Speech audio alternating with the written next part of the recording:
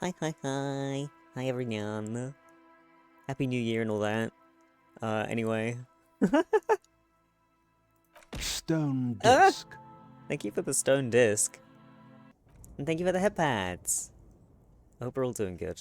But I'm just gonna continue on. Who cares about a number changing on the calendar? Not me! You must stay up. Huh? Why? Give us a kiss. Okay. Mwah. we're gonna vibe to some chill Disco Elysium, reasonable detectiving, no hijinks, no yelling, inner voices. No. You get 2 eggs for staying up. Oh my god. Well, I'm fucking bribing. um, I need a minute. I need a minute. Get hold of a sad song on a tape. Yeah, maybe sometime I will. These bad boys could be yours. Not really a big deal, but it's an excuse to be happy. I mean, if that works for you, then that's great. All the racism and eugenics you can handle. Wait.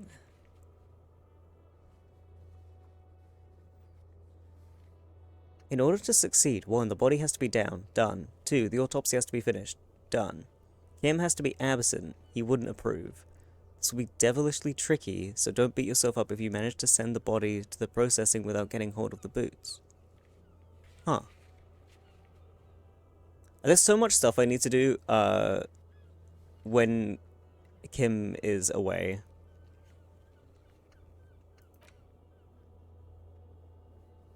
I can't do this yet. Because I haven't convinced the lady that I know about spirits. My authorities are Titus. Find the cryptozoologist. That'll be on Wednesday. Why does Kim need to be away? Because he doesn't approve of things that I want to do. So I have to do them away. Vomit caused global warming with bad disco. Be prepared for the birdemic? What do you mean bad disco? Report back to Joyce. Talk to Joyce about the pail without Kim. Make a truce with Kuno. Oh, he might like a book? I doubt that.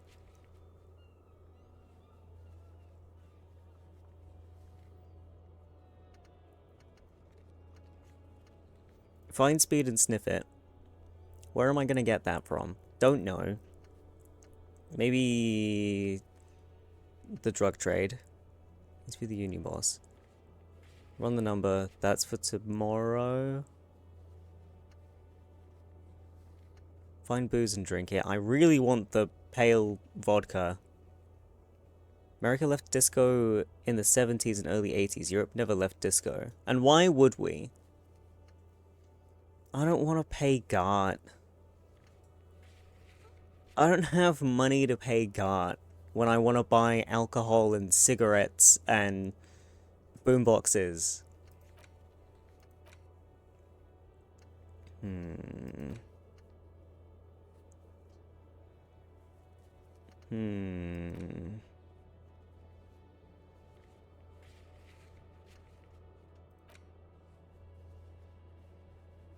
I usually don't sleep on New Year's, but this time I had to so I can be up for Vomi stream. I literally woke up 11 minutes ago. The dedication. I applaud you.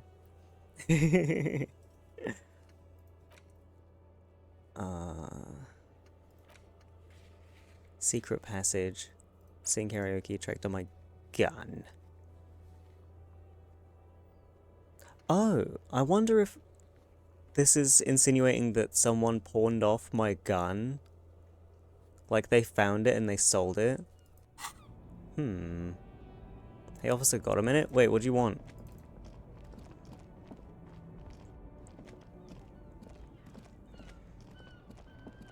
Hello? I saw you poking around in Lady Driver's lorry. She in trouble? The racist told us where her cabin is, we only searched it. No trouble, she's going to be fine. There's going to be an investigation. Sorry, man, I can't disclose the facts of... Okay. We only searched it. Still better than me, I guess. Told you there's plenty of others who'd tell on her. But, is she in trouble? I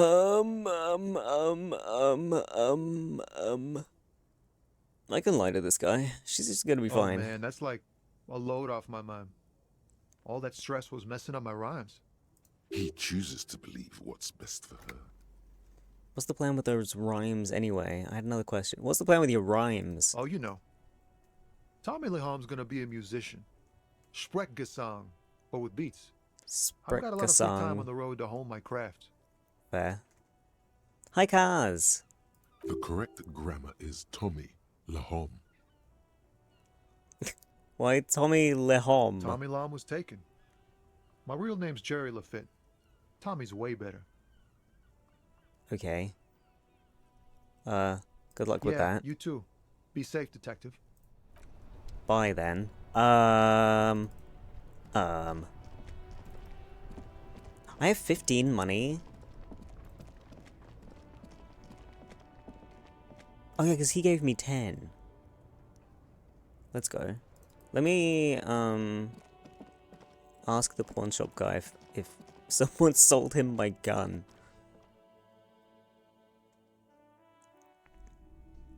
Hello. Hello, hello.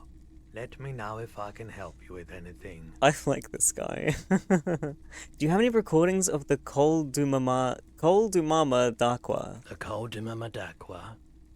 Sorry, I would never have guessed that you were that interested in ultrasonic sounds. Or birds, for that matter.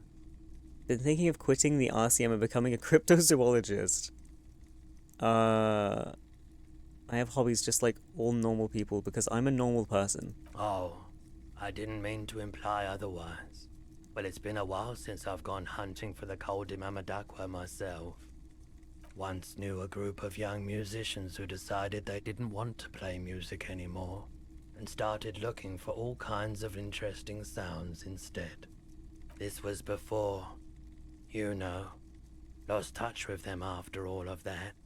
Sounds so cool. Cool or not, one of them was obsessed with recording the Coldima Madakwa, and he was one of those passionate people who know a lot about all kinds of strange things, so he got the rest of us to join in his search.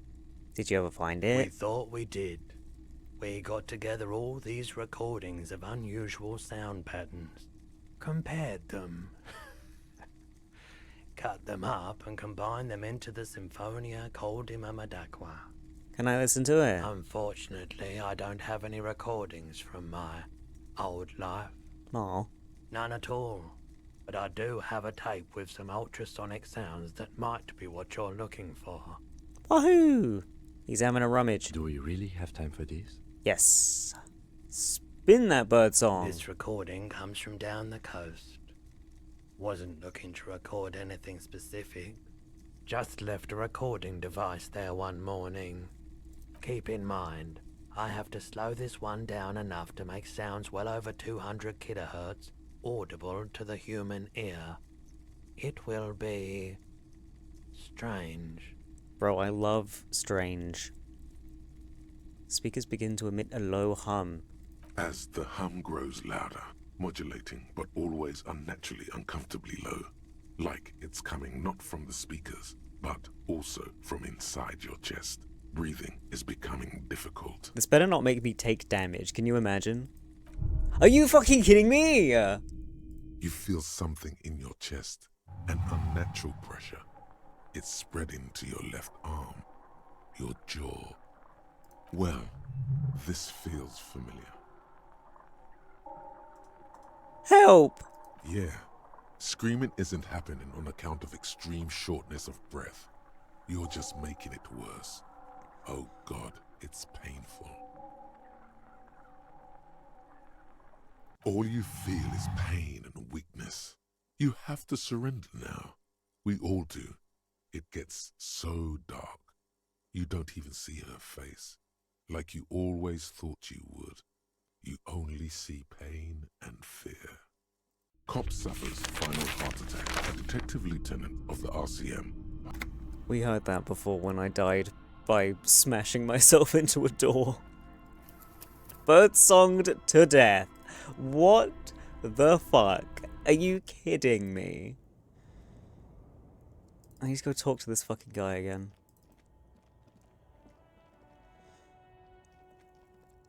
I was just gonna ask him if he'd seen my gun, and then I just died listening to a sound. I saw you poke. Still better than me, I guess.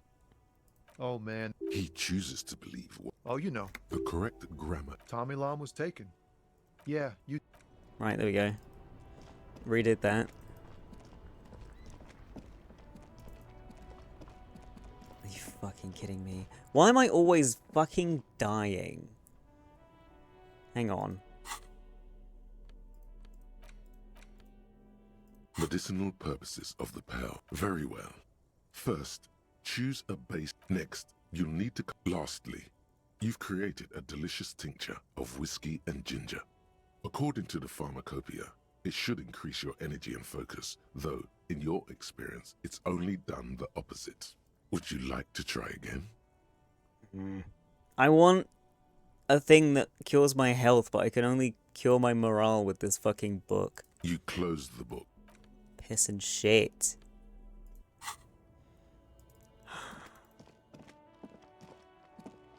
Because of global warming, which you caused. I did not. I have done no such thing. Right, I'll talk to him about something else. Hello, hello. Hello, Let me know if hello. I can help you with anything. Do you have any guns? Someone else came here earlier today asking the same question. I promptly sold her the gun you pawned a couple days back. I pawned it? This is a pawn shop, and it did feel as if you've met before. Oh God. The lieutenant shifts from one foot to another. Alert. I sold you my gun. You were adamant about getting rid of it, officer. Said you were undeserving of a service weapon of the Revachol Citizens Militia. And I don't like keeping guns around the shop for long. Off the charts photon emissions. The unhealthy kind. Was the buyer a policeman? She didn't seem like a policeman. Although she kept referring to herself as a pig. Which was odd. I found her interest in the gun a bit obsessive, but I was just happy to get rid of it, and of her. Truth be told, she was terrifying. Is it the truck lady? Right, so let me get this right. You sold your sidearm, issued by the Citizens Militia, and now a civilian is running around the streets of Martinez with it? Yippee, I didn't cause global warming. And the birdemic by eating them before they became a problem. Huh? Wait. Huh? Are you saying Worm ate all the birds? There's only one explanation. She must be one of my rabid fans. Maybe she's a vigilante who wants to prove she can do our jobs better than we can. Oh no!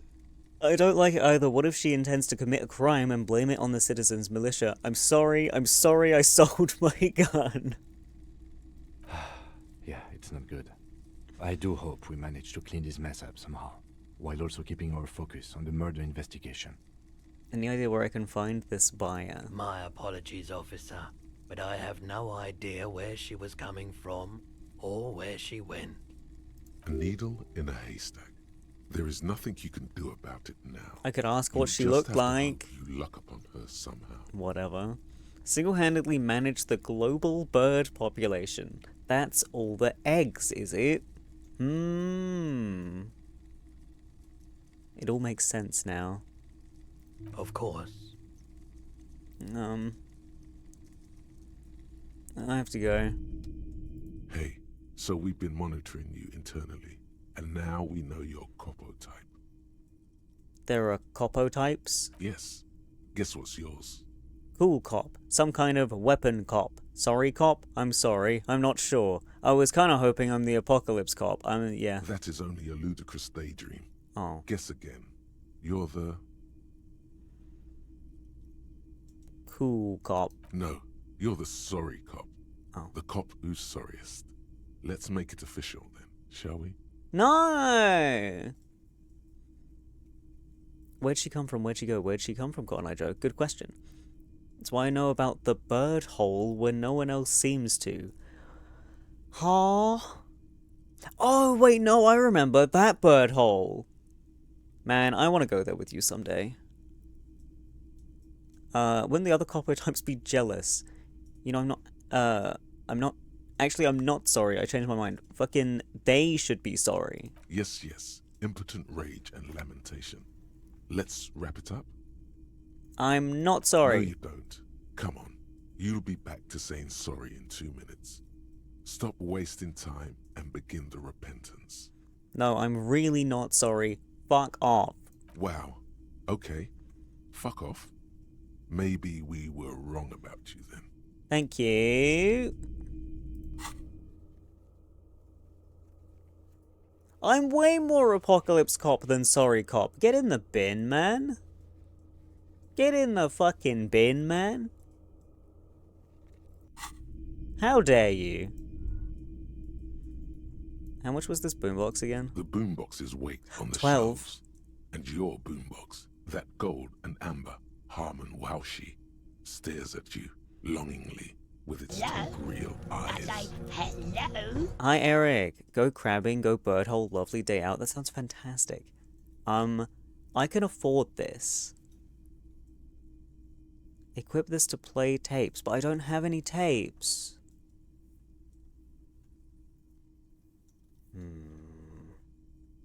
Hang on. Hang on.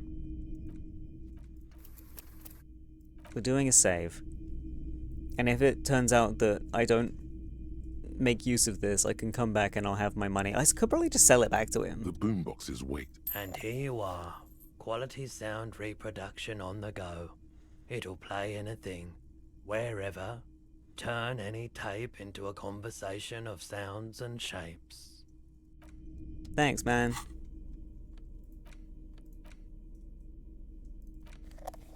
Yo! My man!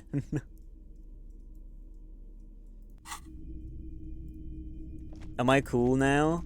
Now that I'm walking around with a boombox, am I cool? What's this? Wait, am I playing music right now?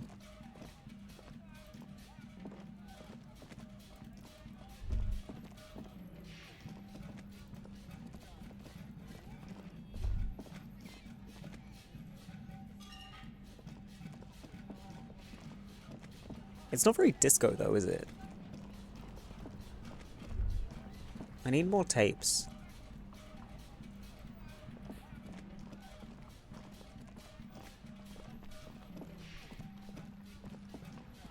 Did I want to talk to Joyce or did I need to do something else first?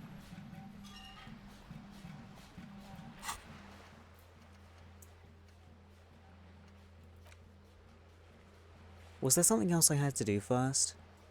I don't remember. I don't remember.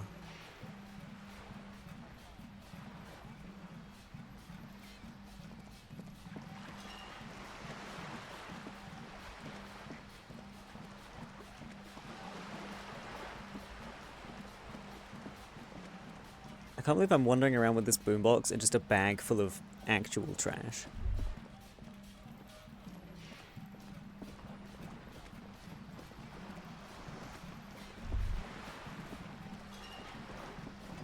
Hello. You're back. Yes. What can I help you with? I spoke with the lorryman. Yes, my eyes on the harbour have sent word to that effect. What have you discovered? My eyes on the harbour have sent word to that effect. Oh, you have people watching me. Right. Where exactly are these eyes located? It doesn't really matter. And I do apologise for the surveillance. Wild Pines can't afford to be blind at a time like this. In any case, it's a relief to know someone has looked into it. If I may ask, will there be an official investigation? I assume you discovered there is an operation. If there is an investigation, it will be part of an ongoing operation, subject to confidentiality. I'm sure you understand. Of course, detectives. In any case, you've held up your end of our arrangement. I trust you with the rest. Now it's my turn. Yippee! I wouldn't normally break protocol like this, but the situation demands it. If you don't solve this murder, I'm afraid we may have a bloodbath on our hands. A bloodbath? Yes.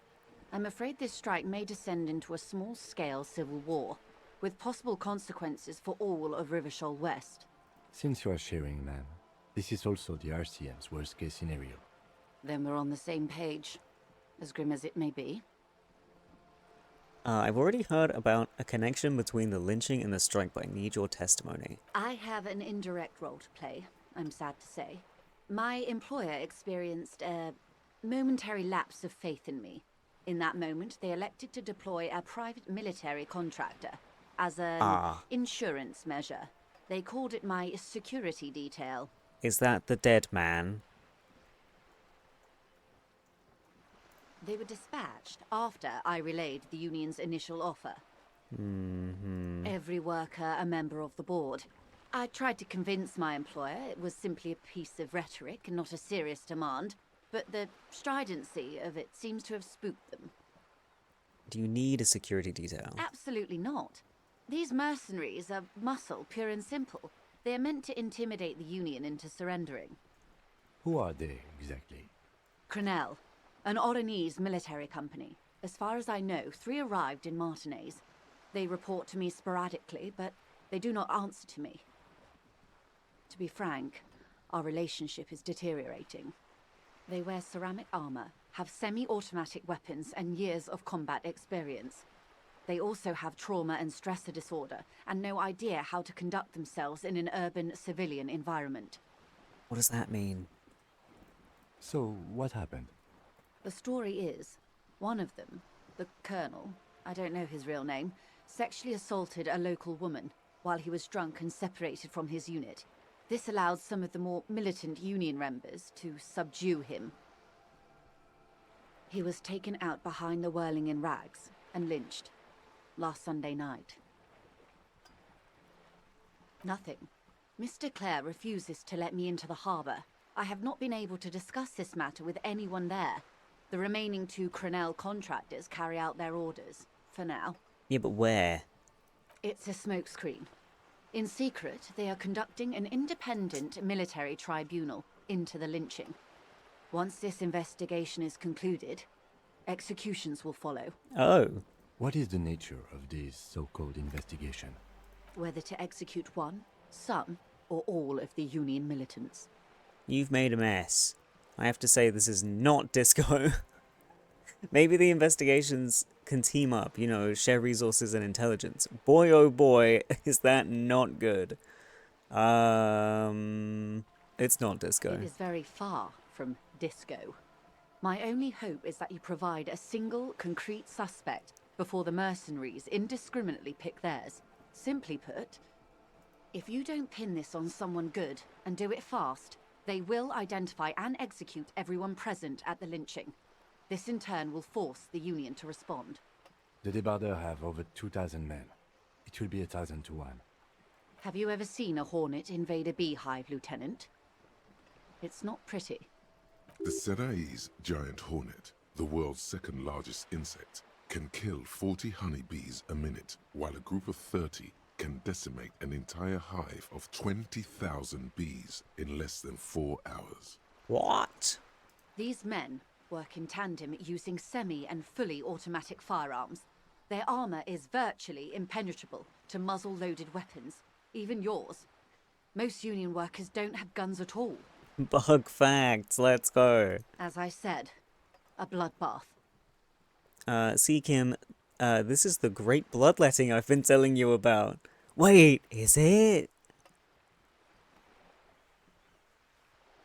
Oh. I can't see it happen. Too many things would have to go wrong first. This isn't pretty. A bleak scenario you're describing.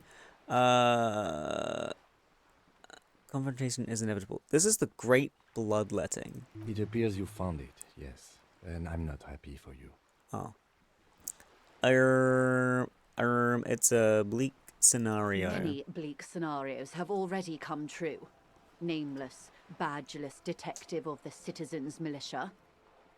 The most excitement when hearing about the bloodletting? Yeah, of course. All we can do is keep the rest from going the same way.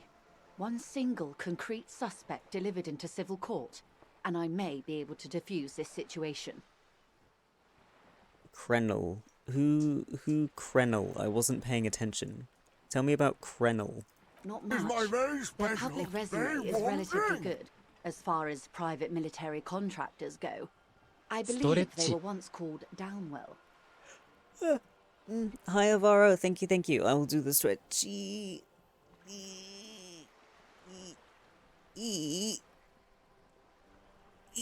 And a sippy.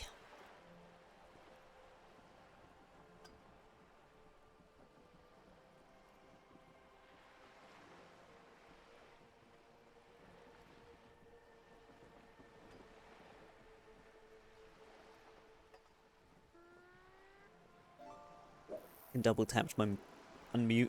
Anyway. Down a deep black well. Down a deep black well. Huh. Hi, Spice Man. Sorry, my blanket's come off. Hold on. Hang on. They boast a long list of clients. Saint-Baptiste, Welchman Lorenz, Eintracht. A warning sign, however.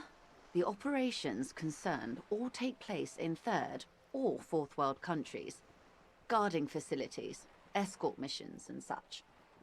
I've been mugged? Yes, you have. 10 gold mug, though. Not bad. Meaning they're used to operating in war zones. Yes. All the good conflict corridors. Supramundi, Yesut, the Seminese Islands. Countries that don't have a good record reporting atrocious military conduct on their soil. Anything else? Sadly, no. Aw. Before this happened, I had little interest in them. Now that I do, I don't have the resources. If you still have access to the ICP's database, you could run a better background check than I ever could. It may take some time, though. Do I need to go back to the radio? Do you know a lot about the inner workings of the RCM and the ICP, ma'am? In my line of work, it pays to do your research. I was prepared to deal with the RCM. I did not think I'd be dealing with a group like Crenel. Could you contact the company, tell them to call them off? I have. And they will. However, these orders take time to reach what is basically a rogue unit out in the field here. Until they do, it's all on us. She's being truthful. She is pressing them as hard as she can. You said the deceased assaulted a woman. Or he didn't. This is information passed on to me from some teenagers loitering around the canal. I cannot testify by it. What did they say? That the man was killed because he assaulted a local woman. I've asked around a bit. This seems to be the accepted story around Martinez. The lieutenant consults his notebook, his eyebrows knitted in concentration. Odd. We haven't heard any reports about an assault in connection with the lynching. Where did it take place? And when? Ah. See, this is why I would be a terrible policeman, because we have heard about that. He's just trying to crossy reference and stuff, big brain. Last Sunday night, at the Whirling in Rags, the hostel by the gates. Supposedly, the colonel was drunk, maybe on narcotics too. Either way, he's alleged to have sexually assaulted a woman. Sometime later, a group of dock workers got their hands on him. Who was this woman? That's a good question, officer. I don't have the slightest idea. As I said, it's a rumor about a rumor. In any case, it's what the colonel's remaining colleagues believe. Narcotics. Miss Bessia, do you know where narcotics are? Hi, Hawk. You meet her soon enough, you feel.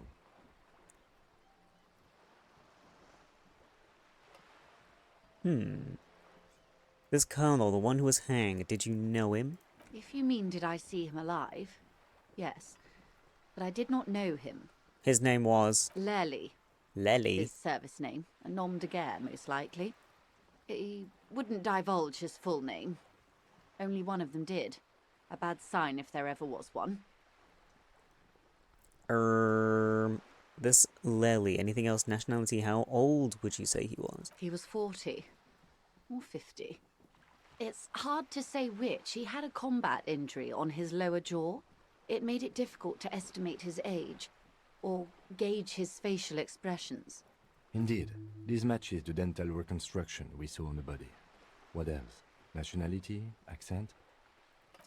He was, Occidental, I think. Light brown hair, a mixed accent, Oranese, or Messinian, maybe. His injury gave him an accent all his own. In a way, it was humanizing. He had to learn to speak through it, through the injury. That's all I know, I guess.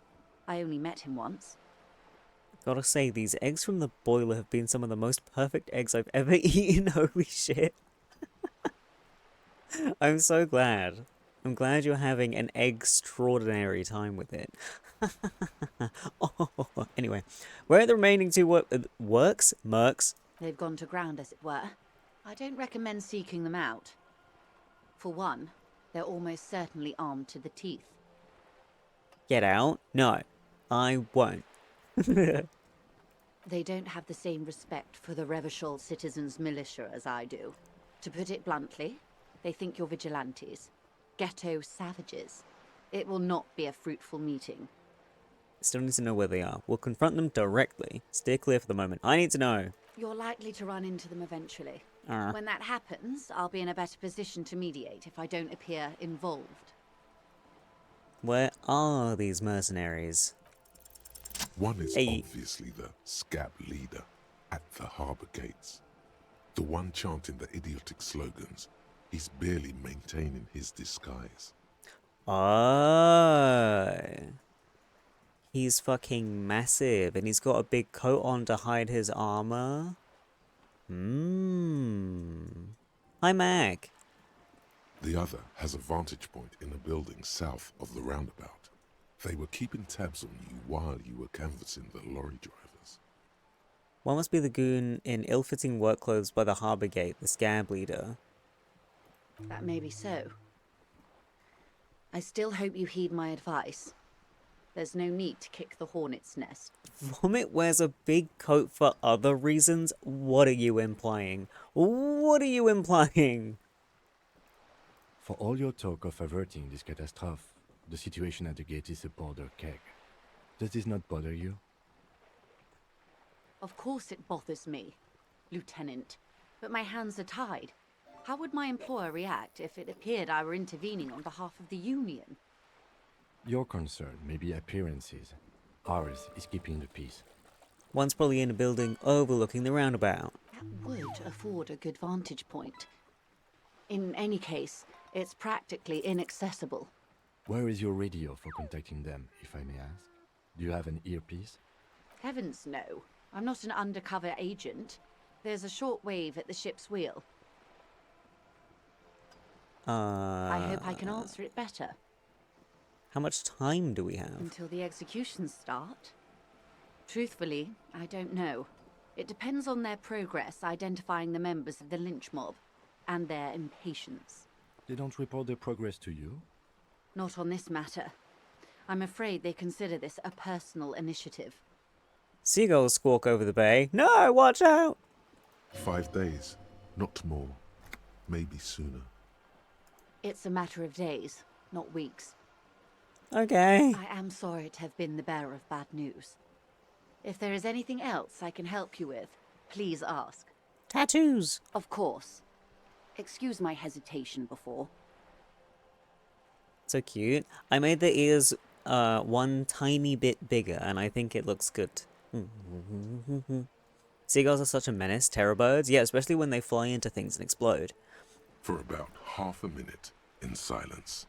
It was taken with a Trigat not long ago. This is the man's upper body. There were no more markings on his hands or legs. Stay quiet. Her mouth is relaxed. The accordion lines near her mouth vanish. The pearls of her eyes move slowly on the photo's surface. Femboys hide a third leg, I'll leave it at that. Why do I need a long coat though? Are you suggesting that I'm not wearing anything under the long coat? What do you think? Sorry. I was trying to see if I can read the web of interdependencies between these points. The stars. Nothing could contain it. I can't. But that's how you read this story. The points themselves don't have letters, numbers, anything. Their size, location on the body, and distance from each other tells you what they represent. Do you, Romy? I don't know. Are you wearing anything under it? Yes? I think there is one big freedom underneath. What do you mean?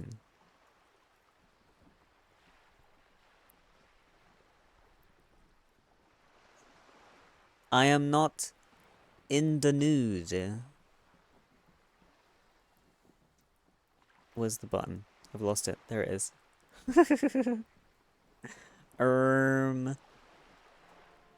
Vias on a microcircuit? What's a vias? I'm gonna say nothing. I don't know what I'm talking about. Port cities. On the oceans. Oh! This is an Oronese map of the waterways, a sailor's tattoo worn by wayfarers of the DeLorean century. As early as 300 years ago, the sailors would mark their bodies to map their travels. That's really weird. What is the use of this map? What travels did the dead man make? Yeah, what travels did the dead man make? Quite a few. Vredefort, the Oronese capital, traditionally stands on the right shoulder. He started somewhere near here, I think. Vomit likes this game because he can get his disco on? Hell yeah, dude. What next? Then he made his way to the Pretto Grande, through what I think must be the Stutz Canal, an artificial channel through the Occident.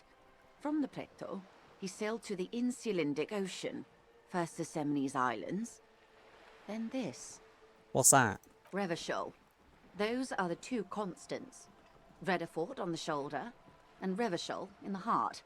They started the tradition of these maps right after the discovery of Insulinde, at the dawn of the Interinsulary Age. There's so many made-up words and my brain is not taking them in. The old world passing by, and the new world already here. You said you can't read it. I can't. This man was no sailor, and these are no ports. I can understand geographic fragments, but not their meaning. In one cat ear, out the other, exactly. Who could tell me more? His platoon members? The other contractors. Though I do not suggest you go and show them that picture. This man was their friend and comrade. Surely there are other people to ask about the tattoo. This is not necessary to complete the task, officer. It's a dangerous side task. Search elsewhere.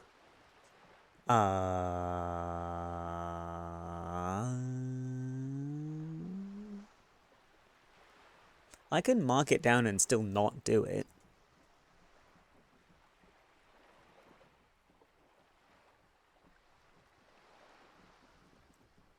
Do what you have to do, Detective. I don't think deciphering that tattoo should come before public security. But if you should wade into the mob to find out, I couldn't stop you. We will be careful, ma'am. What's the use of the map? The sailor's soul would use it to fly back home if they should die abroad. This is a sort of contraption to be reeled back in by. The silver cord, they would call it. Where is he now? This one's going nowhere but the morgue. I've spoken to him, for now the soul is fastened inside his corpse. This one has flown quite far by now. Nowhere there is no soul.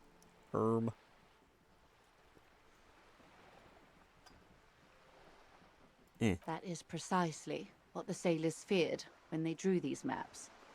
A fear of drowning within one's own corpse. Thank you for your Is there help. anything else I can help you with? Reality. More lessons in basic reality? My favorite part of the day. Go ahead, ask me anything. Sure. 6 kilometers Hey. southwest, in the Valley of Dogs, Junior Officer Chad Tilbrook takes aim at a rabid black dog licking its wounds in the grass. To his left, his partner, Emil Mullins, whispers, "You heard what happened to Tequila Sunset in Martinez?" "Yes, he lost his mind," Tilbrook answers, fingers on the trigger. "Don't worry, Emil." He pulls it out slowly. Slowly now. He'll find it again. Chad Tilbrook. Yeah, man. We always do.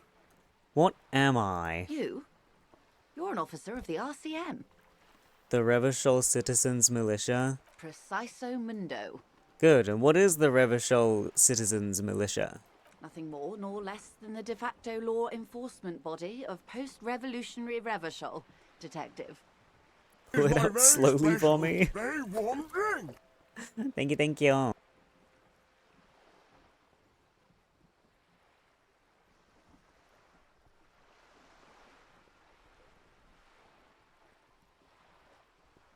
Boop. Yes, we are the Revachol Citizens Militia. He's being sarcastic. Hmm. De facto. Yes, that means not de jure. The RCM acts in what is poetically called the twilight of international law, both at the behest of the coalition government and to its chagrin. That's what do you mean? The RCM's responsibilities are defined by the Emergency, Wayfarer and Aliments Acts, 3 pieces of legislation keeping the city in a, let's be honest, laissez-faire stasis to the benefit of foreign capital. All 3 are good to know when we are out policing. Basically a lackey of capital, basically a thrall to foreign interests. I'm basically one of the good guys. I'm basically going to avoid the subject and ask the next question in this line of inquiry. Lackey. There's nothing basic about your role, Detective. It's true that the RCM keeps everything the way our seemingly permanent provisional rulers like it. Yet, on the other hand, I know these people. I deal with them daily. Let me tell you, dear, they are not fans of you. Why? What I do? The post-revolutionary decade was a disaster for the coalition government. Revachol in the 20s was hell, especially on the west side of the river. Gang warfare, a botched privatization scheme, a nuclear pile meltdown. They called it the international zone because no nation wanted to claim responsibility. The RCM restored peace where the coalition failed. A true blue citizens' initiative. Blue? They will never forgive you. Blue? That's somewhat of an exaggeration. In reality, ours is a mutually beneficial arrangement. Revacholians get to keep the peace in Revachol, and the coalition doesn't have to worry about it. Anyway, sorry to intrude. Please continue. Yes, Lieutenant. Permit me to conclude with this. Who you are, to me, is the police. The only legitimate law enforcement authority in Revachol. Sure.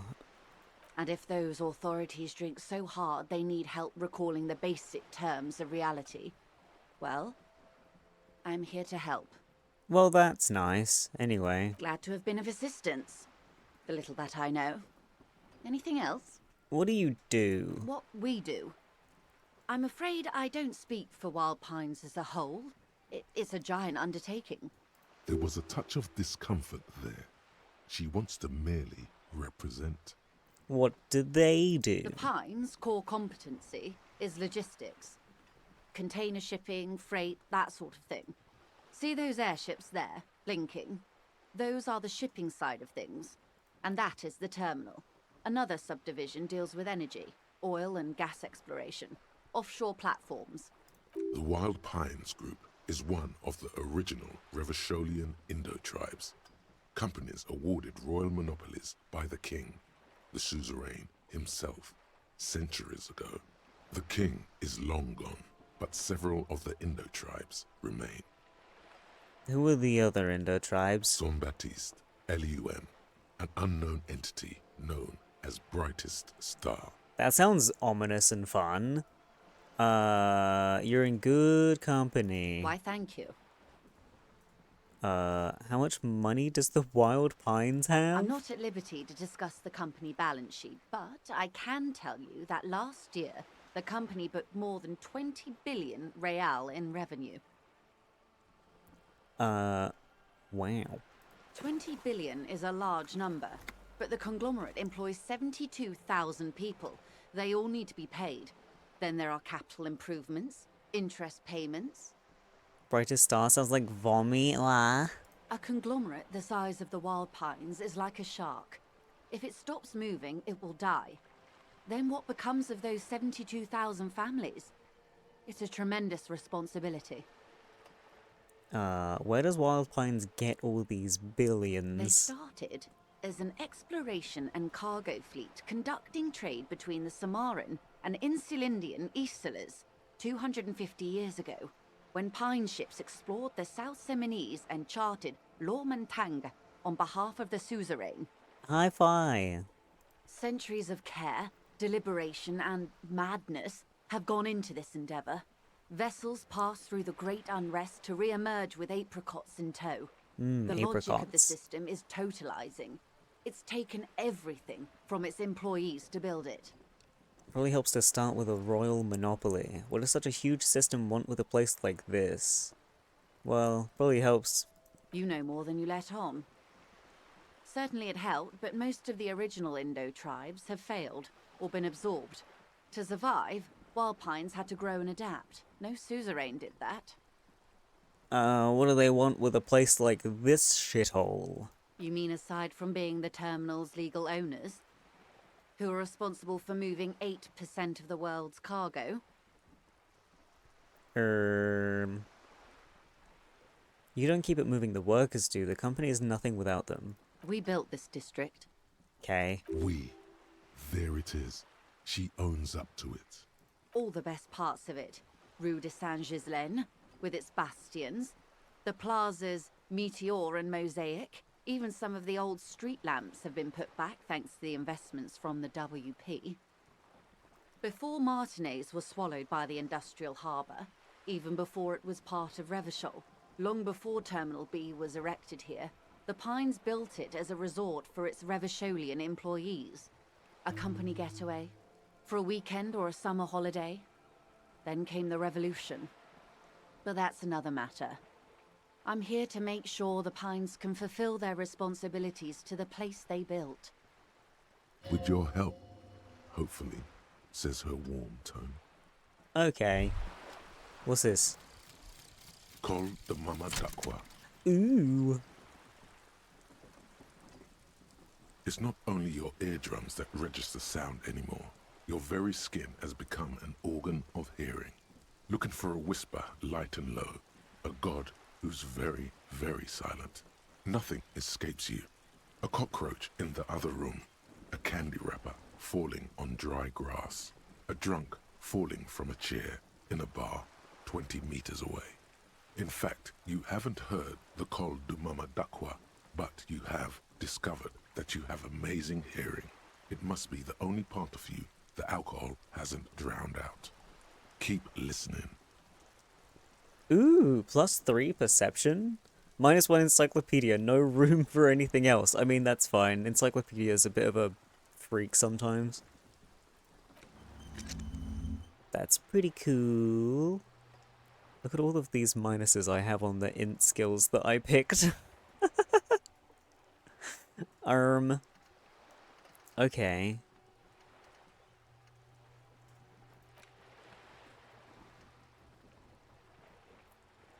I can be an anarchist.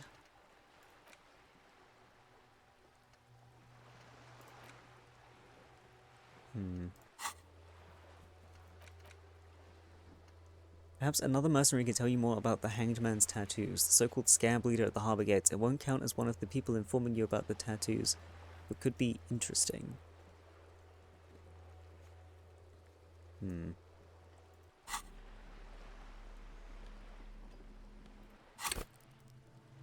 I have 1 skill point. What's this? Eh? Why are you telling me this again? Thanks. Anyway, you can stop telling me that now, video game. I'm aware. Oh god, is it broken? Don't be broken.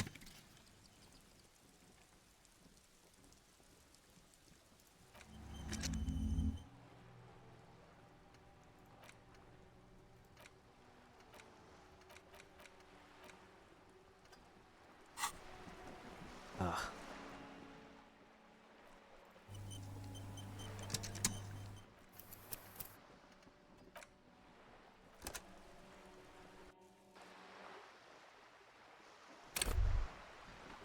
As you turn, a bright light catches your eye, making you squint. Cool.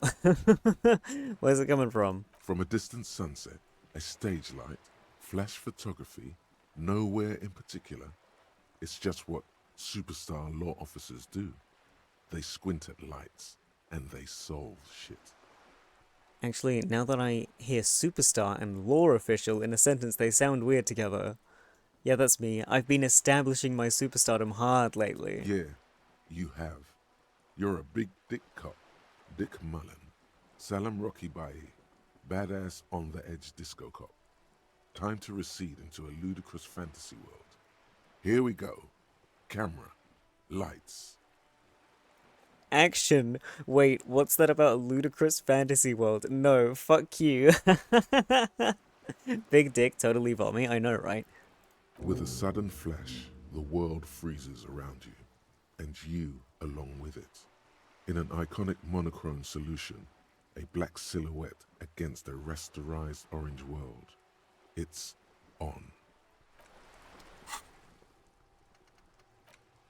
First, let's make this absolutely clear. No one is saying you're an actual superstar. In the groupies and cocaine, riddled with hepatitis C, strikes on a lionesque pose with a mic kind of way, you're not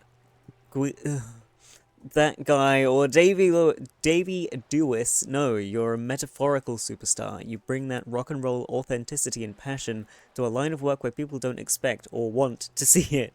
Where some would say it doesn't belong. Law enforcement. -2 logic. I like that I'm becoming an idiot.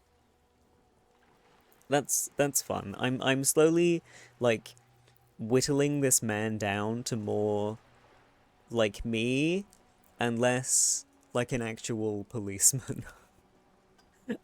I'm morphing him into me. But I'm not going for superstar, because then I would also go for this. It's just funny.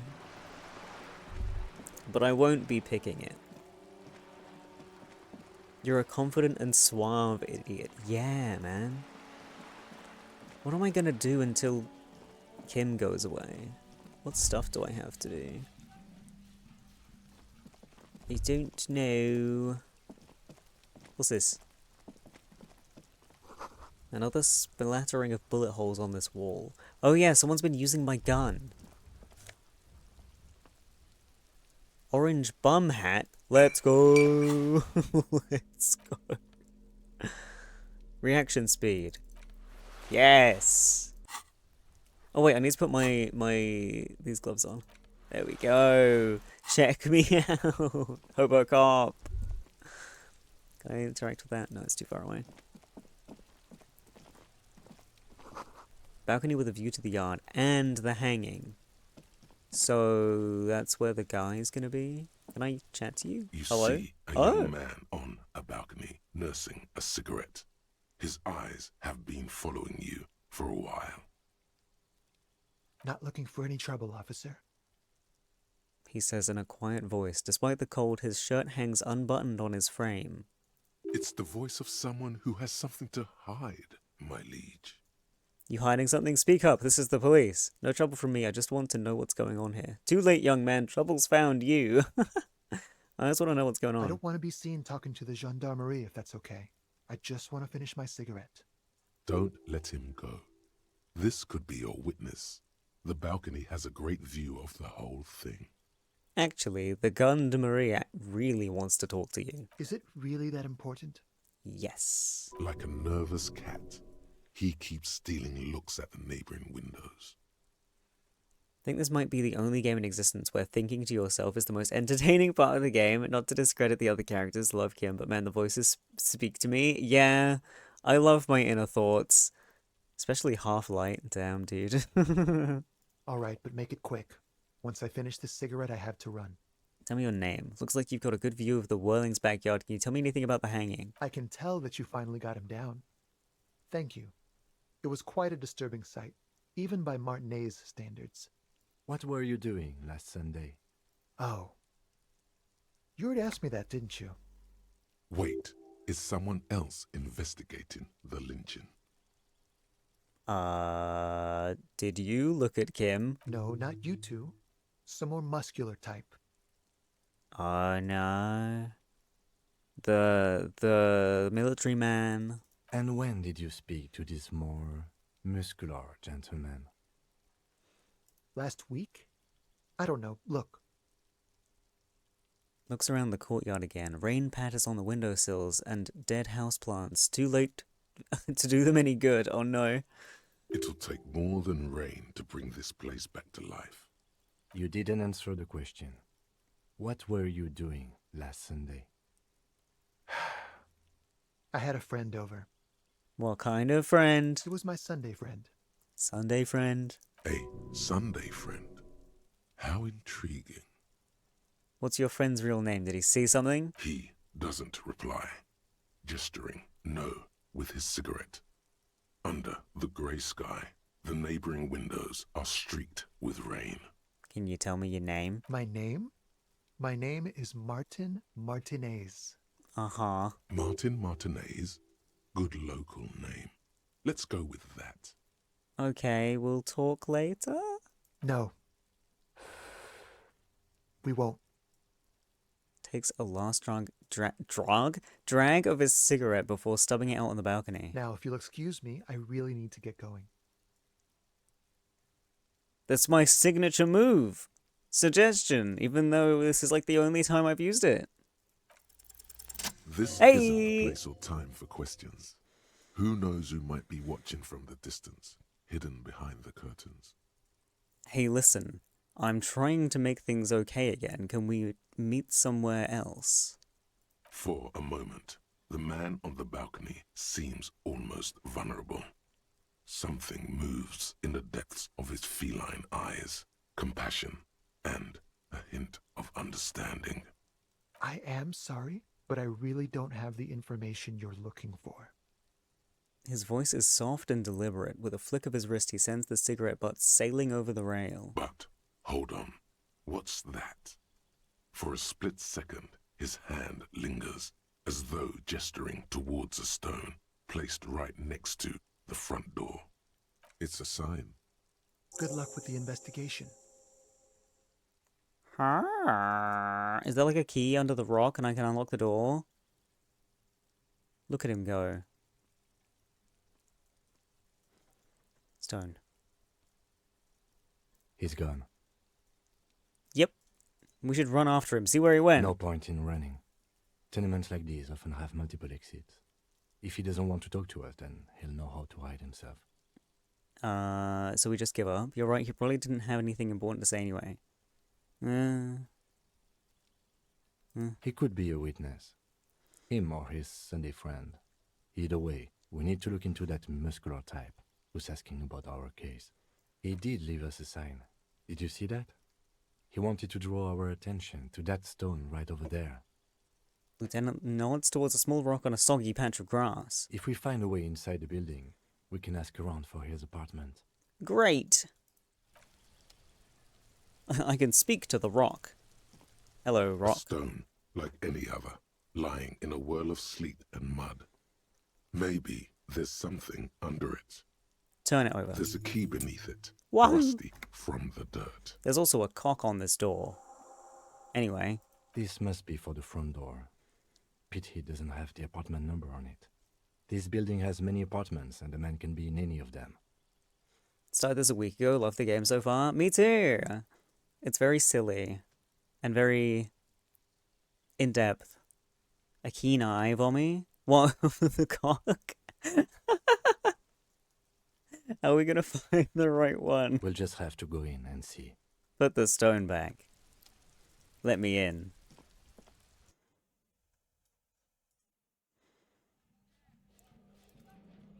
Eviction notices and missing pets plastered on top of each other.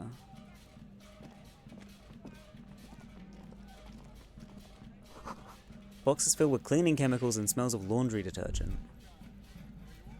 I can go out to the balcony. But let's look in here first. Old shoe rack, boots, sneakers, and old slippers.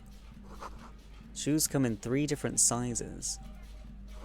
Apartment 12. A loud rumbling snore comes from within. Tapped out and wasn't paying attention. All I hear is there's a cock on this door. Sucked me right back into the stream. I know what you guys are into. What's this? Ah, toilet. Free stuff. Alcohol. It gives me physique.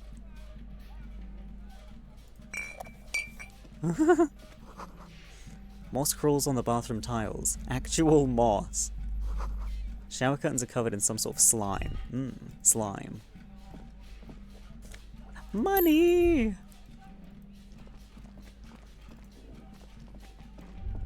What's that?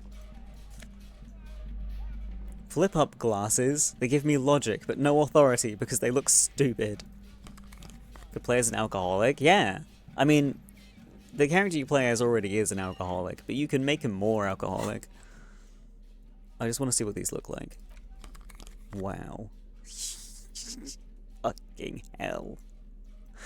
No, give me this back. Yes. Yes. Okay, I haven't used my drugs yet. Oh well.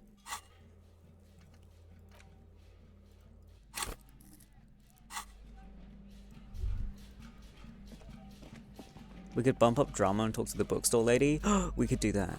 Someone has drawn a 5-pointed star on the wall. Let's go. This door has been closed with a padlock. A chalk-drawn number on the board says, number 11. Knock. No reply. Examine the padlock. It's a solid lump of metal, but the shackle is deeply corroded. A solid pair of chain cutters would make short work of it. Looking more like a homeless hipster than an alcoholic. What's the difference? Better whip out those cutters. You won't get very far otherwise. The shackles are shackles. Right, chain cutters. Let's go. This door has been closed with a pad. The shackle Hey. snaps like a twig, and the lock falls to the floor with a little thud. It should be possible to enter now. What's that shackle bit even from? It's from a Xenoblade YouTube poop. I think I only know it from you. Yeah, because there's literally no reason for you to know it otherwise. It's me quoting things that people don't know again. What's new? After you, detective. Hello. Flamboyant poster of a white star. Real lithography. Head. A plaster cast bust depicts a middle-aged man with impressive sideburns. The name on the plinth reads, Kraz Mazov. Honestly, he does kind of look like you after all. Why does this tenant have a bust of Kraz Mazov in their bedroom? Kim, you have to admit, Kraz Mazov bears a striking resemblance to me. Father Mazov, hero of the working class, salute the statue. Whoever lives here needs to learn how the economy actually works. No, it's me. Hold on a second.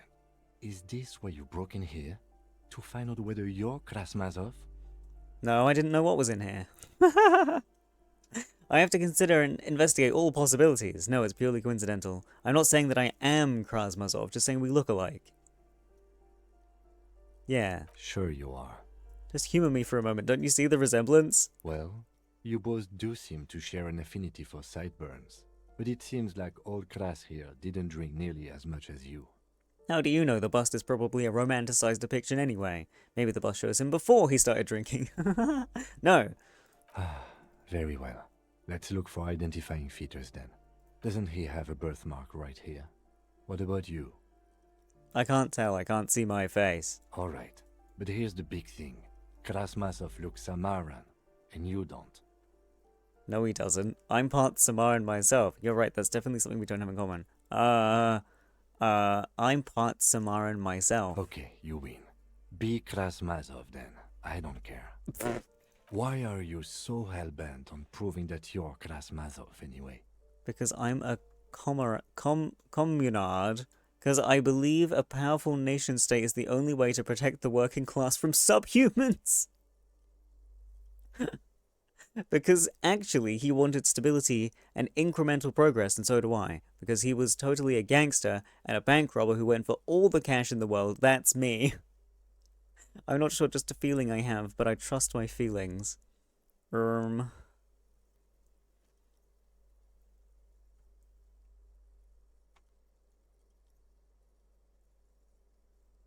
He was a gangster. I think you have misunderstood who he was, but if you say so. Why does he have a bust of Krasmasov? The White Star, the photos on the wall. I think we have broken into the apartment of a young communard. How fitting. Okay. So Whoever the statue. lives here definitely shares your enthusiasm. There aren't many communists around, not after the revolution. Some youth still keep the ideology going, it seems. Photos of revolutionaries posing with guns. Books of critical theory on the monstrosities of capital and such. What's that? A bullet. And a shirt. No, it's a jacket, not a shirt.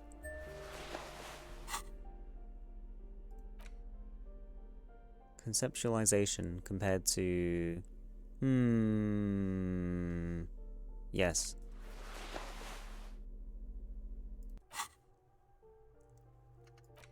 Suicide of Krasmazov. Something you can't get out of your head. Krasmazov, the father of scientific communism, the premier of the Communist Party of Shest and Grad during the anti-centennial revolution, head of the 11-day government, sideburn-toting, bearded figurehead of the movement, shot himself in the mouth and died.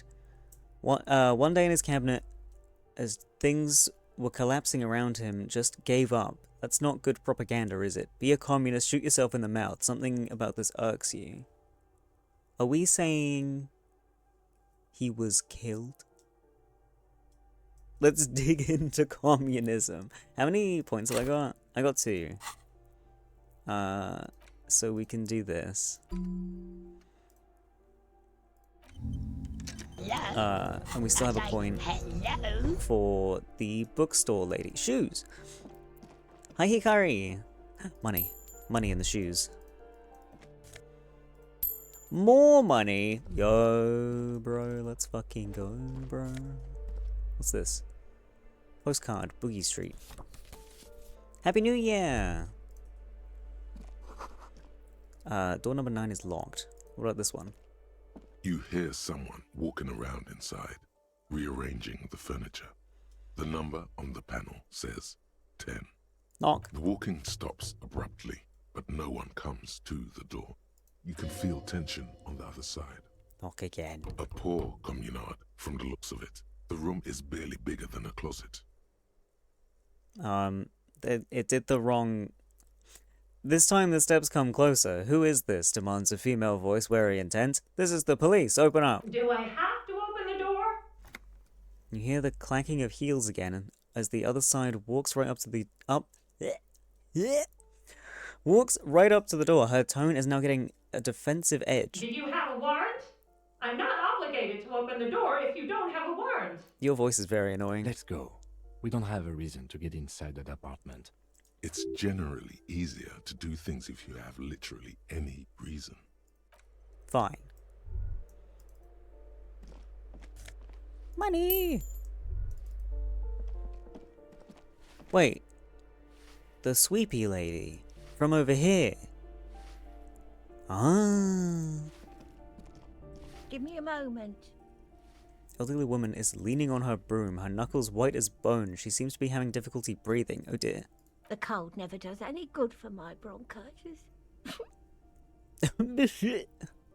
You're right. Should I call a doctor? I'm fine. fine. Don't you worry about me. Now, what do you want from me, policeman? She's the cleaning lady. She knows the floor plan and the residence. I'm looking for Martin Martinez. Oh, you'll find plenty of Martins here. Don't you worry. Smiles a gap-toothed smile when she hears you mention the name.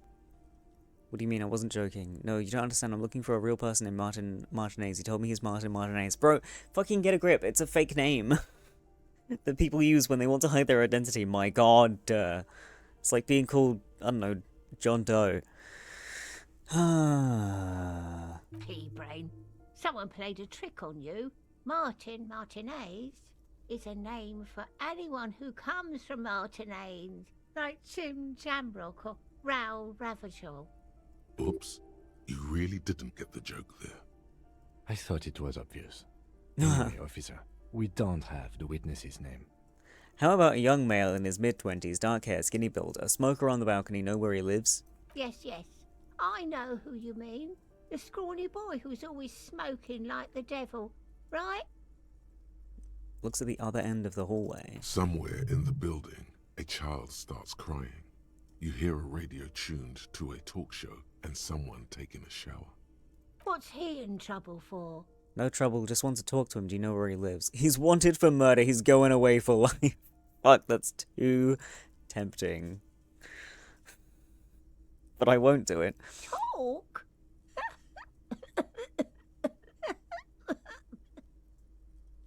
He lives upstairs in room 28. Go to the balcony. It's one of those doors there. He's usually home in the evening. Thank you. We should go check out his apartment on the balcony. See if he's home. Thanks, I'm off. I don't want to talk to the old lady anymore. I'm good, thanks. Mailbox is overflowing. Graffito says, a firing squad for the rich. Fair.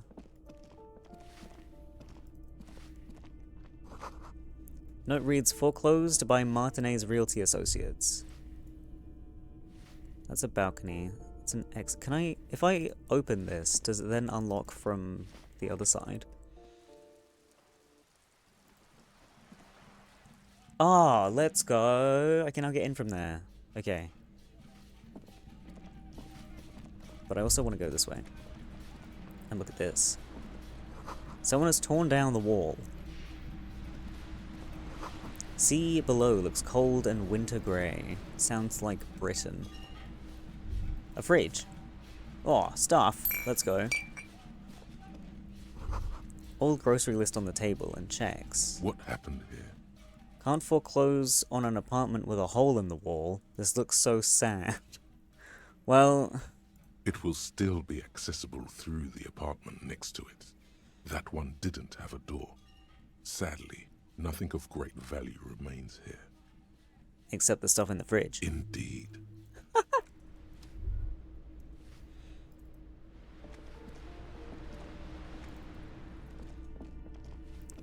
Okay, let's go to the balcony.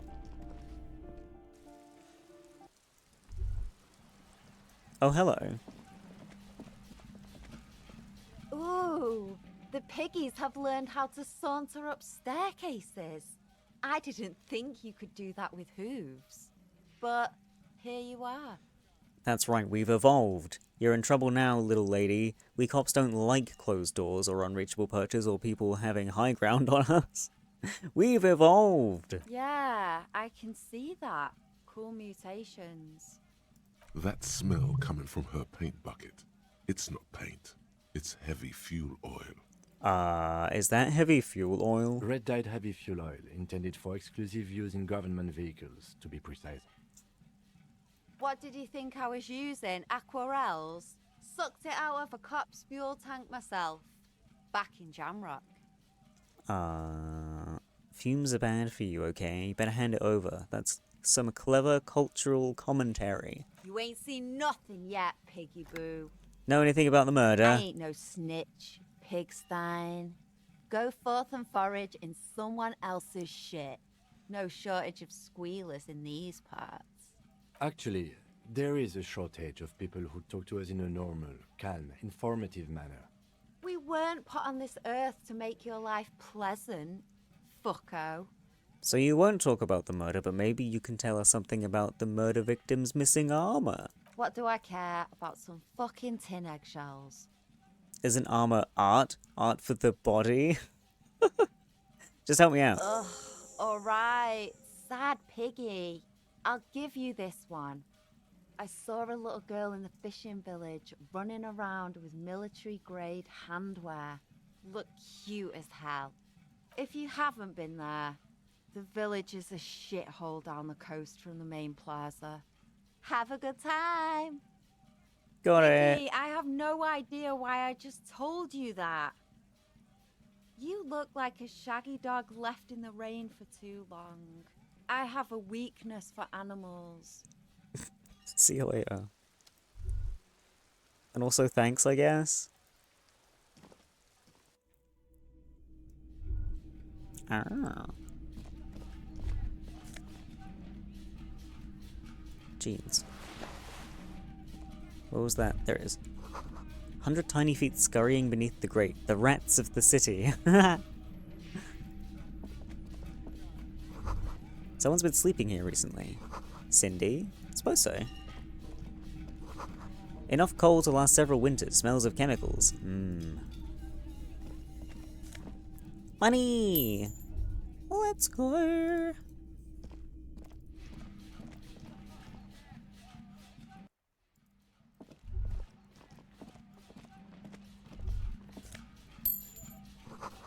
Above, tarps flap in the wind, forgotten hammers and nails rust. Door is locked, you can't get in. Chair's new, someone lives back here. What the hell? I want in!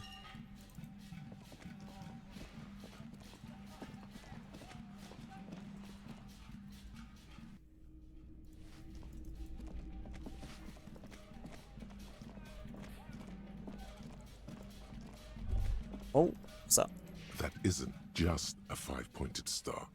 It's an inverted white pentagram cradled in a wreath of antlers. The iconography of communism, in other words. Oh. I already did that. Don't worry about it.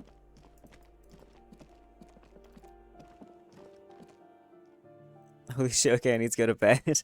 Yeah, get some sleep, Phobos. Breaker box is full of cigarette butts and electric wires. Money! Curtains shift just a little. Someone's watching from within. How dare you? Just a door. Nothing for you here right now. What about later? Money! Thank you for all the streams. I give hugs. Big hugs, Phobos! Thanks for hanging out. Sleep well, sleep well. Someone's growing rosemary, thyme, and a cactus. Cute. Apartment 29. Oh, hang on. Complete silence. Whoever lives here isn't home. Door to apartment 30.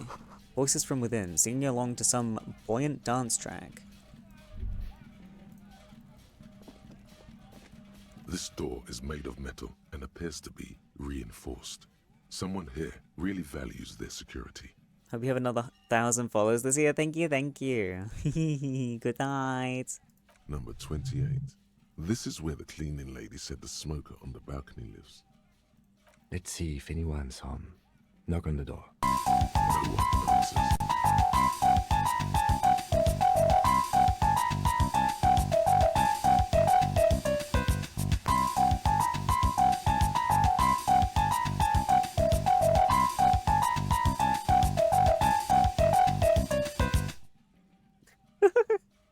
Looks like the young man we are looking for isn't home.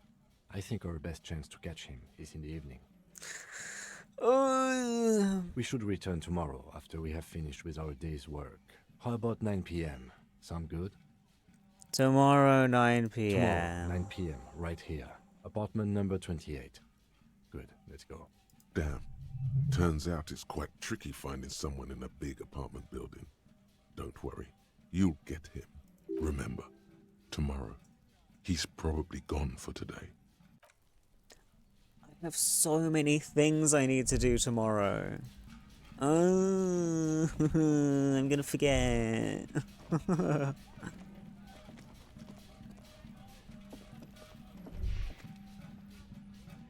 Right, was there anything else I missed? Was there anything else over here?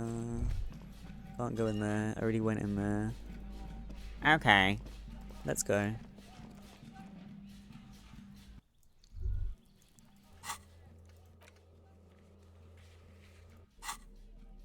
Oh yeah, electrochemistry. Compared to... Oh, this also gives electrochemistry, but it gives me minus jumping.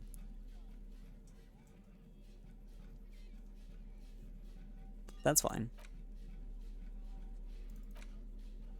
Crumpled up postcard depicts an open-air market in Boogie Street. About 5 years ago, a vendor smiles as dead roosters line his stalls, hung by their feet from canopy. Red blood flows onto the muddy street. Blurry shadows of people pass. That's such a weird image to have on a postcard. But okay. How many... What stuff have I got in here? 5 bottles. The pockets of these new jeans are perfect for sticking your hand into. Makes you look cool, calm, and collected. As your hand enters the pocket, your fingers brush against something. Soft, yet crinkly. What is? It's a chewing gum wrapper. It reminds you of the fruity juice of apricots. You should inspect it closer if you have time. Something about the wrapper's texture is familiar. By the way, the raw materials were most likely exported from Seaguy, the apricot suzerainty, and processed in sur-le-clay into the apricot-flavored chewing gum, loved by kids of today and yesterday. Something about it is familiar, and not only to your fingers. It's the same as the one from my ledger, right? There it is again. The scent of apricots with a touch of cinnamon. Smells like the end of some distant summer. The surface of another planet, or some ancient temple. Give it a big huff. Bitter, citrus, sweet. It seems to grow stronger, like a glow, with every breath you take. Whatever petrochemical byproducts they used to create this artificial flavor have bonded tightly to the wrapper. Or is that just your memory filling the gaps? Until a blossom of skin and flower petals erupts behind your closed eyes. Made of toffee, cream, and distance. You just had to take a dive. Feels so familiar. End of summer. The sun sets into the sea, but the water does not boil. Instead, it turns to liquid gold. For a moment, the world's store of precious metals seems to increase dramatically, and you are rich. There is a movement next to you, the shuffle of a small coat, warm like the evening. But when you turn toward it, there's nothing there. Where'd it go? Why are you talking to a gum wrapper? Fuck you. Ancient temple? Yes, from the height of antiquity. A long time ago. Millennia ago. On an island of time you can never return to. Apricot chewing gum scented one. You found a trace of entity who's been stalking you across the plains. The Gloom Stalker, the conglomeration, the shadowy organization behind your downfall, possibly connected to the dreaded X something. Granted, it is impossible to determine its true identity, but you can remember where you first smelled its treachery. Yes, use the Tutti Frutti gum wrapper. Reconstruct the day you first breathed in her untrustworthy atoms. So, my ex-girlfriend...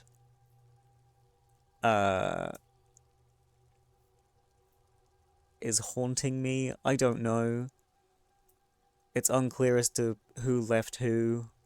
I suppose that's half the point. I don't know how much I care about that storyline. It's just kind of there. I really want to get up there. Fuck's sake. Okay, I need to go talk to the bookstore lady. I don't know what time her store closes though.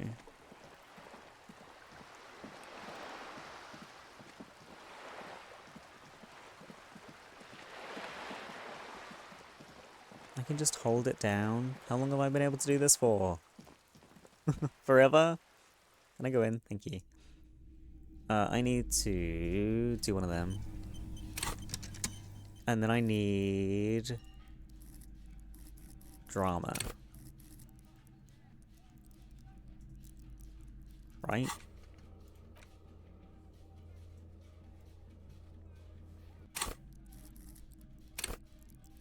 Free her daughter from the market? I can only try. Hello! Hello again, esteemed officer, and welcome to Crime, Romance, and Biographies of Famous People. Let me investigate. Slither Yes. up to her, you silver-tongued fiend. Show her what world-class perfidy looks like. What if I don't want to lie? No, of course I do. Ma'am, I came here to help. I've handled paranatural situations before. Are you sure? Don't think I haven't seen charlatans before. I have returned from the void, a paradetective from a long line of paradetectives. You're no paradetective. You look nothing like one. And you're clearly a drinker. Pardon me for being so blunt, but... Hey now, hey. You need the booze to focus, alright? The lieutenant keeps his usual stony calm. He silently picks out his notebook. Go ahead then, rock her world, he thinks. I'll compose some notes. I admit I've had my share of drinks, but only because the spectral realm is parapsychologically taxing. You see, it's necessary to drink the spirits in order to contact the void. Al Ghul hails from beyond the veil, ma'am. Al Ghul guides the way. Fuck. This one. How do you know all this? Here we go. Your wards brought me here in the first place. The Seminese blood also runs through me. I am the Void Revenant. I have all the powers to debad all the bad energies. I like being a Void Revenant, but I don't think debad all the bad energies is a good look. You're part Simonese. Oh, it means our meeting couldn't have been mere chance. The hand of fate guides us. But I am not the only one at risk. I have to think of my daughter. You are certain you can help us? Keep us safe? I can't allow any collateral damage to hit us. No problem whatsoever. Your family is safe. The phantoms are no match for me. Just ask my partner Kim. He'll vouch for me. Right? Mumbles in minor confusion. He's not been listening closely enough. You've put him on the spot. I can assure you he is a police officer. Very knowledgeable. Shit. If you promise, good officer, then you might be our last hope. Do you swear it? Hand on your heart. On my honor. Actually, I'm not feeling the vibe anymore. I just wanted to get to the fridge. On my honor. Thank you, sir. There's one more thing I haven't told you about yet. The entity. Do not act surprised. You know of these things, sire. Of course, the entity. For I have sensed its presence. You have? The entity takes the form of a woman. A witch, probably. I've suspected that she must be connected to the curse ever since I first saw her. Did you know that she lives inside the chimney? Chimney. The passage between heaven and hell, of course. Yes. That chimney is part of the building's central furnace, and it's enormous. She has barricaded herself behind some metal security curtains. God knows what she's doing there. Some unnatural magic, I assume. You should go find the entity and ask what happened to all the companies in the building. What is the source of this curse? Here's the key to the warded door behind the curtains. Take it. Oh, and please do return to me after you've looked round. I'm quite anxious to know what she has to say about the curse. What you discover in there. Unbelievable darkness and ruin. What you discover? Probably just office space. And the damn fridge. Don't be scared. I'm not scared. I'm gonna do a save, and I really have to pee before we get into this funny paranatural shit. So I will just be a minute. BRB.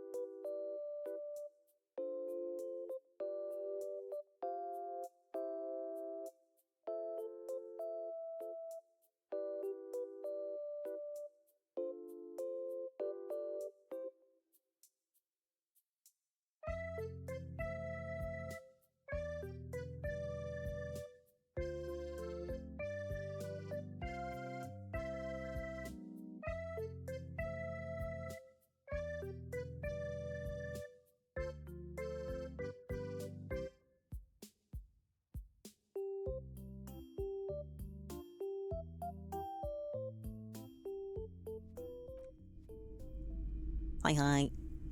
Are we ready for spooky supernaturalings? Search for the malignant entity.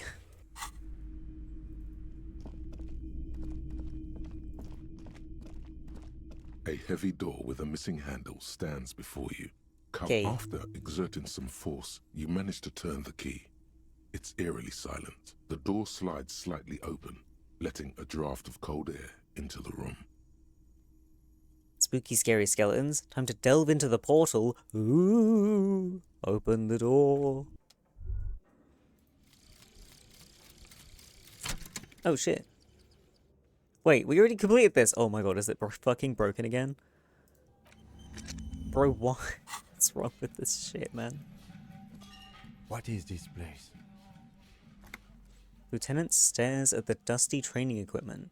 It's an adventure. It's the netherworld, beyond the veil. Looks like a gym to me. I think this may be, Artemitep's boxing club for young athletes. Potentially, I guess. But it's the netherworld, beyond the veil! No, it's a gym. Oh. Though it looks like no one's been here in ages. I doubt the electricity still works. Good thing we have a flashlight on us. Don't forget to take it out of your bag before we move on. Some specks of dust shimmer in a faint beam of daylight falling from the window. Other than that, the room is dark. An eerie feeling rises in your chest. What if there's a reason why no one's been here for ages? Let's just keep going. I'm sure it's just a regular abandoned house, nothing mysterious here. No, there's a reason. Yes, because it's closed. Or it's closed because there's ghosts. No need to look for supernatural explanations where a banal one will do. Now let's move on, shall we? Boo. Have a bit of fun, Kim. No, give my boombox back. There we go. Gotta have my tunes while looking for ghosts. What's that? Shot put ball. A ball used for playing shot put, a favourite pastime of elderly gentlemen. I don't think elderly gentlemen should be playing shot put. That seems like it would really put a strain on, like, their arm and shoulder joints and stuff. I think that's a bad idea. You feel like you should hold on to this and make good use of it. To sell such a beautiful old-school sports equipment would be a sin. But it's worth so much money! What would I keep it for?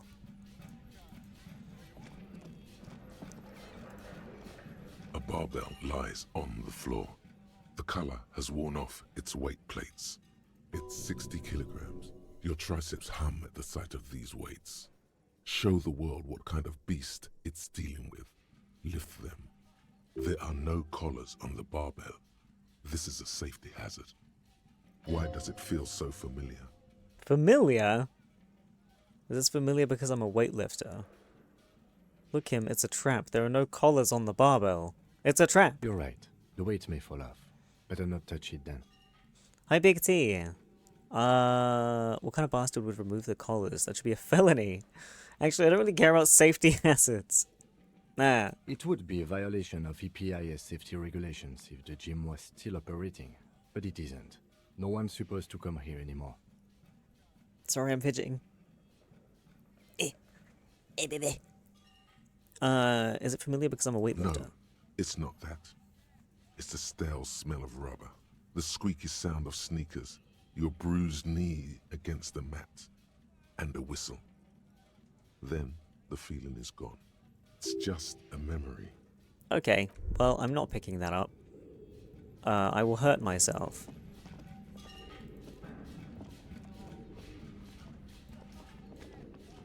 A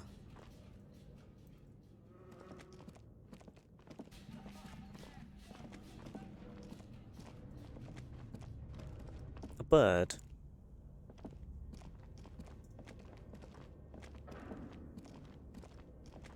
Mannequins.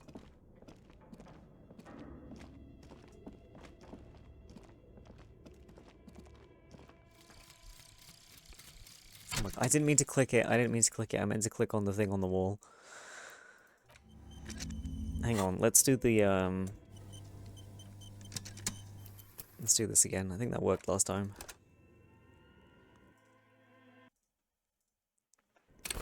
There we go. Oh, I couldn't see these fucking circles before because I had that thing above my head. Fucking hell.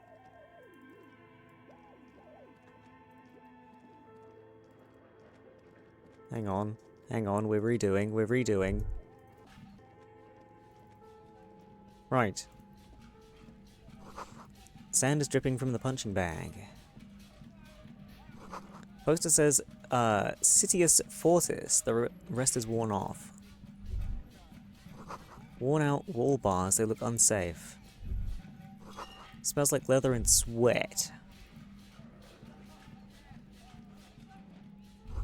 Hallway is blocked by old window panes and debris.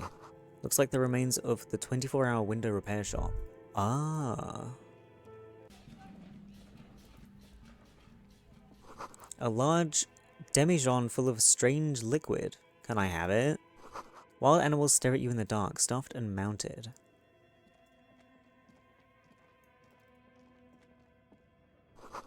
Airship rotors covered in spiderwebs that remind you of blades. Yes, because they're blades. What? Naked mannequin torso, a strange yellow color. Ooh, money. Blue velvet, soft to the touch, moth-bitten. Blue. Ow, my ears. Why was that so loud? Skis with slipstream printed on the laminated top layer. Steel rotor blades bearing a slipstream logo. Production schedule filament memory. What? What? The cube-like crisscross of filaments feels oddly fragile in your hand, its intricate structure covered in dust. Silver tape on the side reads production schedule. Note, this filament contains information that can be read using a radio computer. Okay, do I have access to something like that? I don't know if I do. There is... Oh, it's not stairs, that's just a broken wall. Okay, hello. Is this Emma's atelier? Perhaps? Your flashlight slides over an old green chalkboard covered in scribbles, sketches, and schemes, like some ancient cave mural. Why is there some kind of elf warrior D&D campaign scrawlings? Some of the writing has faded with age, but you can still make out sections here and there. Photos and drawings have been pinned to the board. Inspect the drawings. These lithe, pointy-eared creatures appear to be different types of welkins. You make out autumnal candle welkins, casting wax-based magic. Wax magic? Translucent welkins, with organs shining under their skin. And even ether welkins, hailing from the vast emptiness of sidereal space. Who are all those creatures? Fantasies of a tortured, feverish mind? You should adopt one of those Wilkins as your persona. No longer a mere man, but a Welkin. One of the Welkins, towering among the rest, appears to be different, however. Examine the Welkin, this is important. It's Vara Hamira, a high Welkin. Oh. His face white and scarred like cracked marble. This is clearly a Welkin supremacist. The note says, all non-Welkin races will be purged. Can I bring this information to the guy on the bridge? You didn't tell me about the Welkin race. You're clearly not as informed as I. The Haldor, the Twarg, the humans, and even headless men, all of them, purged. Imagine a world filled only with Welkin, Green Welkin, Dread Welkin, and the High Welkin to rule them all. An inordinate amount of time has gone into drawing these little Welkin creatures. So, it's cool. Why would anyone spend so much time on this? Who are these creatures? Who drew them? Are they real? I have so many questions. One of them is a Welkin supremacist. Political commentary. That one has a great beard, too. It does. I have so many questions. This looks like concept art for a project. It's not really real. But what if it was? Some people really like building a world, I think, even if it's just for a game. Why can't I absorb more of this? Just look at those details. So much effort. Yeah. The Photos. photo collage depicts barren, icy landscapes wrapped in perpetual night. You see permafrost and glacial landforms, dead trees grown in under the snow. Entire oceans have been frozen from shore to shore. There are pictures of settlements on dried-up riverbeds, abandoned in a storm. Animal corpses in the dark, carcasses and bones. You see primitive oil rigs built into glaciers, boreal dvorg, yurts under the snow, great mammoth-like beasts of burden. Albeit dark and cold, this vision also feels cozy in its own way, like eggnog or morphine, a much-needed respite from our own world. A pinned postcard reads, "The heat death scenario. A desperate fight for geothermal energy engulfs the world as Wirral becomes untethered from its sun, drifting through the universe." I like how there's no further comment on that. Okay. This is a monthly calendar from the year 50. Cryptic words like sprint, daily minimi, and GPI span the marker-drawn grid, the grand scheme of production and money. It looks a bit like an academic calendar, only much more brutal. Minimi stands for a mini-meeting. It's part of a bigger framework for managing work called RUN. Station 41 tried to implement it a few years ago, but failed. Keep reading. As time goes on, the numbers in the boxes grow rarer and rarer. The board becomes an empty snowfield in the final days. Only failure and regret dwell in this region. Looks like they didn't make it. A note in the bottom left corner of the chalkboard says, "See the prod schedule filament for details." I have that, but I don't know where to put it. The handwriting is only partly legible, but you can still make out 3 slogans: "Call in, tune out," "Wirral untethered," and "Heat death of the universe." The full text reads, "Heat death of the universe is the new black." Another note says, "The biggest advancement in role-playing systems since the 30s.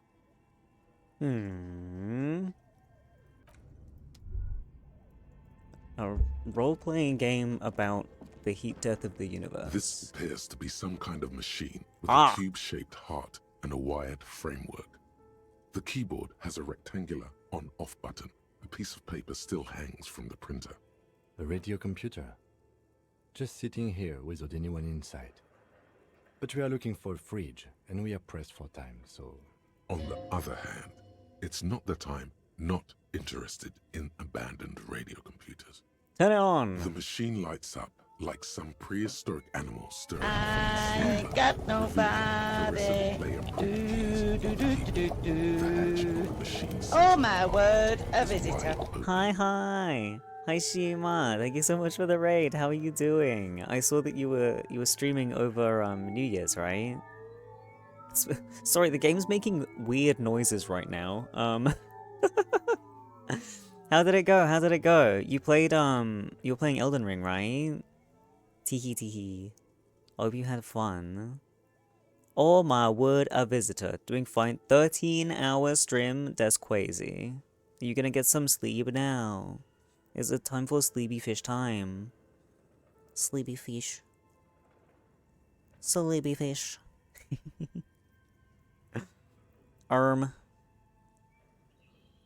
Probably some rest. I hope you haven't, like, beansed up your sleep schedule, but I don't know how easy that is for you. I was doing a randomizer run in Elden Bing. I wonder if I should do something like that. It might just piss me off, though. How did it go? Was it good? Was it fun? I hope it was good and fun. It was pretty fun. Okay, cool. I've never done a randomizer in anything other than Pokemon? But I don't think I even finished that playthrough. I don't remember. I don't remember a lot. But yeah, if you don't know me, my name is Vomit. You can call me Vommy.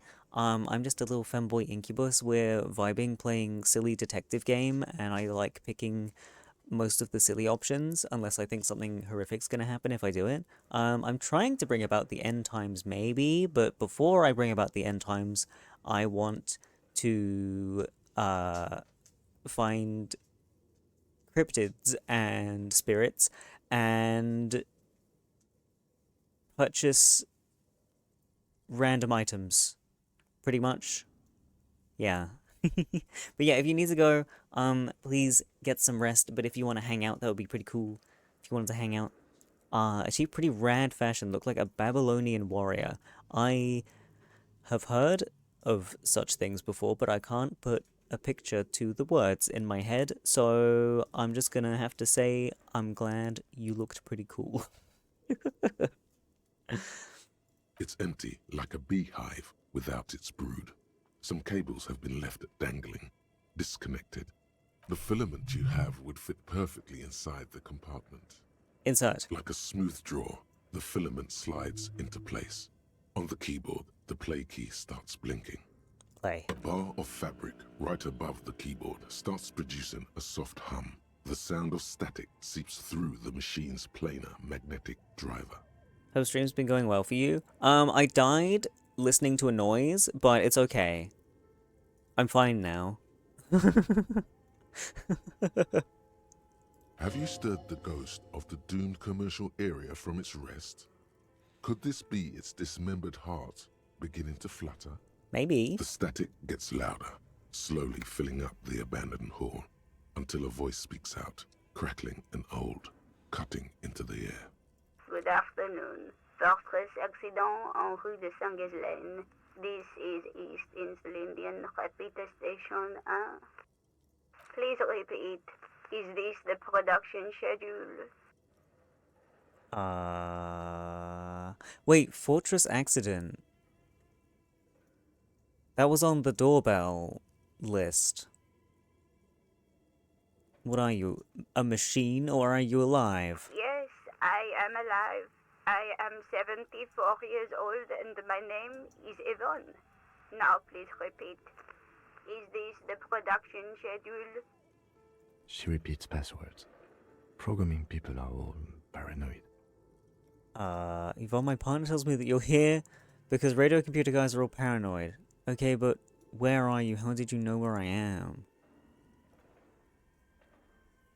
I work as a repeater at the East Insulindian Repeater Station. It's my job to know where you are, Fortress Accident. As for me, well, I am sitting in my cubicle, surrounded by a wall of radios. Now please tell me the reason for your call, Fortress Accident. What's the production schedule? The filament you have inserted into the reader. You mean that glowing thing I put inside? Yes. Is that the production schedule? Yeah. Good. Please repeat the password. Password? Of course it would have a password. That's why there's a human administrator involved. A password? I'm really bad at passwords. Can you give me a hint? Is it my birthday? This is the police. Please open this thing. I don't know the password. Fuck. I'll put a glowing thing inside you? Ayo. Can you give me a hint? No. Oh. A hint system is not part of the protocol for repeater stations. This is the police. I am contractually obliged to protect the privacy of the filament holder, Fortress Accident. Without filing a warrant with Lintel, I cannot give you access to this filament. I'm afraid we are not doing that, unless we want to wait for a month. Now, can you please repeat the password? I don't know the password. Received. I will register this login attempt. Don't worry. Passwords have a way of turning up sooner or later. Fortress Accident. Is there anything else I can do for you today? No, I need to look for the Thank password. You, and goodbye. Tiles on the cube are still smoldering, casting the framework in a soft glow. Fluorescent play and print keys shine on the keyboard. What do print do? Nothing happens. Okay. I need to find a fucking password. What's this? This old fireplace is covered in lines drawn in blue and red marker. Blue. The mesh spreading over the stone like blood vessels on alabaster skin. It looks ghostly and strangely ancient. A diagram for summoning some time-forgotten being. Ooh. The symbols seem very esoteric.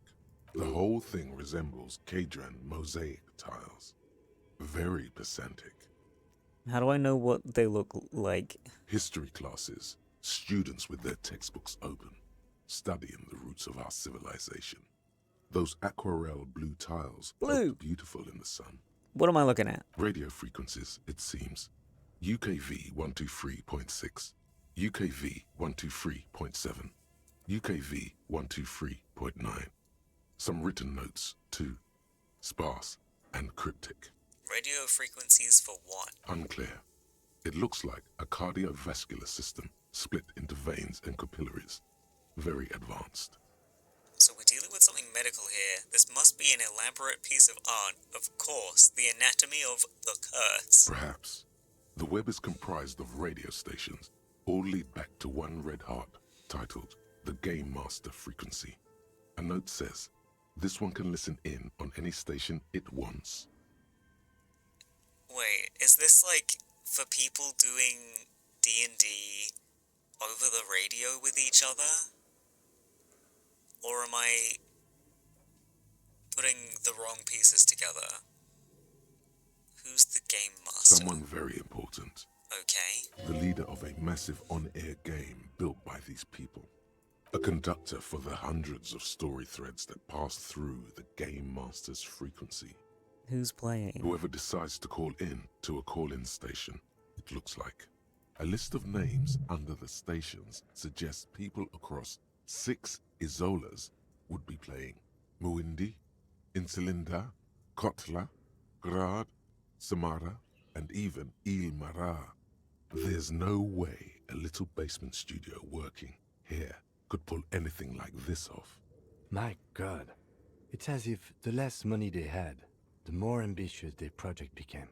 Why do you say that? The schedule. I know doom when I see it. The company was running out of funding. What else? Nothing. It's just lines on marble. An echo from times long gone. No one has used the fireplace in ages. Aww.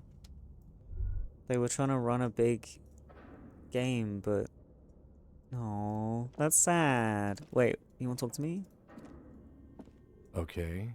What do you think is going on with that computer, chalkboard, and fireplace? Someone tried to exercise the curse using technology. Looks like an undercover counterintelligence program. Just a failed business. The only question is what the hell were they making? I mean, they were just trying to run a game, right? Yes, that is the question. It looks like one of those popular pen and paper role-playing games. Only these people were trying to automate it, make it work on radio computers. Oh.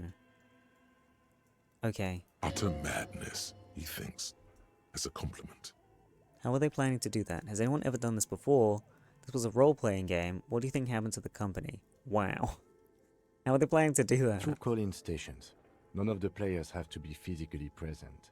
Anyone in the world can participate in the game, as long as they have a two-way radio. Then there's the Game Master frequency that listens in on the smaller call-in stations.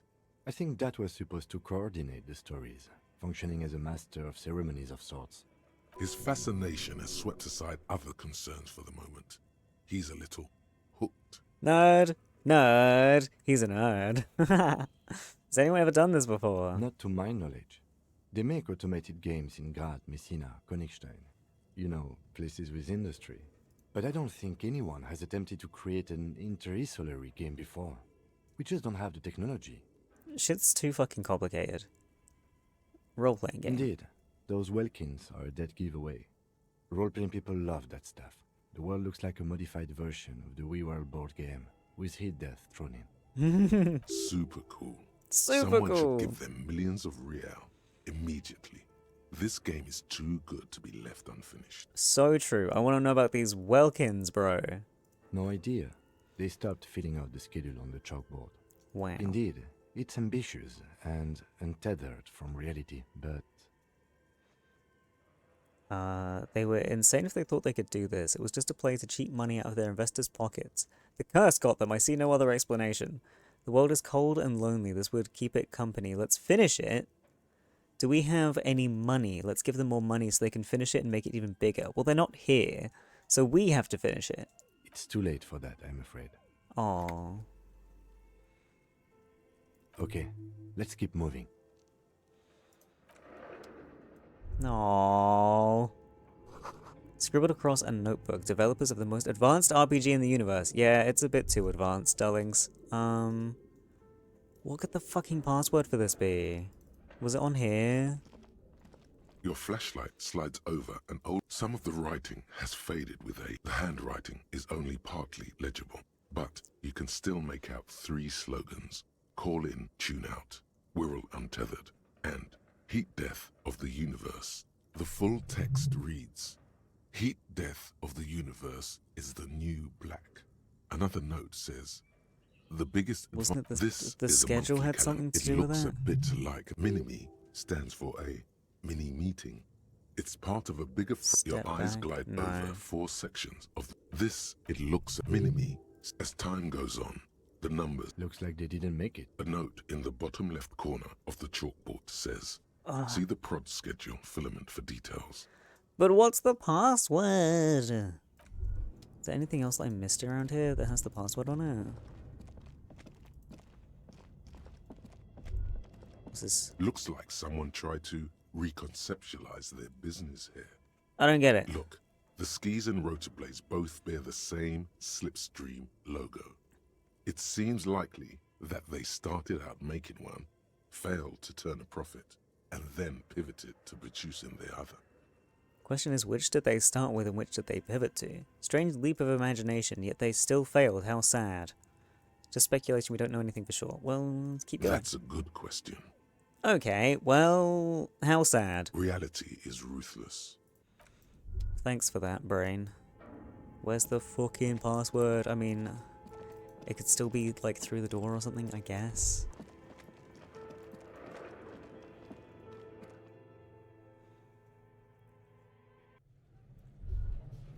Or not. Money! What the hell is this? Hello? Oh, it's the bear fridge! A terrifying ice bear with a strange compartment in its belly. The door is covered in frost, and the bear's eyes are glowing red. Why is it shaped like a bear? The bear looks oddly realistic. Is it taxidermy? Open the door. A gust of freezing cold air rushes to greet you. You hear a low grumble as the bear regulates itself. This is the inside of a refrigerator. Fantastic. The lieutenant takes a peek inside. His hand has found the holster of his gun. The thing is, though, it's in such a weird place in the room. Like, where's it plugged into? It's just a fridge. Of course. A giant ice bear-shaped fridge. He relaxes his hand, his face bathed in the harsh light of the open fridge door. Just what we were looking for. Let's see what's inside. Yeah. The shelves are empty. All you see are crumpled ice cream wrappers with the brand name, Revachol Ice City. A handwritten note has been attached to the door. The fridge is huge. Ice cream wrappers in a fridge? Or is it actually a freezer? Like, come on. This is clearly the fridge. It looks big enough for 2 corpses. Take the note from the door. Examine one of the ice cream wrappers in there. Special, very warm drink. Well, thank you.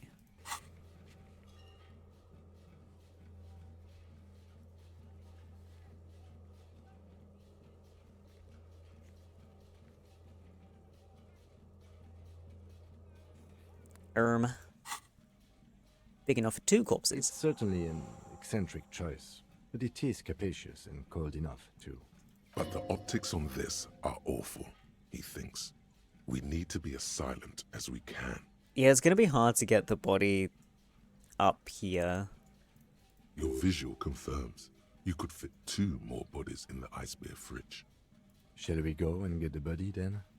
I'll take the head, you take the feet. The stairs won't be easy, but we'll manage. But I wasn't done looking at the fridge. The body is heavier than you expected and stinkier. It takes half an hour to get it down to the bridge. Then 10 more minutes to stuff it into the fridge. The lieutenant takes a step back to admire your handiwork. Beautiful. A dead body in a nice bare fridge. This is some of the best police work I've ever done. You have created an ice bear sarcophagus. Behold, we have created an ice bear sarcophagus. Talk of the ice bear sarcophagus must not leave this room. I think it's a glorious achievement and people need to hear about it. We did our best with the means at our disposal. Yeah, I'm not proud either, but we did find a fridge. This isn't police work, Kim. It's art. We're artists, and this was our vision. If I were an artist, this would certainly not be my vision. I would be much, much more conservative in my work.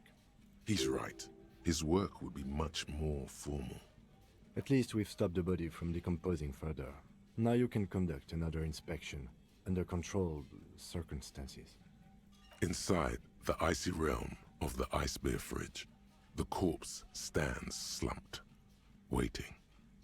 Try to remove the dead man's boots. Tell me something, dead man. Search the body one more time thoroughly. Bag him, take him away. Take the note from the door. I wasn't done with the fridge. The note and the little fridge magnets keeping it on the door. Yo, fridge magnets. Ice cream wrapper. A friendly cartoon bear smiles back at you from a glossy cellophane wrapper. It looks nothing like the fridge or the decomposing body in it. The paper still smells of vanilla and chocolate. Even under this stench, you can feel it. What's a giant bear-shaped fridge doing in an abandoned cellar in the first place? Good question. It looks like an ice cream fridge. They tried to sell ice cream from this hyper carnivore. I know. What an unfortunate marketing choice. What is even worse, the bear is still costing them money to this day. The electricity bill must be catastrophic. On the other hand, it did help us with a certain corpse situation. Yeah, I don't understand why it's still plugged in. Lucky us. Okay. I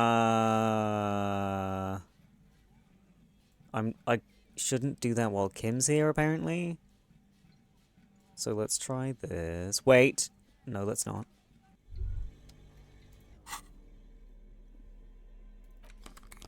There we go.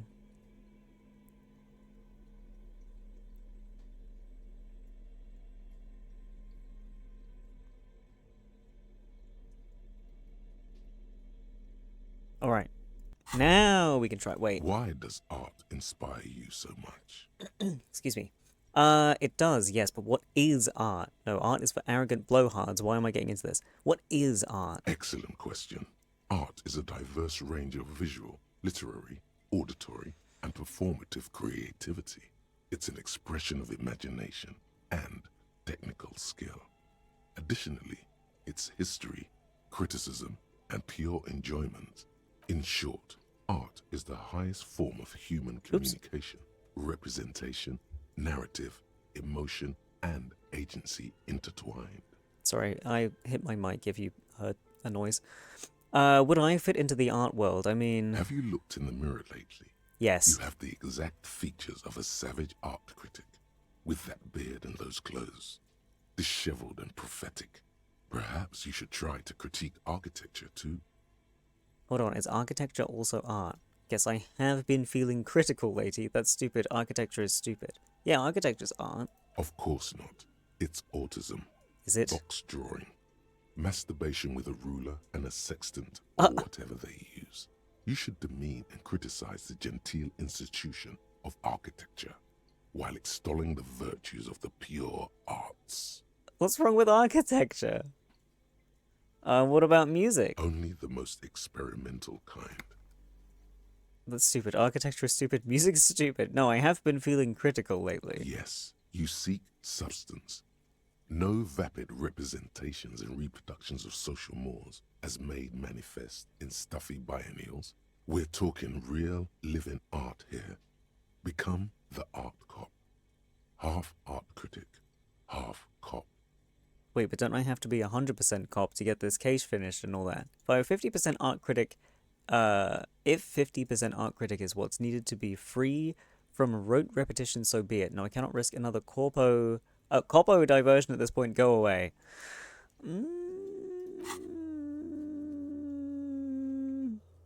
I still want to be Apocalypse Cop. Don't I need to be 100% cop? Quit being so indecisive. What are you going for here? Some kind of indecisive and camp aesthetic now? Strike a bold shape here. Go art or go home.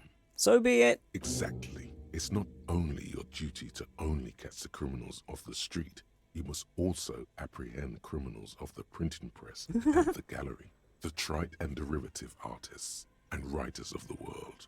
Go ahead and provide savage criticisms, art cop. The world is yours to rip to pieces and reassemble.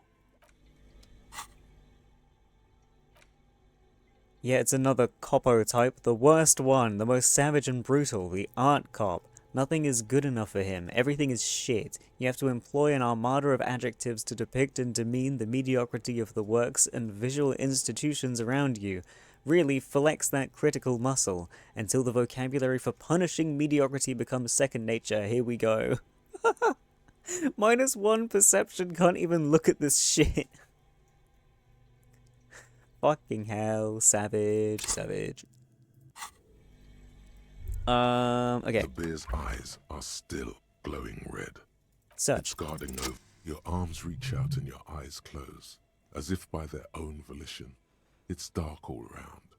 You feel cold, slippery flesh, first with your fingertips, then under the palm of your hand. What is?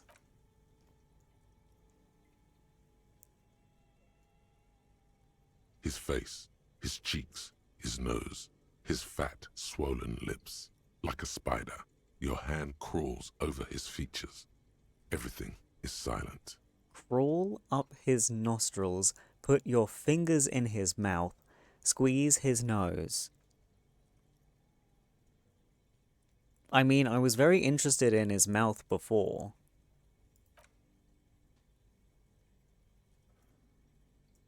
Honk honk. The oral cavity is cold and moist.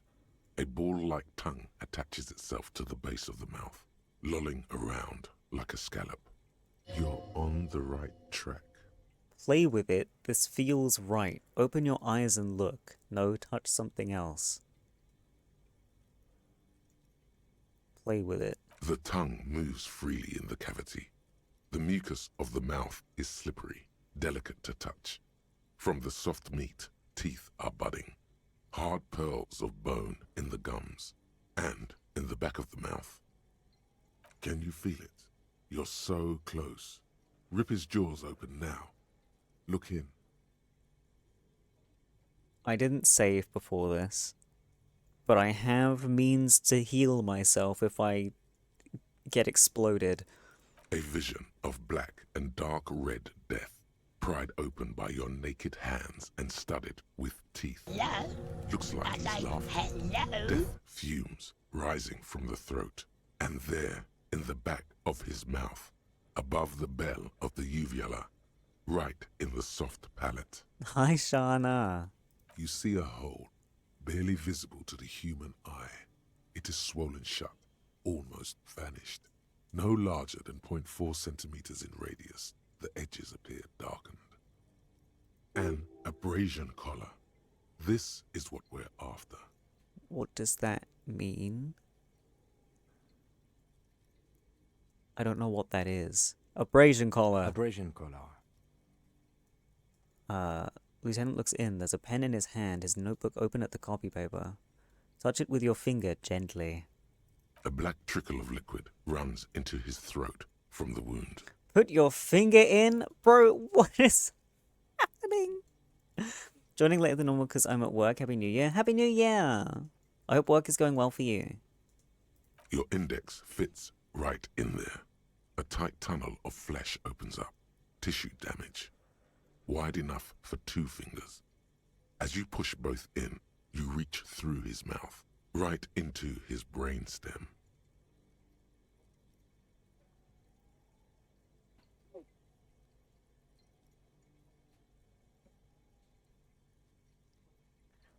I don't understand what this is achieving.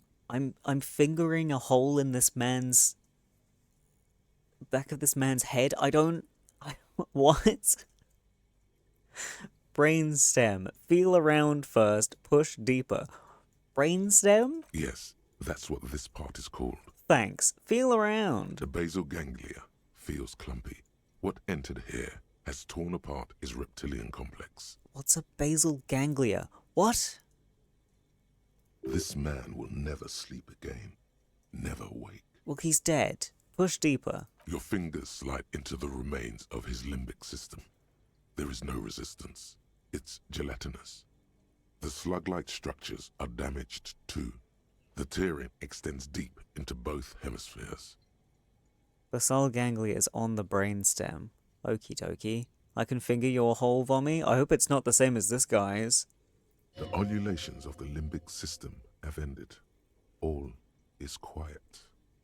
There's a cavity cut right between the hemispheres. The lieutenant answers with the sound of his pen on paper. Push deeper.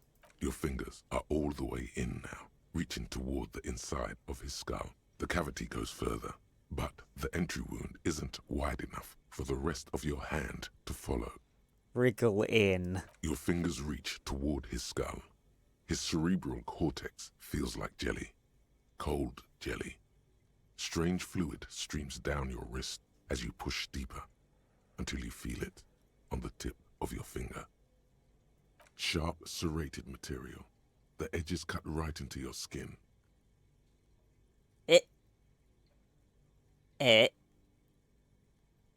Feel a solid object right under the skull. Inspect the skull first. Fish it out. I don't have my fucking gloves on. Do you feel his eyeball? If his eyeball is sharp, sure.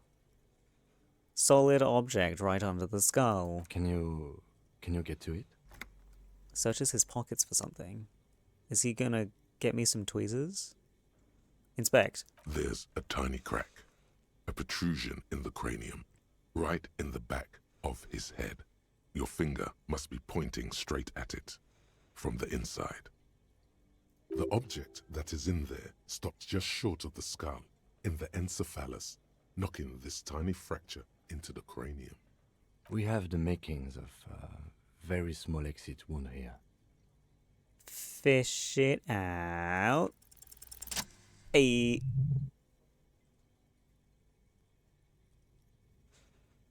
Fucking hell, man. Squidgy, You squelchy. pick the object between your index and middle finger. It feels sharp, like metal. With your face twisting from pain and concentration, all you need to do is just... slowly pull my fingers out. The inside of the head feels cold and smooth, like a glove.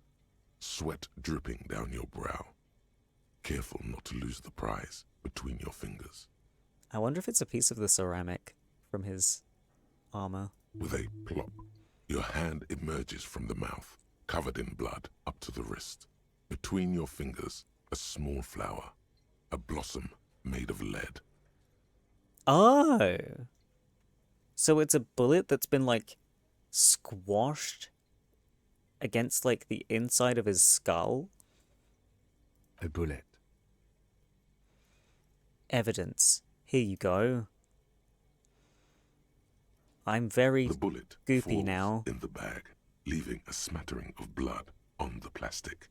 He raises the bag under his eyes and says, A non-caliber. Rifled. Some kind of brittle alloy. Fractured on impact. Can I have it? Keep it, Lieutenant, as a gift. It's fucking evidence, you twat. Fuck's sake. Keep it as a gift. No, you deserve it. We can log it later. Oh, okay. Thanks.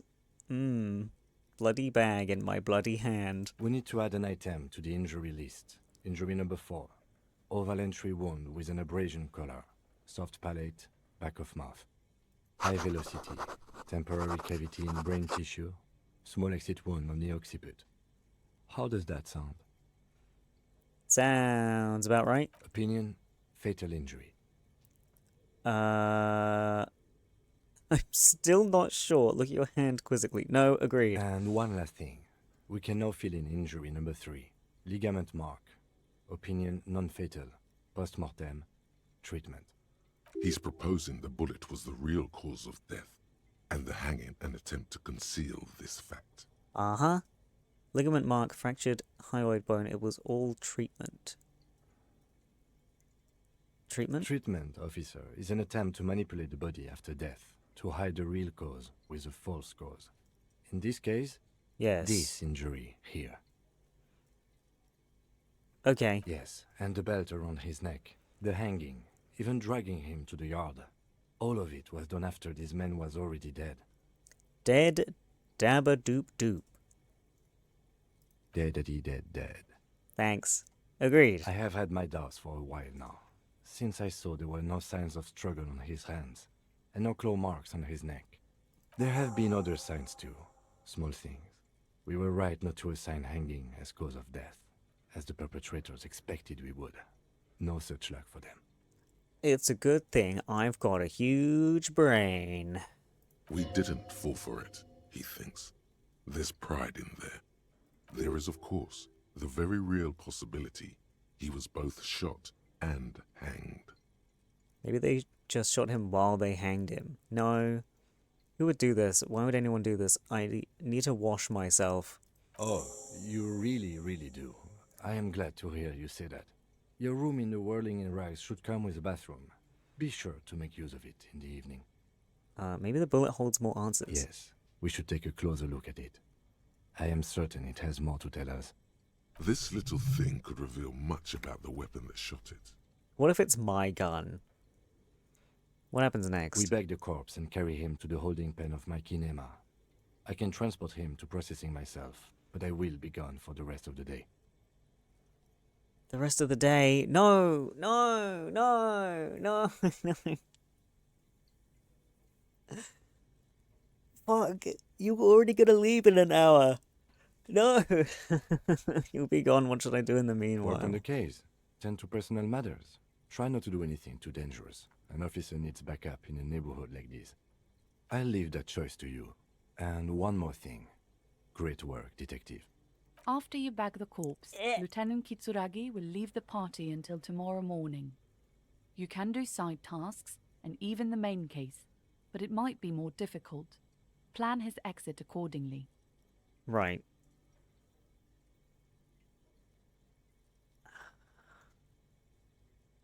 I can come back here tomorrow.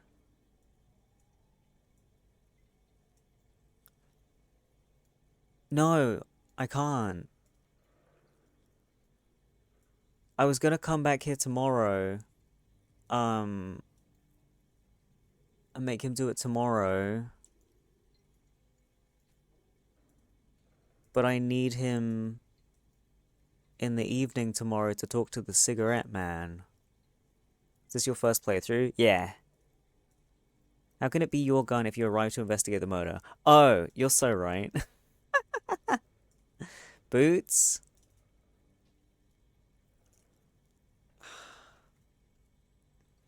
Do I make him take it on day 4 then?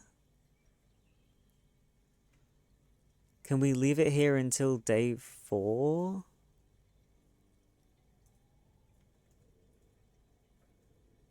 So that tonight I can take the boots. And then tomorrow we can talk to Cigarette Man in the evening.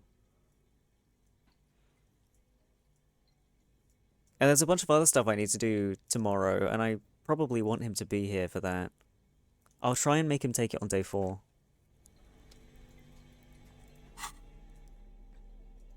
Give me my cool shades back. Thank you. Ah, the bullet. Bullet mushroomed out on impact. It now looks more like a fanciful jacket button than something that could pierce skin, flesh, and bone. Handwritten note you found from the giant ice bear fridge. It still bears some marks from the fruit-shaped kitchen magnets that were used to secure it to the refrigerator door. The note is written with a blue pencil on a piece of lined office paper. The kitchen magnets have left spots on its surface. Does it say anything interesting? Leans closer to read the crumpled note over your shoulder. This is tangential at best, but the lieutenant's detective instinct is still active. Hi, Dougie. Read the note. Someone has scribbled, S. I can't believe the off-site copy is still here. The illiterate ginger kid keeps stealing stuff from the studio, so I had to hide it somewhere safe. You'll find the filament memory with the offsite copy in the frozen ice cream maker. Please take it home, ASAP. It's important.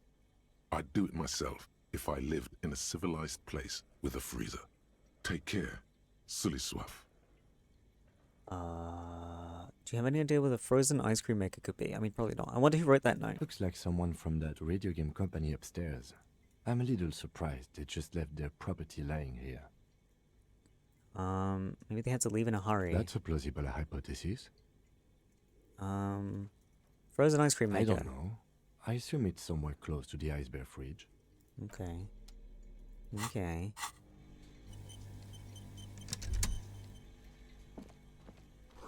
Ice cream maker. Defrosted and unplugged.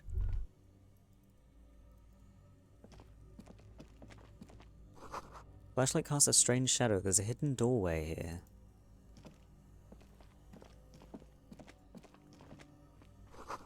Two rusty rifles are hidden above the piping. They look inoperable. Someone has stuck some busted guns beneath the ceiling. What's with all the guns in here? A few bricks have fallen off, revealing a compartment behind the wall. It's too dark to see in. Shine light. There is, yes. And there also appears to be something inside the hole. Interesting. Do you want to take a look? Yes. Your hand reaches deep into darkness and spiderwebs. Rummaging around, you find rusty rifles hidden away. Inspect the rifles. Most of them are rusty and inoperable, like the rest, but one catches your eye.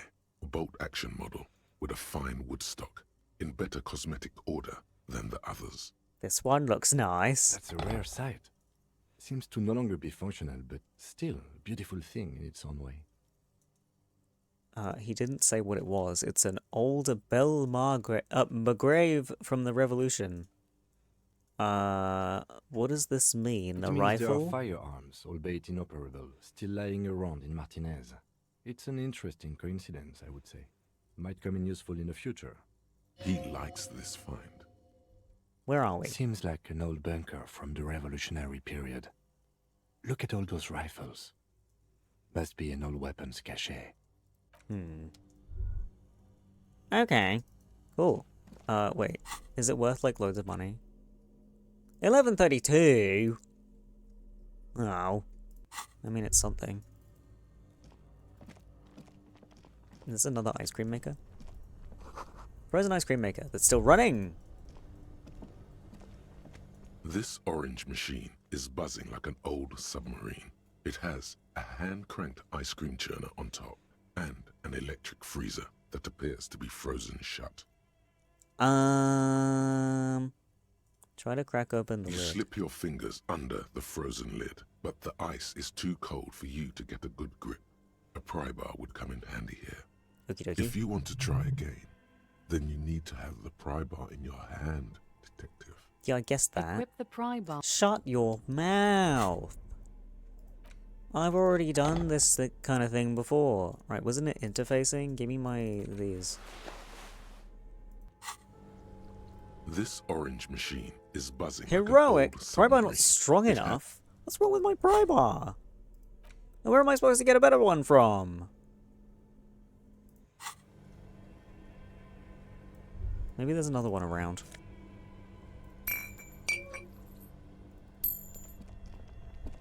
Two cables are plugged into the breaker box.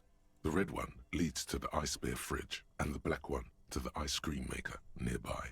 Something close to you dies with a soft electric purr. Why did you do that? It's black. It's not like it's the red one. Because it's black. The color of the immeasurable cosmos. I don't know why I unplugged it. I do things without any reason. I had a reason. It's to make this stop being frozen.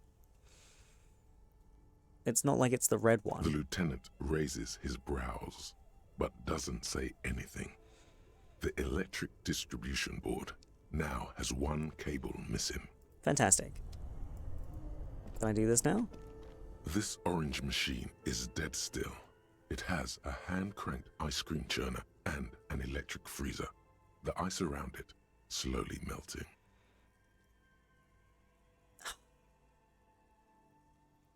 You fucking kidding me? See if I can find another pry bar. Intercom wires running into the breaker box. A drama! Insane mesh tank top! You got this, roll them dice? No way! But hi, chicken. +1 drama, as opposed to conceptualization. I want to see what this looks like. Oh god! Oh no! Put that fucking blazer back on.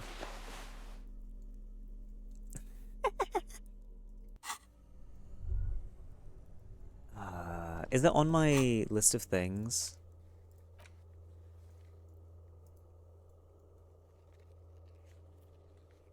Cafeteria window. Mirror. No, it's not on here.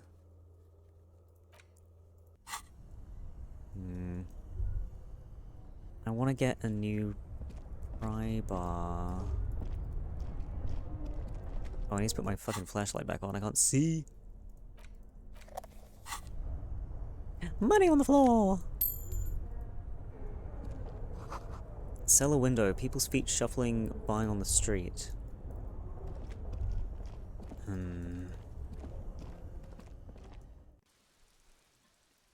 Oh! I'm here, and now I can look at this. You see a set of tire tracks in the brown slush that covers the plaza mosaic. Why am I looking at this? What kind of vehicle drove through it? It's gonna be the fucking trash vehicle, right? Cop habit. You look at everything. This isn't case related, you think. What kind of vehicle? Hard to say. Why? What else would it be? Whatever. Reconstruct. No. Fuck you. These tracks are not interesting at all. Let the street sweeper just sweep them away. Fine. See if I care.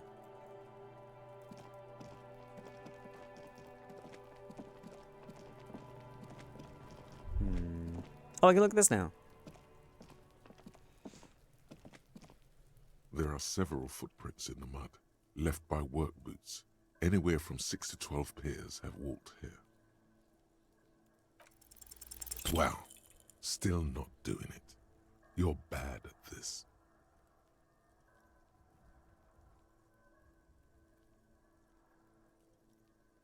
A crit fail. This seems really important. Tracks on the scene and I can't read them at all, Lieutenant. Why is this so complicated? I keep failing. Fucking stop yawning. Don't beat yourself down. Neither can I. We'll have another look later.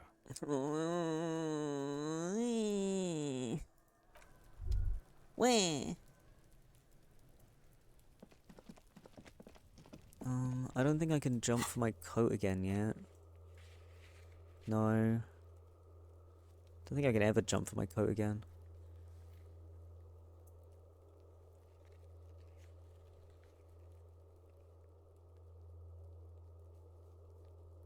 Measure head, barbell, ice cream maker. Watered door I don't even need to do anymore.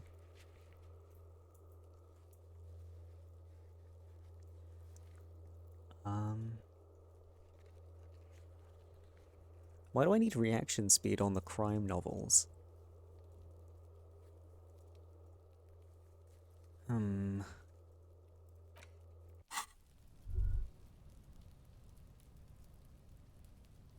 How am I going to get past the guy on the bridge?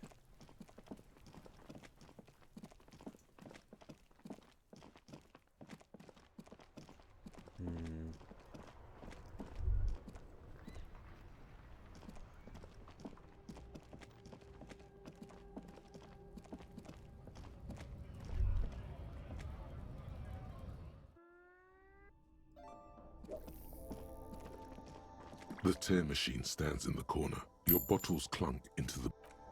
Money!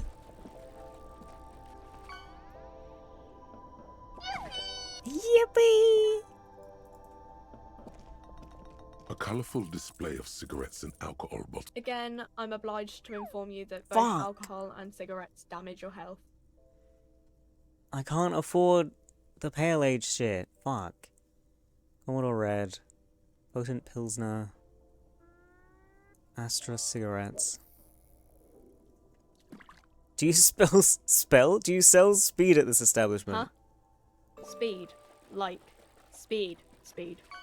No, Frick doesn't do that.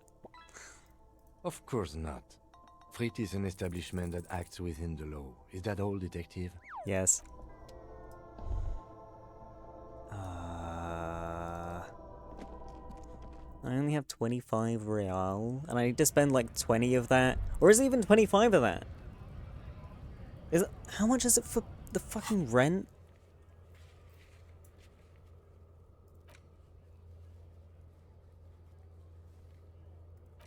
$20. Are you fucking kidding me? That's all my fucking money.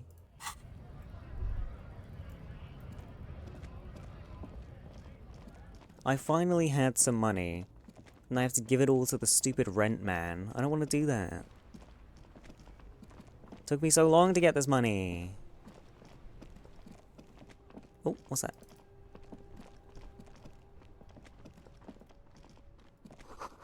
Scribble between the thighs of a page 3 girl. L'Orange du Disco.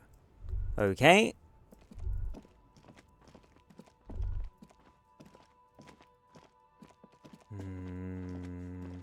Can I go down that ladder? No. Stupid rent man, so real. Like, I could sell some more stuff. Like this gun. This is worth a lot of money, but apparently I should hold on to it. I don't know.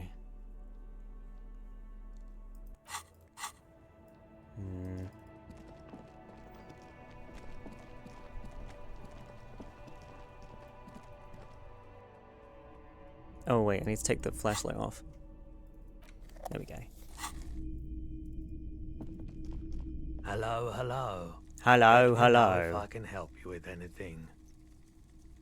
The boombox I bought, it should play this tape, right? Of course. It's in working order still, isn't it? Just pick your tape and set it spinning. It all starts with the tape. I don't know what tape I'm talking about. I haven't got any tapes. Well, I'd like to sell something. Sure. Let me have a look. I have a fascinating photo of a corpse here. Oh, no. I don't like those kinds of objects. No sale.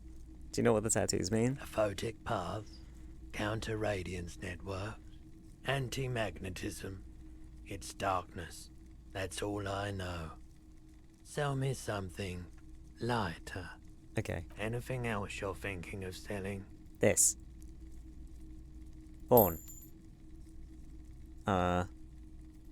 This fucking postcard, I guess? That'll do.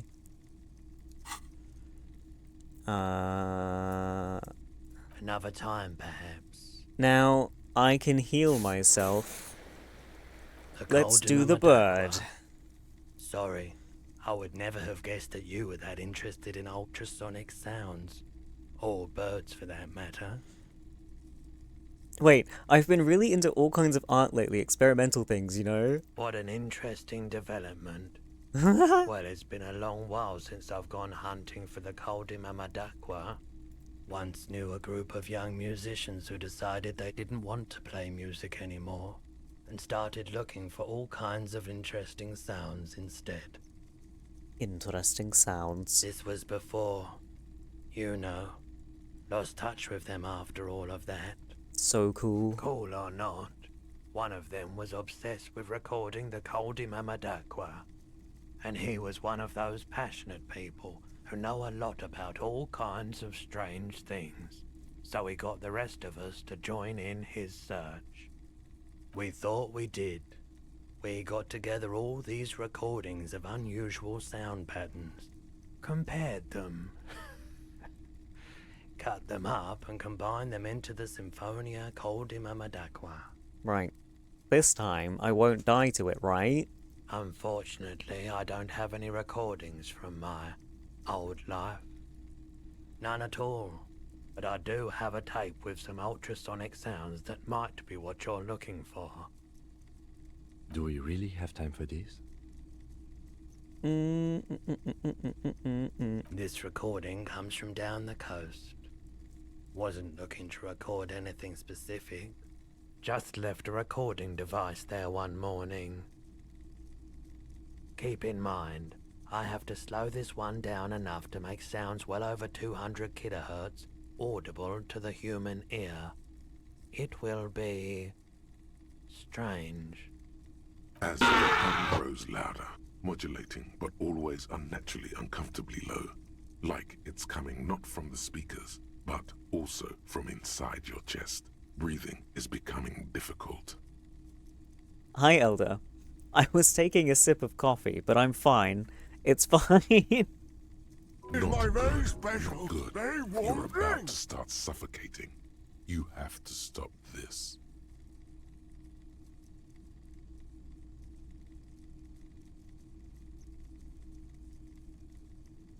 Drink? There's a growing sense of dread. The sound is coming from inside you, but also surrounding you. It feels as though someone is standing just outside of your range of vision and watching you, doing this to you. He nods to you, reassuringly, just as more diverse, higher-pitched sounds, some random, some appearing to form patterns, hit your eardrums. Seabirds most likely, gulls and such. Seagulls? And skewers, but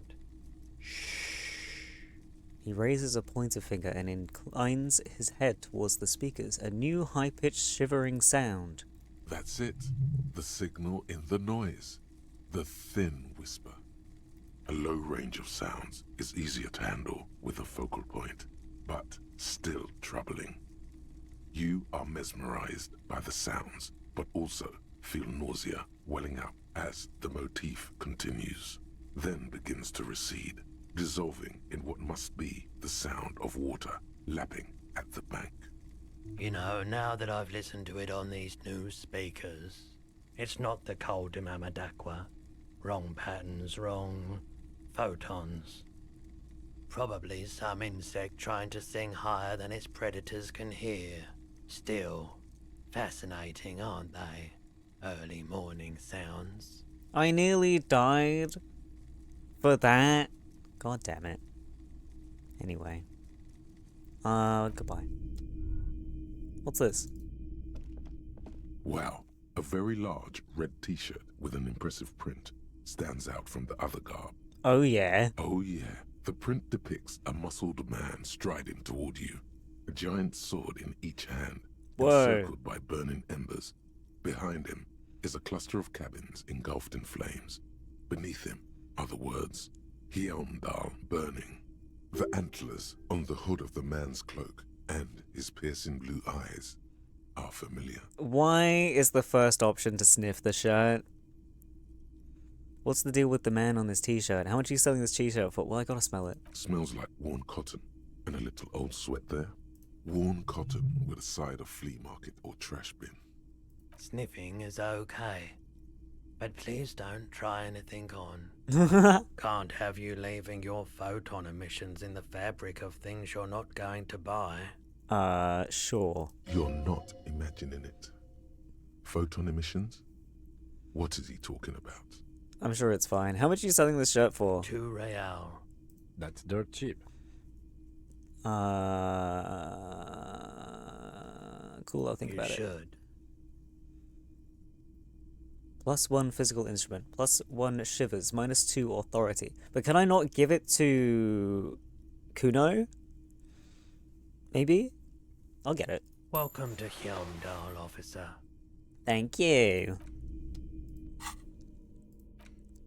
Well, I gotta try it on. Wow. Anyway. Kuno. I mean, I don't know if I'm going to be allowed to give it to him because it's in my clothing menu rather than some other menu.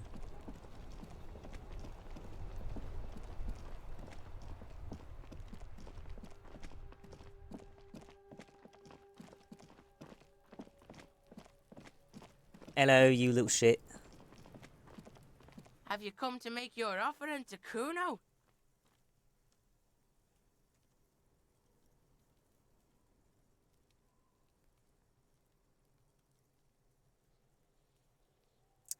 Guess not. It's another thing I have to do when Kim's gone. Although, do I really need to make a truce with Kuno right now? Because I was going to use him to get to the fridge, but I don't need to anymore. Where might I find a better pry bar than the one that I have? I don't know.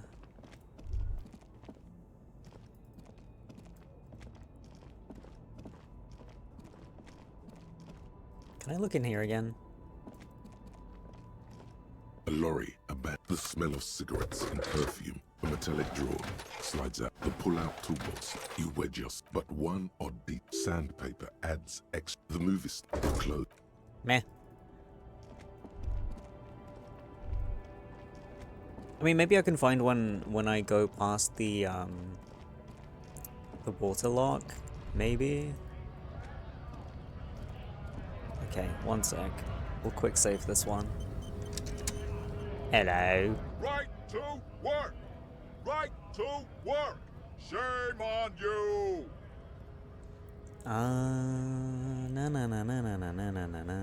You don't have any tips on how to punch a guy out, do you? Say a really big race theorist guarding a button. Not before you get in there and get your ass whooped. Learn by failure, I always say. He might have some advice, but you got to at least try to fight Measurehead first. Return if you fail. Interesting. Are you mercenary hired by Wild Pines? Hell no. I'm just an honest scab. I won't have talk like that around here. You understand? It just has to be said. That was not a convincing line. Hell no, I'm just an honest scamp. That doesn't sound too convincing. Say very quietly. There is a tribunal being convened by chance? What? Is there a tribunal being convened? Huh? Fucking bug. How about you fuck off now, huh? Okay, of course. There could be weapons aiming at us right now. Somewhere above, in the buildings. The other merc. Don't push this. He's thinking. This is not the time. The man is breathing, steadies, but his eyes are still narrow. Slowly, he's trying to get his right-to-work dance back on. Okay. I need to try and punch Measurehead.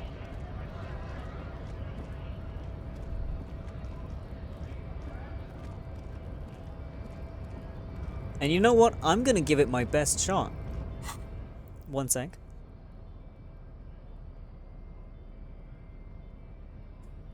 Alright. Kuno is only into booze and drugs like normal kids should be. Hell yeah? Hell yeah. Right. Physical instrument. Go.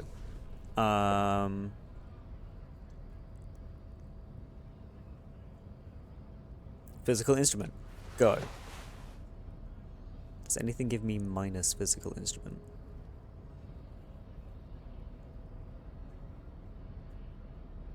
No.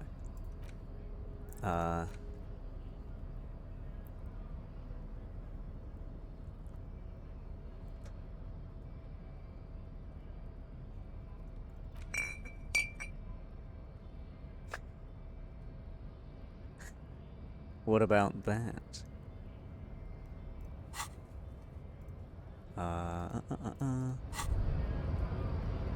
Well, hello. Someone seems to have found himself a bottle of alcohol. Here's where the magic happens. We will defeat the racist with the power of Al Ghul. Yes, look at the bottle. Light reflects off the green glass of the Commodore Red. The gods have been generous. Better pop it open before they change their minds. Wow, the gods of mass production have made this alcohol container laughably easy to open. A child could have done it. Open the bottle. Should I, though? I may have a teeny-weeny heart attack problem. No, I'm not doing it. Open the bottle. There's a satisfying pop as the cork jumps out, and the hair on your back rises like an army at attention. You've been here before. Welcome back, detective. You're home now. You see a flash of teeth, a young woman smiling at you near some railway overpass in your ruined past. She is gorgeous, and she is yours. What will be the repercussions if I take that sip? Take a sip.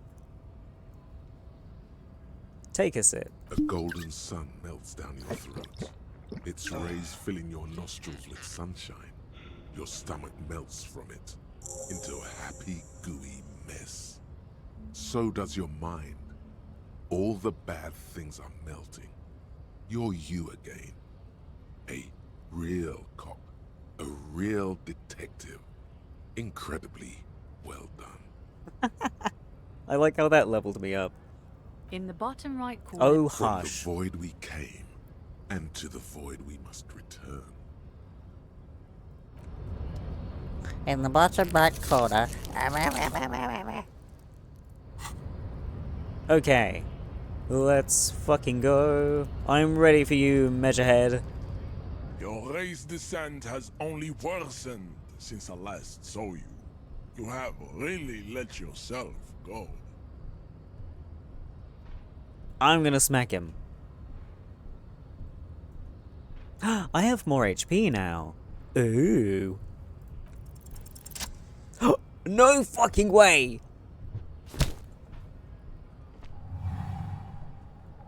Just like that, instinct took over.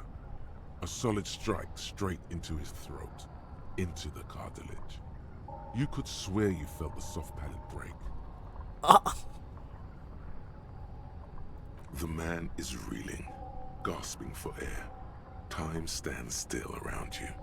In the distance, the sounds of the harbor are falling silent. All you hear is a small gurgling sound as a trickle of blood appears on the man's lip. Yo! What the fuck? The power of Al Ghul prevails! Holy shit! Out of fucking nowhere, I punched this man in the throat. I was just waiting to get beat by him so I could go ask the other guy for help.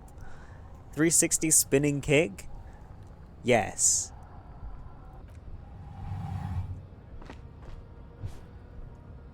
Get him. Oh, let's fucking go. The man lands with a dull thump, like a broken down puppet of muscles and sinew. For a moment, he still tries to keep his head up, dazed eyes looking at you with unimaginable surprise. To your left is the button.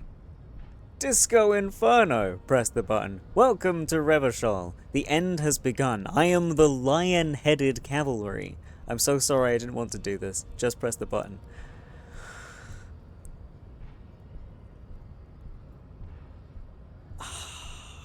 Disco Inferno is very funny, but my whole apocalypse sonar...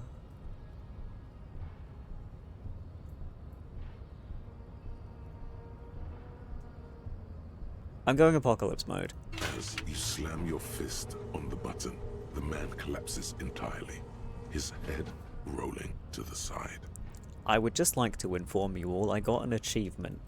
The achievement is called The Opener of the 8th Seal. Warn them of the coming end 8 times. Just so we know. Looks like you're the new Measurehead now. Her voice is surprisingly calm. No one is the new Measurehead. Let's go, before he gets up. This is the VOM universe? Any? Blame Lollipop for this? For what? Nothing bad happened. Okay, so I've pressed the button. I'm obviously gonna loot this. Money. Can I... You wanna walk a bit faster, sir? The man is still knocked out. He breathes slowly, and steadily. Okay.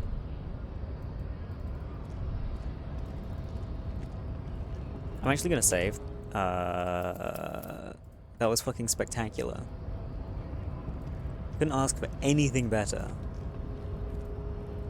Now I can go get my coat. Right? Door is locked and cannot be opened from this side without a pass card. Guess you have no choice but to talk to the union leader. Oh, right. That's what was in here. I got this little fucking wine glass in the corner. He looks well pleased about it. It's like, yes, I got my wine. Okay, let me put my outfit back.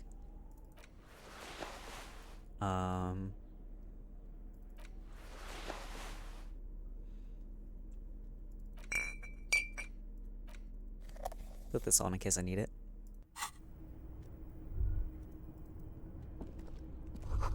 Every worker is a member of the board, written at the top of the flyers. And at the bottom, the union logo and demand democracy. This is a Dewey typewriter. The model name is on the back. Okay.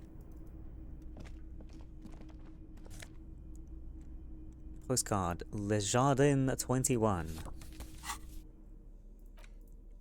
This laminated postcard offers a glimpse across the river. A little more than a decade after the war, the eastern bank is already fully renovated. The hillsides are lush with gardens and residences. Someone's parked a small beige airship by the fountain. This postcard will sell for a pretty penny.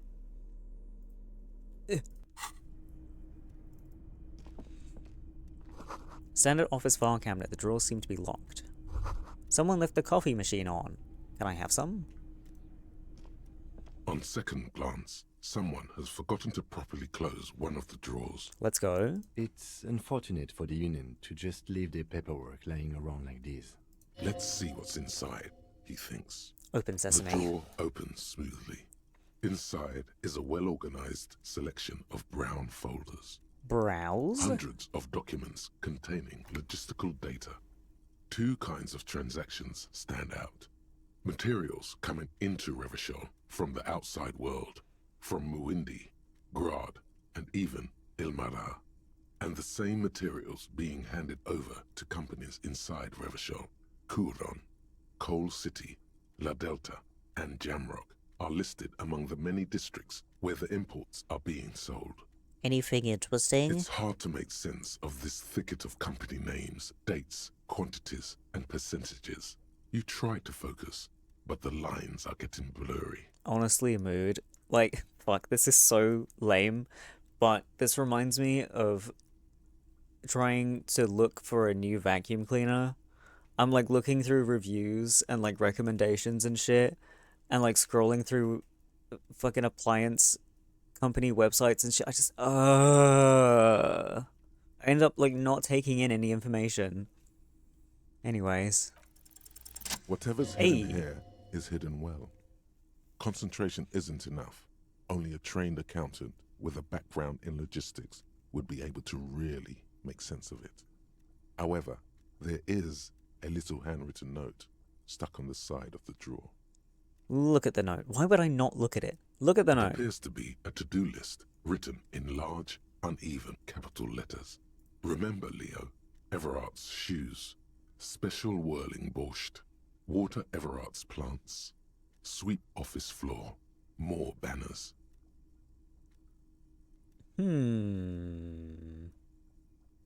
The plants at the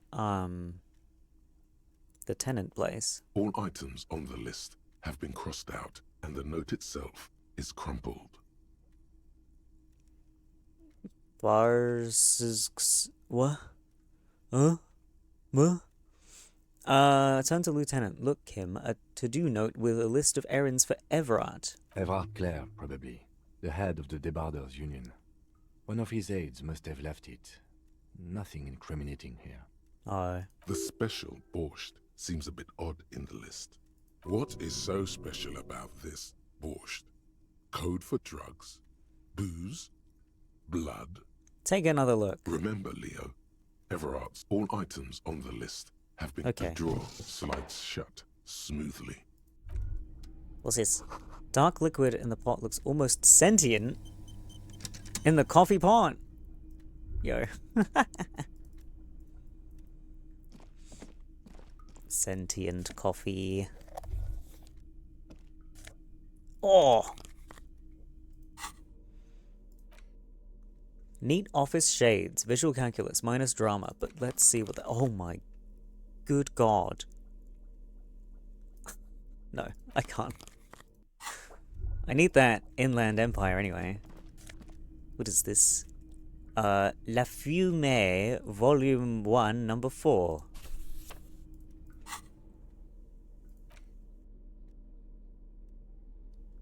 I loved it, Vommy. So borscht is the red soup I poured into my Dracula mug, and that's how you spell it in Polish. Oh. Okay. The leading intellectual organ of Martinez communism offers a radical Mazovian perspective on a range of contemporary issues.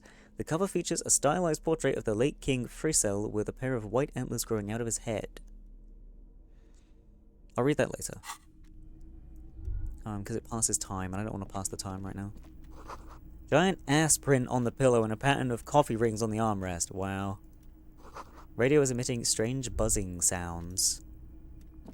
A telephone. An imposing combination of a punch clock and a payphone is looking down at you from the wall. A note on the side says, "Tokens unavailable due to strike. Use change." Did I need to phone anyone? Insert 10 cents. The machine swallows your coin and seems to be waiting for your next move. Hang on.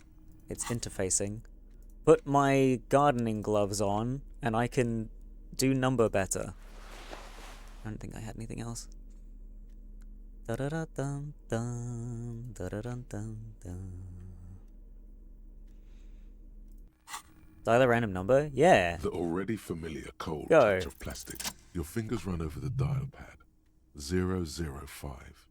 That's the dialing code for Revachol. 4952. And a moment of hesitation before entering the final numbers. 993. What the hell? Calling. Hello? Calling. Hi, Puzzler. Still calling. Then. Video Revachol, 24-hour video rental. We rent 8 and 10mm film for home use. This is Lummy. How may I help you? Why is this the number I remembered?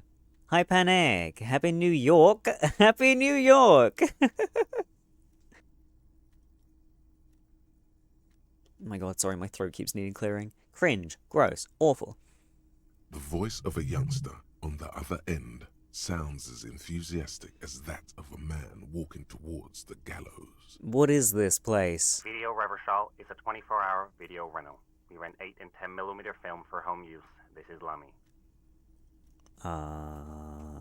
What is this place to me? Sir, I don't know. It's a video rental. Maybe you rent videos here. Do you know me? No. Oh, why did I call you? Maybe you called to extend your rental period? Do you need to extend your rental period? Maybe, but I don't even know my name. If you need any further assistance, you can visit us on the corner of Voyager and Main. I can't help you over the phone. Are we done? Okay. The call is terminated by the other party. You're left with the discomforting sound of the disconnect tone.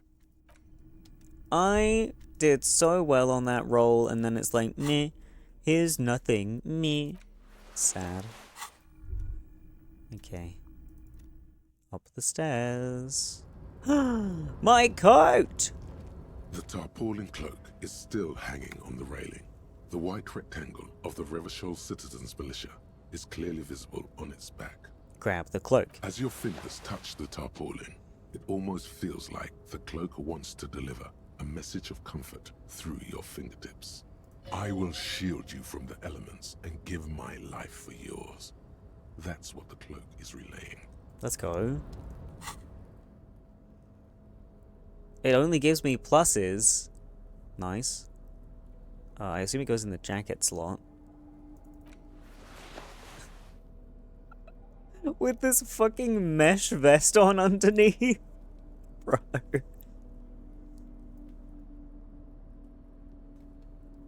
Okay. Sure, I look fantastic. Anyway, Cop of the Year! Collecting rainwater. Alrighty.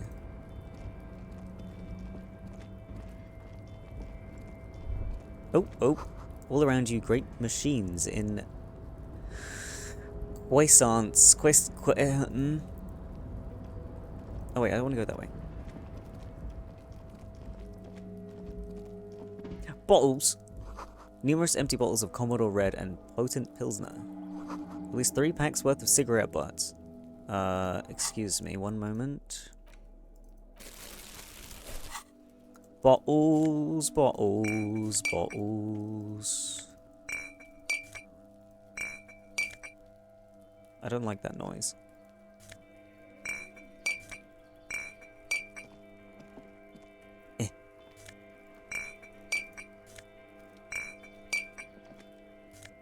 Cute cat ears, thank you, thank you.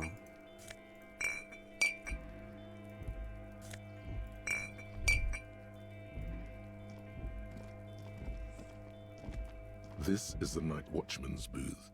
The name on the door reads, René Arnaud. Listen, it's okay to take a few minutes to yourself. Sit down and have a breather. Kim, I'm gonna take a quick look inside. Have a seat. Rest. Rest? The chair is not as austere as the rest of the booth. A thin grey pillow is attached to the seat, secured to the stiles by black ribbons. Search for a little something something to help you out. The drawers are empty, save for old timesheets and receipts. One small box, however, does hold some cheap painkillers. They are slightly out of date. Kim, would you mind if I helped myself to some meds? Take the painkillers. You take the painkillers. They are yours now.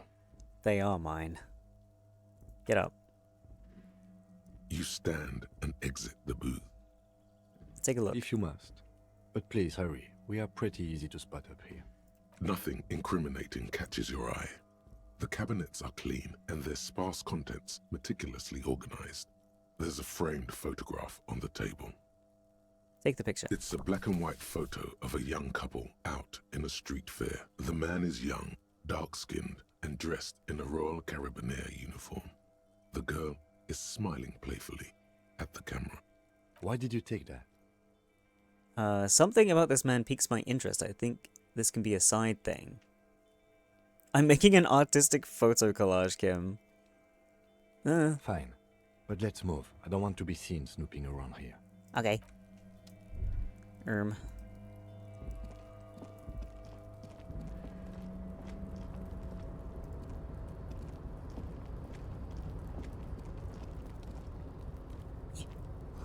White pine trees are printed on the screen covering. Looks like a forest in snow. Composite eye of halogen lights watches you, emitting a low buzz.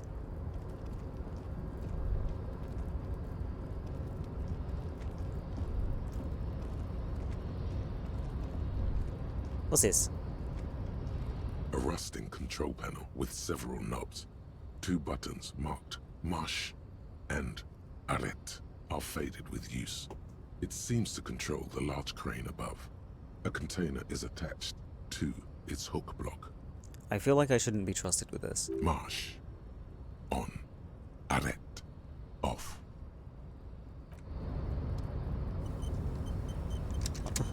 There's like a person down there. Like, am I gonna drop this container on them? Arrête. Off. Marche. With a loud grind, the crane shifts overhead, moving a massive metal container through the air. Okay.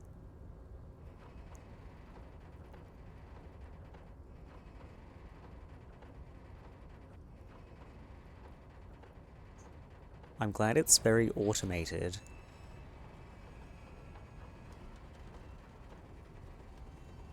It doesn't look stable. And with a surprisingly quiet thunk, the crane places the container down. Hi Talk, happy 2025! I'm so gonna forget. what year it is. It's going to take me until, like, at least April to remember that it's 2025 now and not 2024. This crane was built with a purpose, which has now been fulfilled. To move this container. What's inside the container? Who can say? All you know is, it's special. Ooh. I can't see how that was worth the ruckus, except for seeing the crane in action, which I admit was satisfying. Do I want to turn it off? No. I want to leave.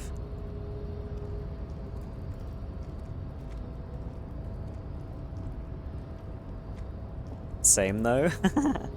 Also, thank you for the headpads. Money! You see faded industrial lettering on the platform. Kvalsund. Save.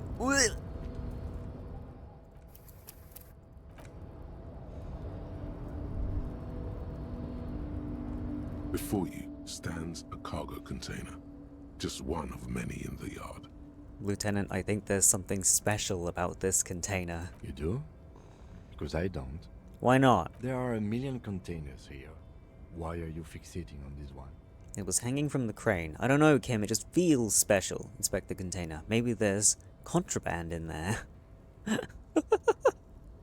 There may very well be, but we are not here to look for that. But what if there is? We are not here to interact with containers. We are here to interview the Union boss. We can do both. Open the door. You attempt to turn the handle, to no avail. The doors seem to be mechanically locked. To your left, the lieutenant considers your actions with some puzzlement.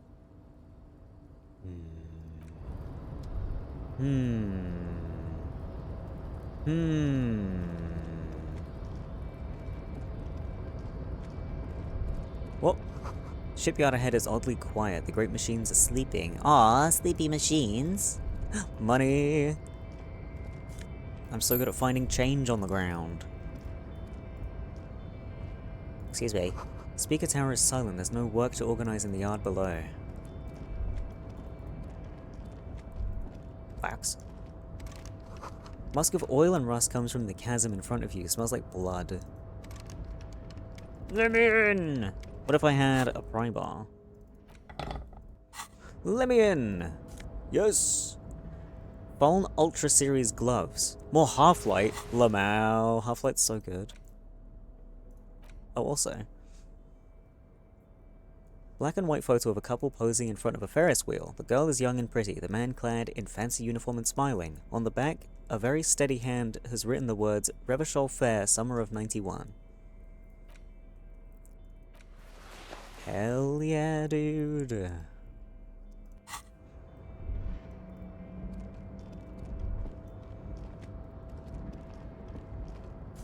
More money. Industrial-sized thermos. Smells like burnt coffee. More money. Wait. Hello? Container, container, I'll turn you nice and red. Container, container, put the logos on. The lyrics to this container song are being made up as he goes along. The accent is so thick, it's impossible not to notice he's Ubi, from the vanishing peninsula of Ubisund on Muindi. Container, container, used to be Wild Pines. Container, container, now belongs to Everard. Tiny Man is so engaged in his work he doesn't notice you. Easy, Leo? Wait. It's the man from the note. Hi. Everard, he looks after everyone. Huh? Well, hey there. How can I help you, mister? You're too cheerful. I see you are not a union man, mister. Did you get lost? You're not one of them scabs, are you? What is it with you people and scabs? I mean, I don't personally mind. Folks is just folks, you know, and folks gotta eat. Just some of the other guys don't look too kindly on the scabbing kind, if you know what I mean, mister. You're Ubi, right? What do you do? Oh, yes. Born and raised in Arish, mister. Mum had to leave my dad after he got a bit violent. Took us here to the new world. I was about 10 then. Too old to lose my accent then. I had to clear my throat and I wasn't quick enough to swap off, but it's fine. It's not like that was a bad question to ask. People say us Ubies are up to all sorts of trouble with sheep and other animals and whatnot. I just want you to know there was never any of that where I come from. No, sir. Those are just nasty rumors. Okie dokie. Thank you for clarifying that, sir. What are you doing with the containers? Where is everyone? The harbor is empty. Do you work here? Are you the Leo who wrote the note to make more banners? What's in that container over there? What's in that container? Oh, that one. That should be empty as far as I know. Lots of containers here have nothing in them. They're just waiting to be loaded up.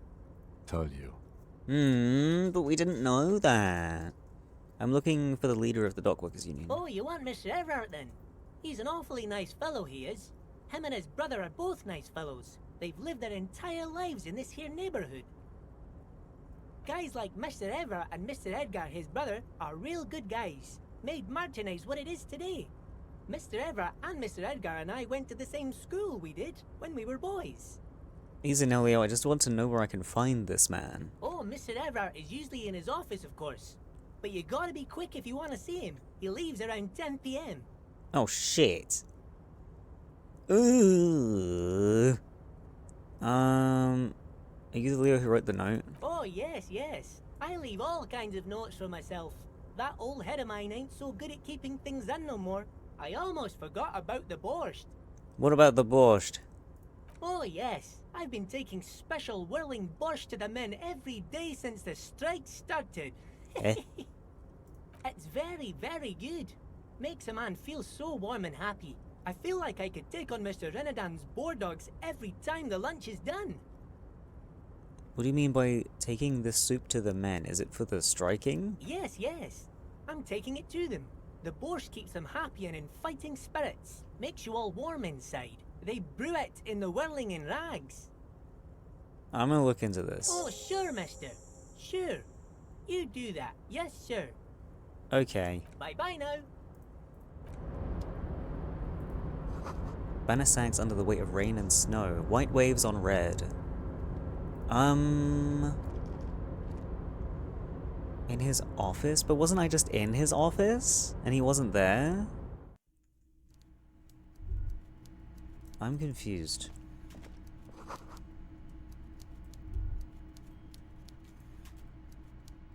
Oh, this is Everard's office? Oh, okay. Stair made of pallets leading up. Hello.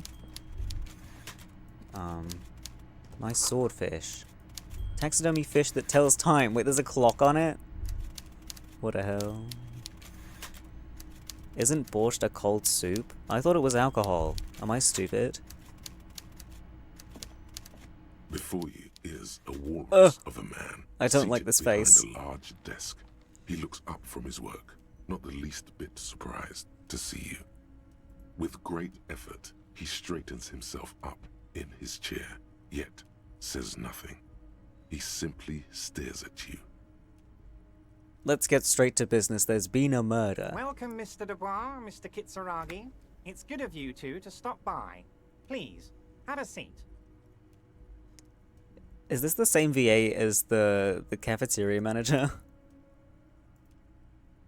I'm Everard Clare, head of the Debarders Union here in Martinez. I'd offer you my hand, but unfortunately my health prevents me from getting up. You understand? Sure. He looks extremely comfortable. The tiny folding chair, on the other hand, looks like a torture device. You go ahead, detective. Okay. Whatever he has in store for you, it can't be good, he thinks. I'll do my best. Forget about that. What's with this Dubois stuff? You're getting some seriously bad vibes from that name. Take a seat. I'd rather stand. Why are you calling me Mr. Dubois? I'd rather stand. Or is that rude? That is kind of rude. I'll sit down. Excellent, Mr. Dubois. I can see that you're a reasonable man, and reasonable men can be of great use to one another. Okie dokie. Remain serious. Try to wink back. No. Because I doubt this man knows how to wink. Damn, this chair is uncomfortable. So tell me, how can the head of the Debarders Union help a representative of the Revachol Citizens Militia today? Ow. What? Oh god, because the chair You're hurts. sitting on has got to be the most uncomfortable chair in the world. It's violating your backside. Oh, by the way, I heard you got a rather rude reception from a certain Lawrence Gart. Some people have no manners, it pains me to say. This should take care of that nonsense. Points at a giant novelty check on his desk. It's absolutely comically huge. It should be sufficient to cover your expenses for a few days and patch over your differences with a cafeteria manager. Go ahead, take it. I could have done with that before I spent my 100, but at least I now don't have to pay any more rent. Wow, that's 25 real. That's good money. You need it. Wait, you know Gart. Thank you, Everett. Take the comically large check. Take the comically large check, but don't say anything. Keep it, I'm good. You can take that comically large check and shove it up your ass. Thanks. Don't mention it. But also don't forget it. I'm just kidding, of course. Now, I'd like to set your mind at ease about one other matter. Your lost gun. Let me assure you, Union people are on it as we speak.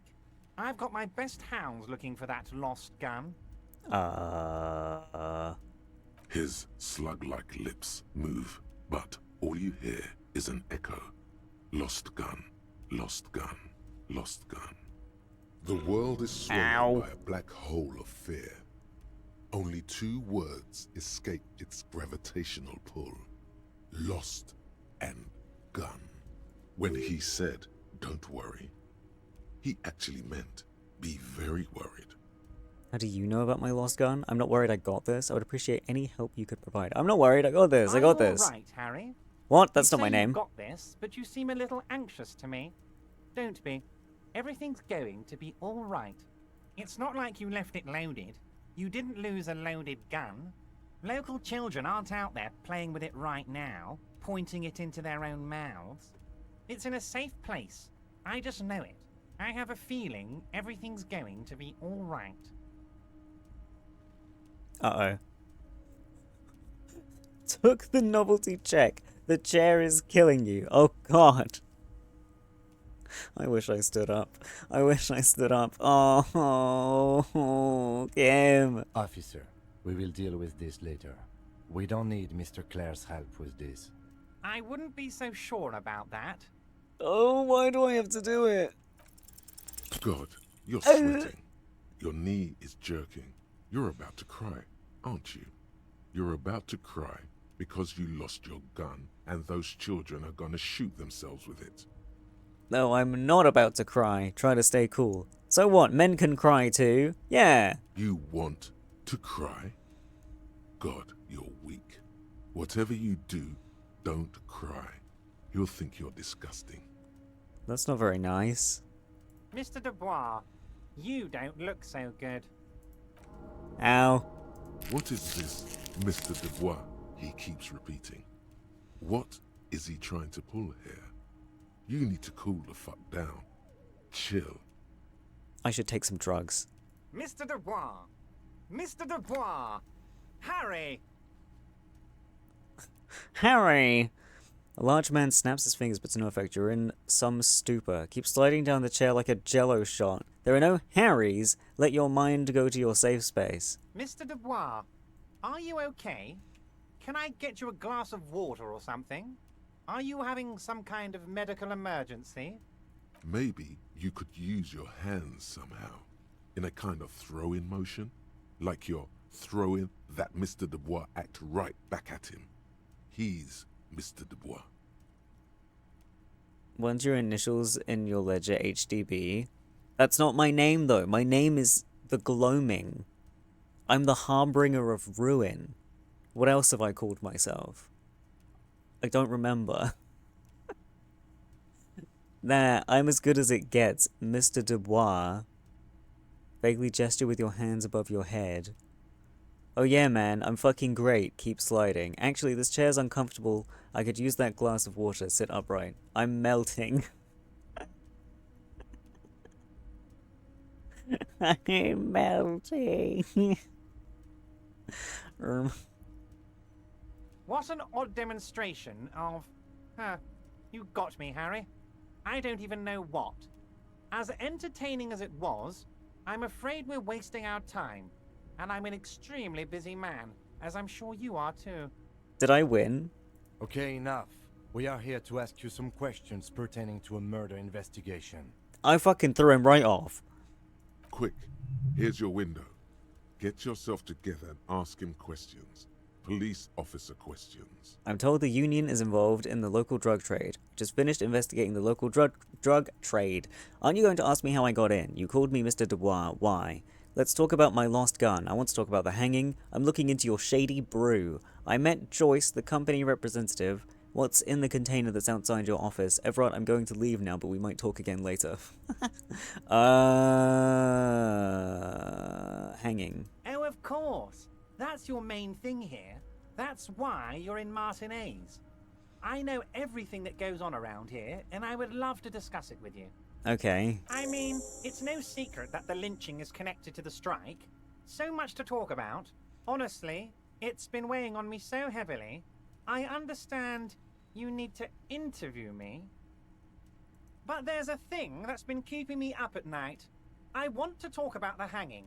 I mean, if we could just calmly talk, exchange information, we could blow this thing wide open.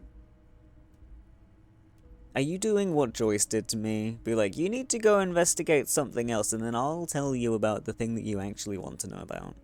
Yes, that sounds good. Let's do that. But I can't think straight with this thing weighing on me. Ugh. You're police officers, aren't you? I have a crazy idea.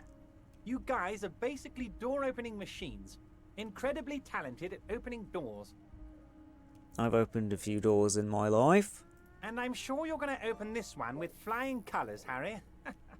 This really is very simple, and there's nothing shady about it. There's nothing shady about it. An excellent opportunity presents itself, sire. You could win the trust of the arch-liar, pretend to play into his hand. Then, should you wish, bend his efforts towards your own. Why don't you just open it yourself? Whose door is it? Bet you don't even know anything about the hanging. Damn it, fine, I'll look into it. We need to talk about the murder. Whose door is it? Oh, no one's. It's just a weasel. A weasel lives there. Nothing for you to worry about. What do you mean by a weasel? A loud blabbering weasel. When weasels feel no one is watching, Weasel? They start acting foolishly. Just go there, unlock the door, and leave it open. It's been such a burden on me, Harry. I just want this to be over so I can discuss business with you. I'll look into it. Fantastic, my friend. Just let me know when it's done and we can take our friendship to the next level. We can take our friendship to the next level. You can get the key from Manana. He's down by the gates. Manana's like a free agent in the Union. Special operations. Hardened socialist. A real free thinker too. He'll tell you precisely where the door is. One last thing, Harry. Just open the door. You don't need to go in or anything. I just want that weasel to come home and see the unlocked door.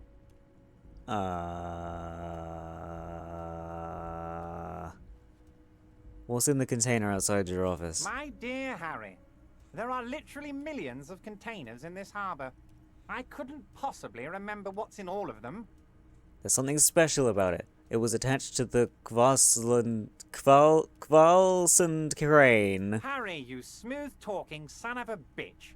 Time is a precious resource, and I don't have enough of it to count containers with you. Smooth talking. Maybe that's the way to go about opening the container.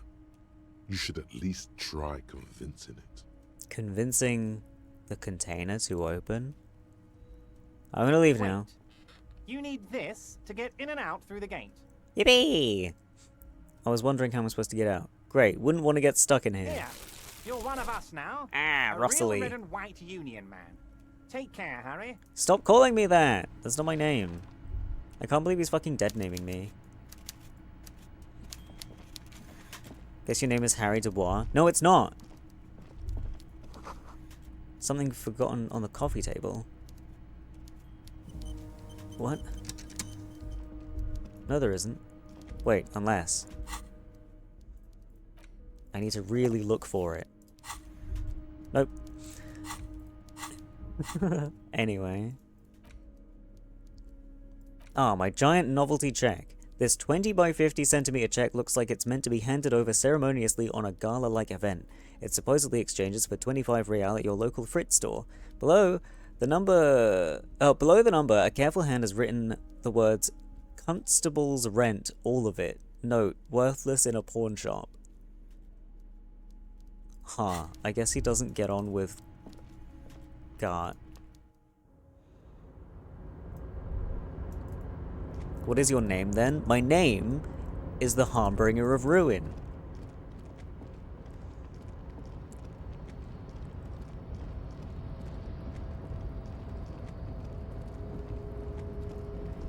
Ooh. Whale Fjord. You're back before the cargo container. Its draw has not lessened since you were last here. If anything, it seems to have grown slightly. +1, been in the world for 2 days. Will I be in the world for longer and then make that number go up? Who knows? I don't know if I have anything to up my rhetoric, do I? Da da da da da da da da da da. Nar. Do I have anything removing rhetoric? This.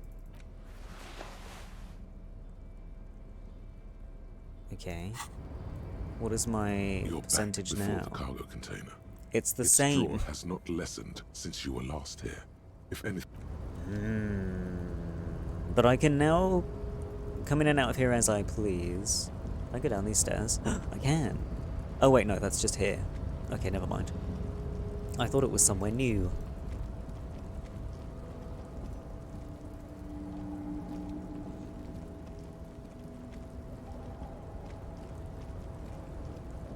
Okay, we should probably go to bed. It's quite late.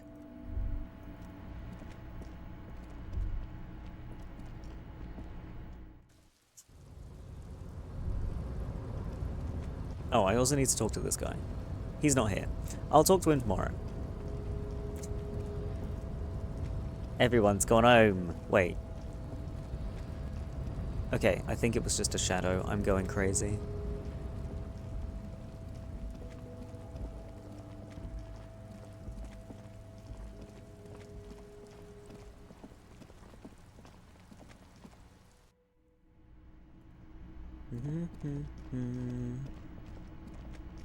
Hello. Can I help you? About my bill for tonight. Got the 20 real? I've got this giant novelty check. You must be kidding, right? Yeah, good one, officer. Real funny. But this establishment only takes cash. Now, do you have that cash, Mr. Novelty Check Man? Frit, near the gates. They'll exchange it. Oh.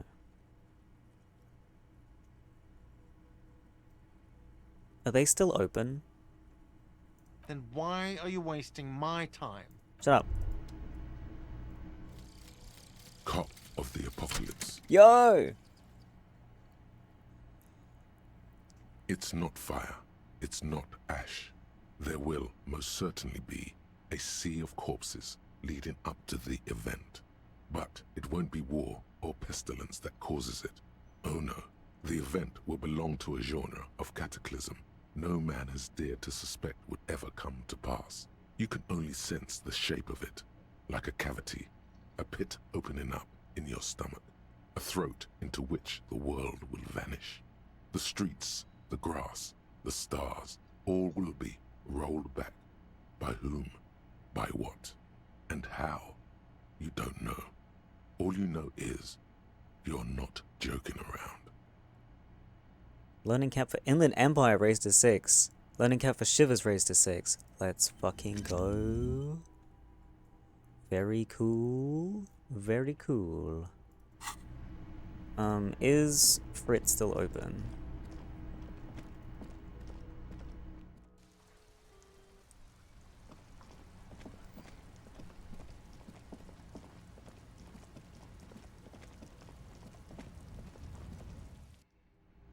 Hello, I would like to exchange a check. Is this about the questions again? Because I don't really know anything. I need to exchange this novelty check. Wow. I didn't know you worked for the Union, sir. She rolls up the giant novelty check. Looks like she's seen it before and slips it under the counter. Anything else I can do for you? No, you don't work for the Union. The Union works for you by supplying you with cash. Yes. Cash money. Wait, I picked up a shit ton of bottles, didn't I? The tear machine stands in the corner. Your bottles clunk Yo! into I have so much money, but I'm about to give a bunch of it to fucking God.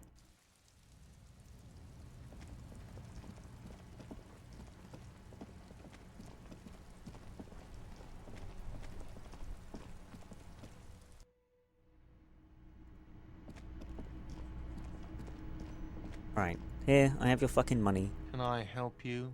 Here. Got the 20 real? There. Good. You got the room for the night, but remember, you'll need another 20 real tomorrow. Cringe.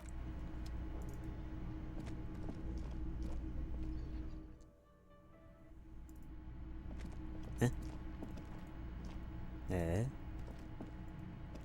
Hmm.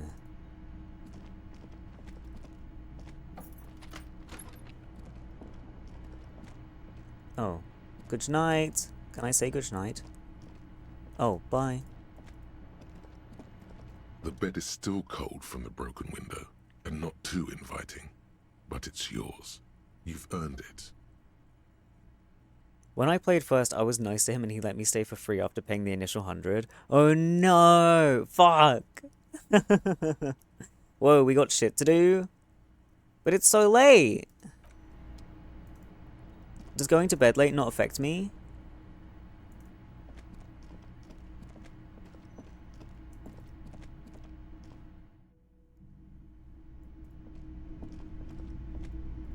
Don't think so. Oh, okay. You know what? I'll do a save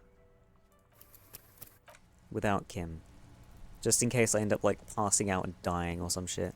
Can I not go through here? Oh no, it's that door. I was clicking the wrong section. Let's do some drugs with Kuno if he's up. Oh my god. I was gonna try and take the boots off. The bear's eyes are still glowing red. Boots. The body is reluctant to let go of the boots, as though it were its last bit of dignity. Whatever you're planning to do, you need to do it before you catch pneumonia in the cold draft coming from deep inside the fridge. It's not completely useless. You're able to reveal a little more of the putrid polymer sock beneath the boot. What about this boot? It feels like the leg is going to come off along with the boot, but you're able to get the boot to move a centimeter or two. Adjust his seating position first. Try to twist the boots off one by one. He's too heavy to move by yourself. A great mass of dead muscles, with hoarfrost covering his milky eyes. Should take a bath before eat. Oh yeah, I'm covered in juice. Is that an accusatory glance he gave you? No. No, he's cool. Twist. This is the right method. It takes some time, but eventually the boots come off, with nasty slices of polymer sock stuck to even bigger pieces of skin and rotting flesh. Take stock of the damage. Not good. Let's pin this on the bear. The ice bear tore up his legs with its claws. Yep. As for the boots, you can't possibly do anything with them until you've cleaned and disinfected them thoroughly. Yes, these absolutely need to be washed before. The stink is incredible. Tell me something, dead man. Shoot, Looney Rooney. Do you like it in the fridge? I like it a lot, brother. This really is your finest hour. You're a genius. A regular Corporangelo. At the autopsy you said you have ancient mysteries. Oh yes, Cobo mi Lobo. in the gift horse's mouth. Tracts and wakes and waterways. Ancient materials buried. What? I already did that. In your head? Why and how is the dead man talking? It's in my head. I'm just imagining what he would say if I could talk to him. I have a very active imagination. Alright. It's alright. Enough. Come back late. Bye. What's this? Wall collapsed. It's inaccessible now. What is this? A thick layer of coal dust covers the furnace, coloring it pitch black. Looks like this furnace has a face, and it's a face of agony. Look inside the furnace. Smear your hands with coal. Kick it with your foot. Look inside. It's dark and grimy here. In the darkness you can hear chatter. It's coming from above. A voice, or several voices, talking to each other. Near the smoke chamber, upstairs. The echo is so prominent, it's impossible to discern what the voices are saying, or what's producing them. What's happening? I'm hallucinating. I hear the murderer of the hanged man talking. I'm getting carbon monoxide poisoning. Maybe it's coming from somewhere upstairs. You should investigate. Hello? You muster all What your the strength hell? and yell. Your throat can produce little more than a dry croak. Awkward, since you already had a drink. Fuck. The chatter from the chimney continues on as before. You seem to have made no impression on whatever's up there. Then again, maybe it's worth actually trying something up there. I don't know how to get up there. Time to bump physical instrument. Smear my hands with A coal. lush layer of coal now covers your skin, sinking into the wrinkles.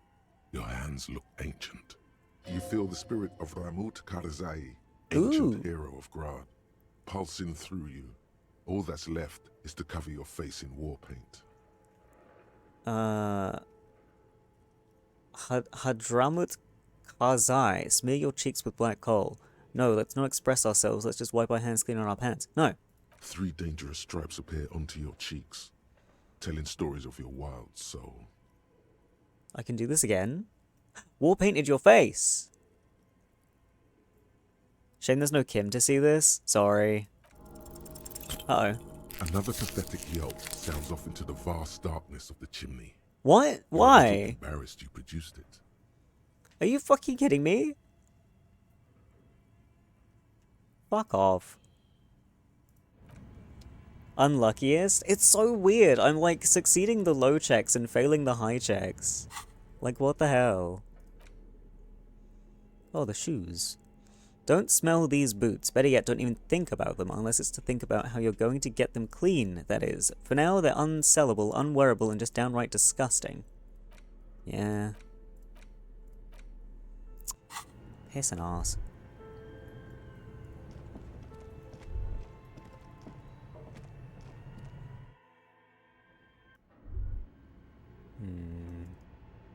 Still don't know what the password is for that box. Oh, wait, I know why. Because I need to go into the ice cream machine. You can interact with the boots. I don't want to, they're yucky.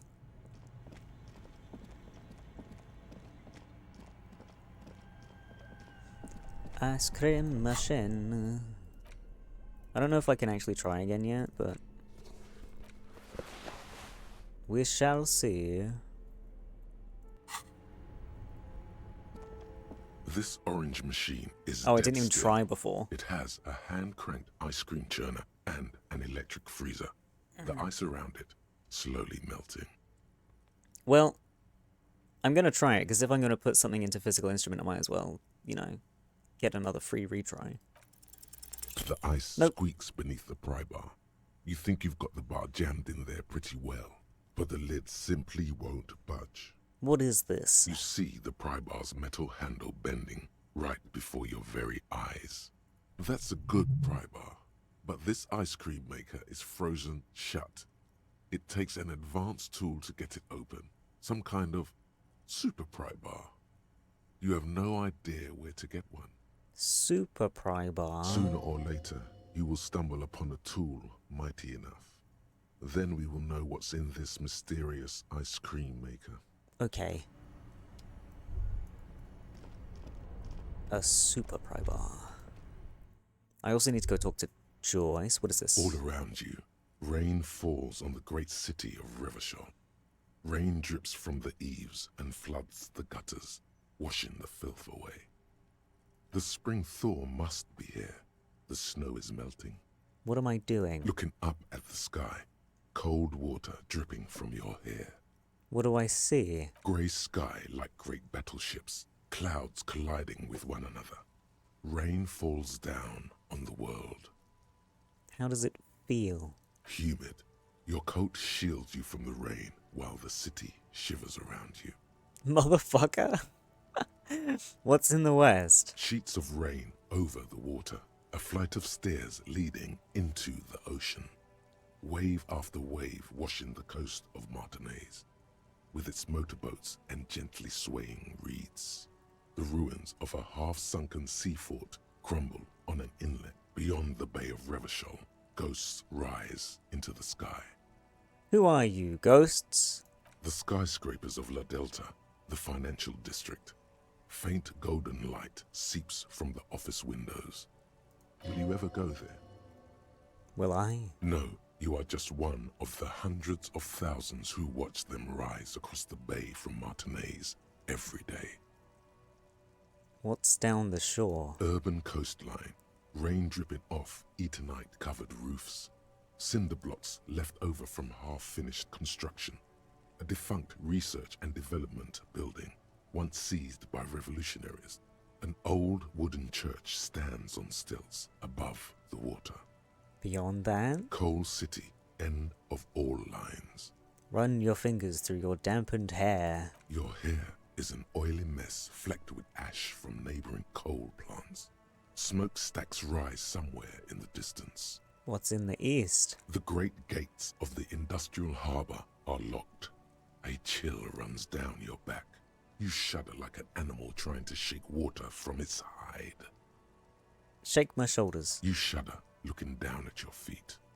Dirty rainwater runs veins into the plaza's snow. Two green snakeskin shoes stand at attention on the mosaic paving of the plaza. What's in the north? Capeside apartments. Tower blocks crowd one another. 4.46mm bullets still lodged in their war-torn stone walls. Hallways collapse from the mortar hits of a war that was lost long ago. Clotheslines go to waste in the rain. Radios play. The evening news. Closer to here? A yard. Rain falls onto the roof of a woodshed. The lingering odor of decomposition mixes with that of damp soil. In the south. A traffic jam. Rain thrumming on the roofs of motor vehicles. Inside, drivers watch water streaming down their windshields. The statue of the king shudders. He too is cold. The canal bridge has been raised. What's on the other side? The road ascends. A raised motorway loops above the ghetto. Beneath its concrete columns, a sea of rooftops, woodwork, and tar stretches northward. 4-story buildings as far as the rain can fall. The snows melt in Jamrock. What is Jam?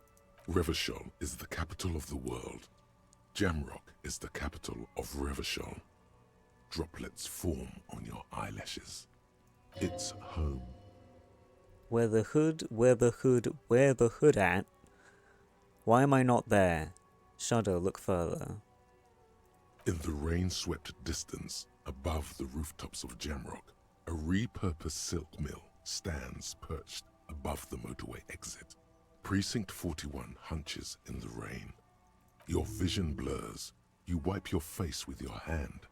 The rain stings your eyes, making you look up and blink.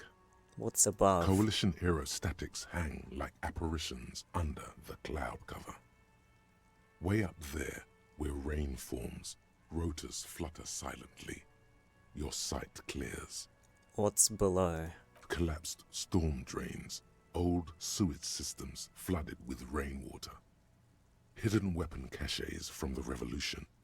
doors leading down to Leroyam, the catacombs to which, for 3 centuries, they delivered the blue-blooded dead. Blue. Why do I say motherfucker to finish this thought? These spring thaw will not last. The winter will return to Revachol. Huh. Well, I feel like we need to take a moment to process all that, and I need a break. So, I will be 10-15 minutes as per usual.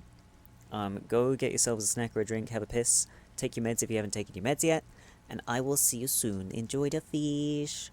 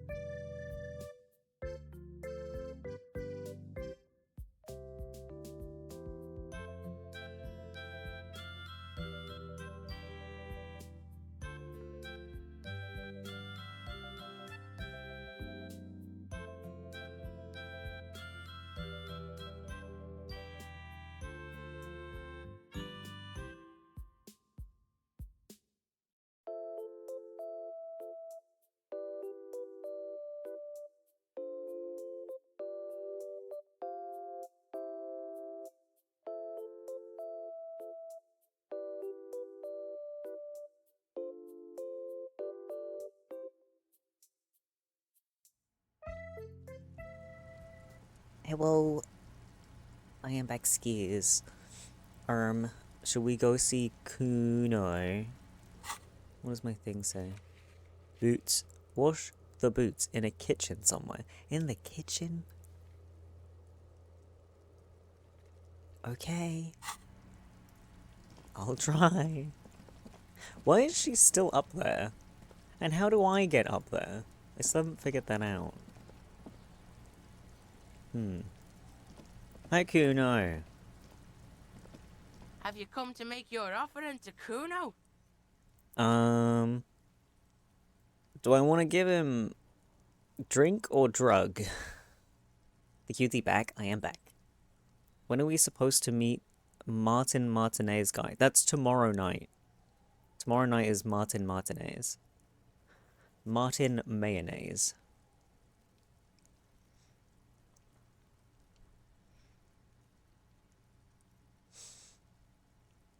He seemed more interested in drugs than alcohol. I haven't used my drugs yet. But I feel like the alcohol would be easier to get a replacement for if I was to run out. He did drugs already? Ah, so this is new and exciting. Drink. Stay the fuck away from Kuno. You smell like bum shit. Kuno's not a bum. Kuno doesn't touch that shit. Why? What? Do you think Kuno's fucking 80 years old? Trying to bring me bum juice? Make the Kuno paranoid? You don't like alcohol. Just because you get high off that shit doesn't mean Kuno has to fuck himself with that fermented piss and shit mix. Trying to get a 12-year-old hooked on the shit shake?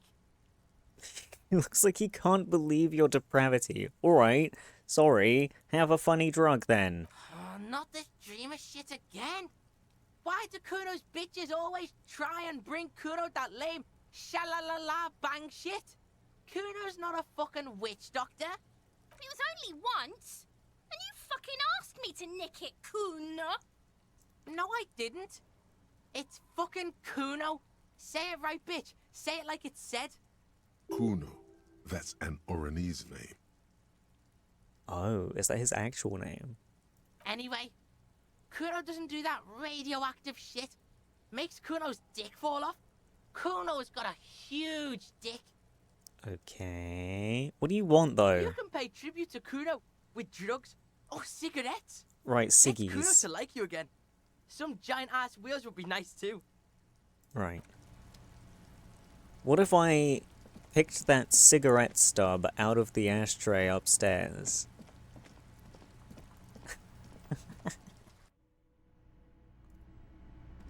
Also, let me wash these boots in the kitchen. Hello, kitchen sink.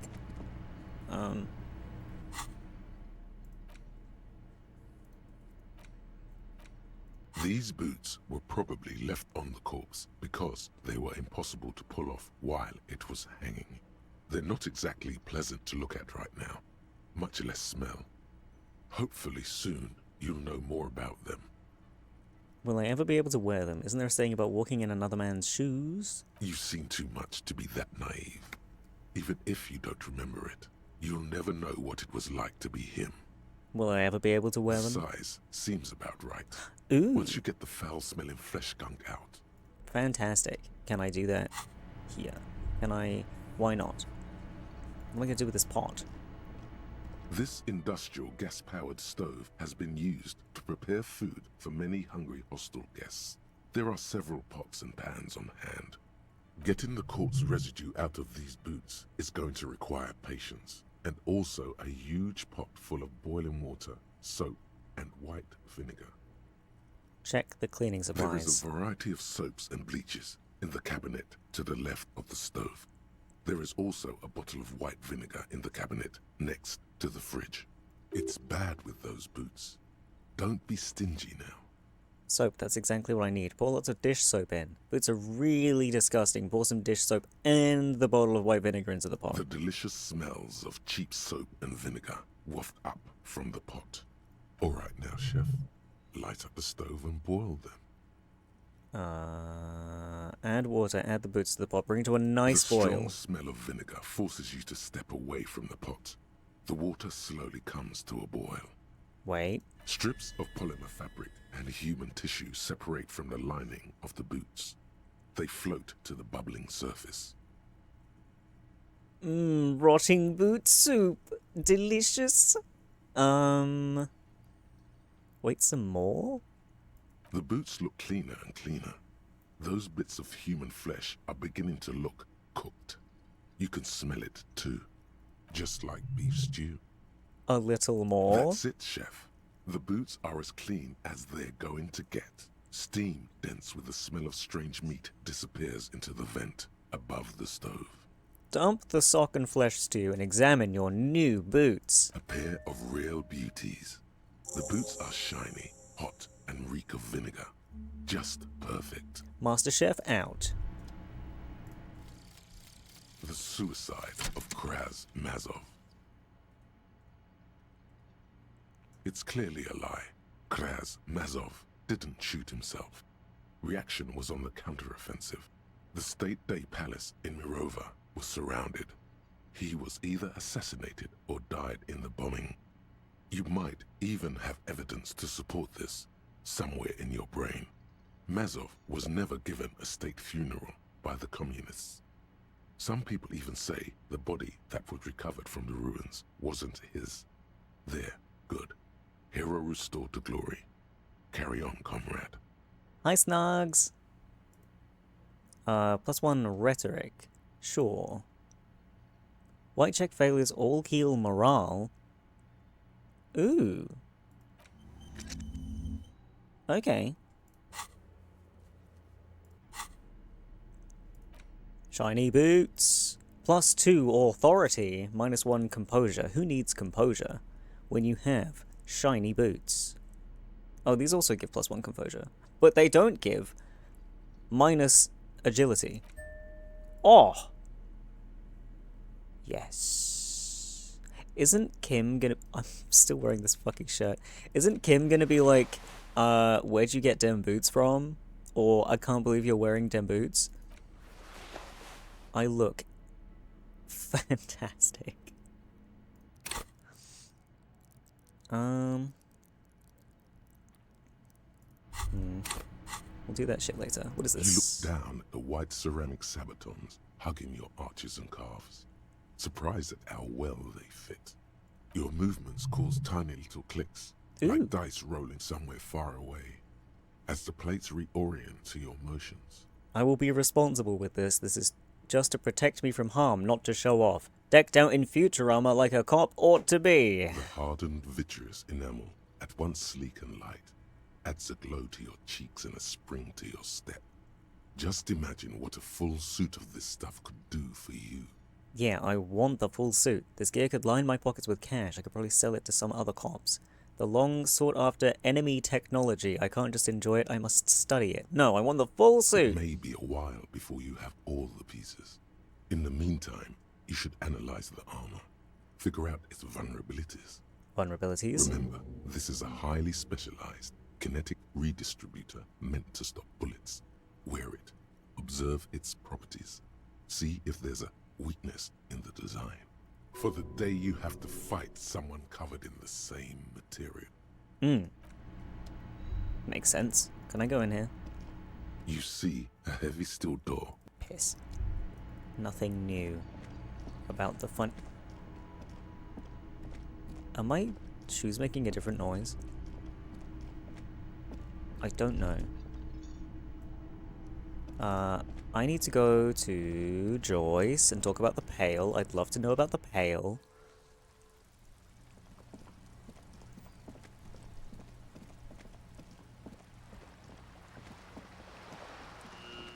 Wow.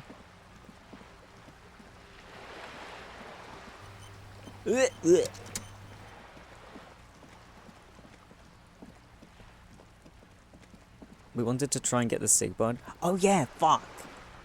And then I got distracted by the kitchen. It's alright, I'll go back. Hello. You're back. Good. What can I help you with? Not an umbrella, I hope. I don't need one myself, you see.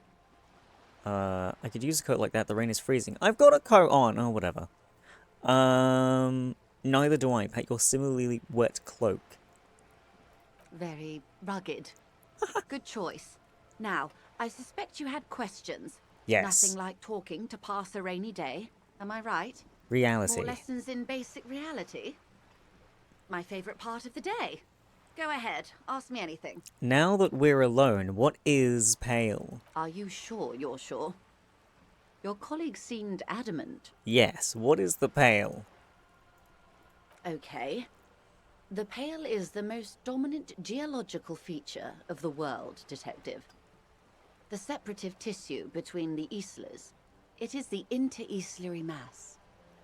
And what is an isla? Isla is a Messinian word for a continent of matter, enveloped on all sides by the pale. Also, isolation, or landmass. We used to believe there was only one. In the last 4 centuries, we have discovered 7. Mundi, Seol, Samara, Ilmara, Grad, Katla, and this, Insulinde. An Insulinde is... An oceanic isla. It comprises mostly of water.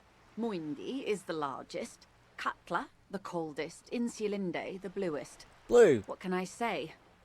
Each is perishing and dear. What is the pale like? Achromatic, odorless, featureless. The pale is the enemy of matter and life. It is not like any other, or anything in the world. It is the transition state of being into nothingness. The negation of being. The negation of... That's right. The negation of being. Is it here?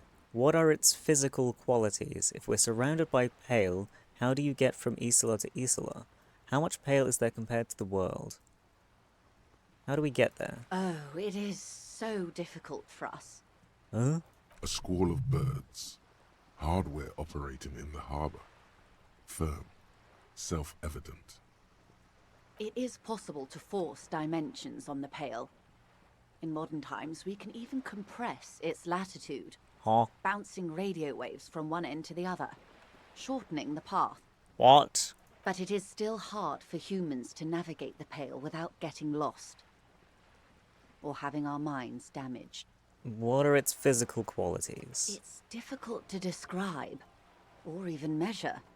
Something whose fundamental property is the suspension of properties. Physical, epistemological, linguistic. The further into pale you travel, the steeper the degree of suspension, right down to the mathematical.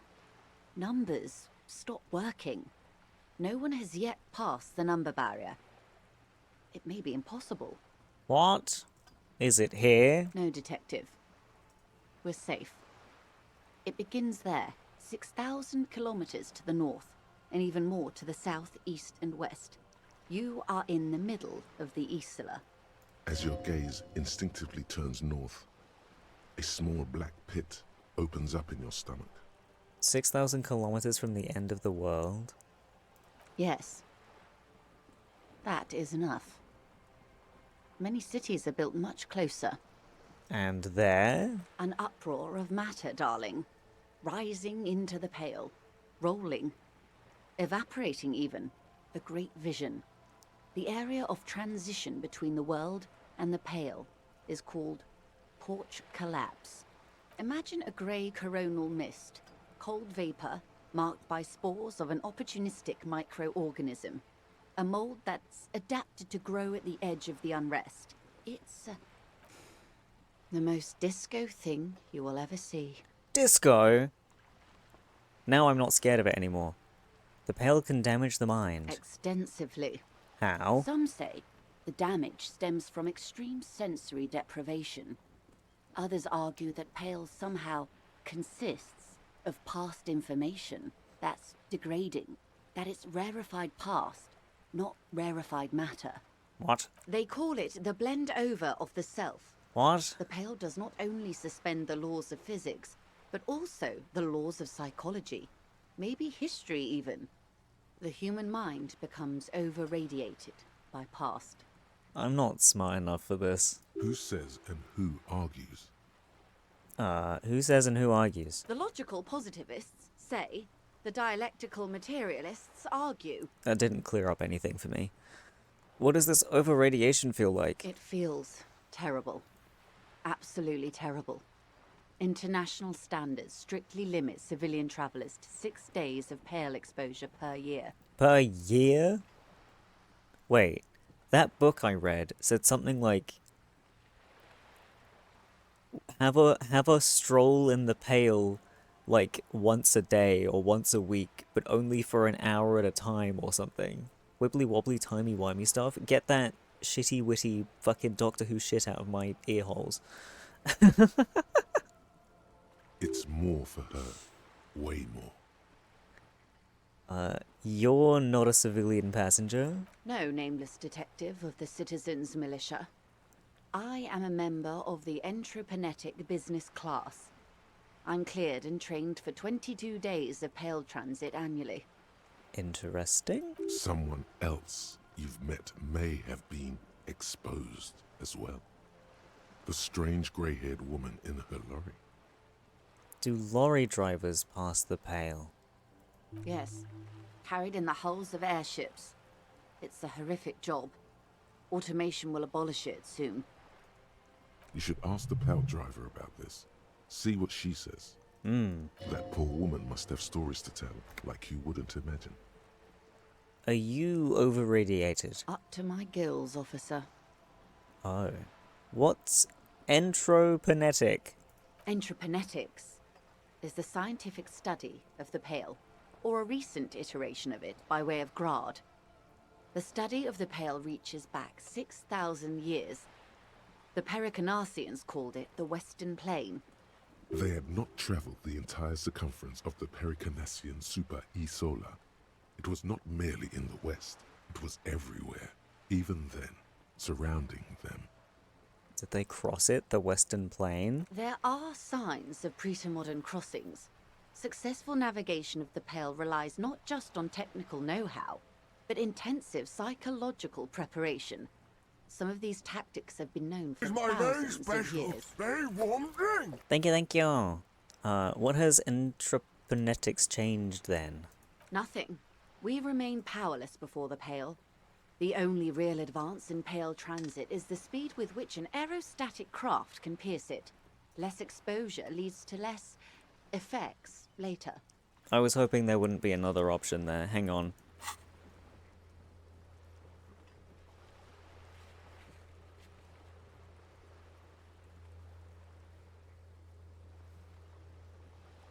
Okay.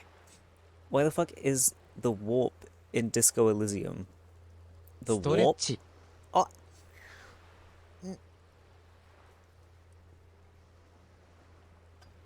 Ooh, my bones.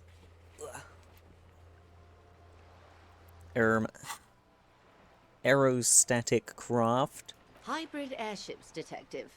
Conventional rotors or jet engines no longer add velocity after the point of reference for motion is suspended, once you've crossed from near Pale to far Pale. Near Pale to far Pale.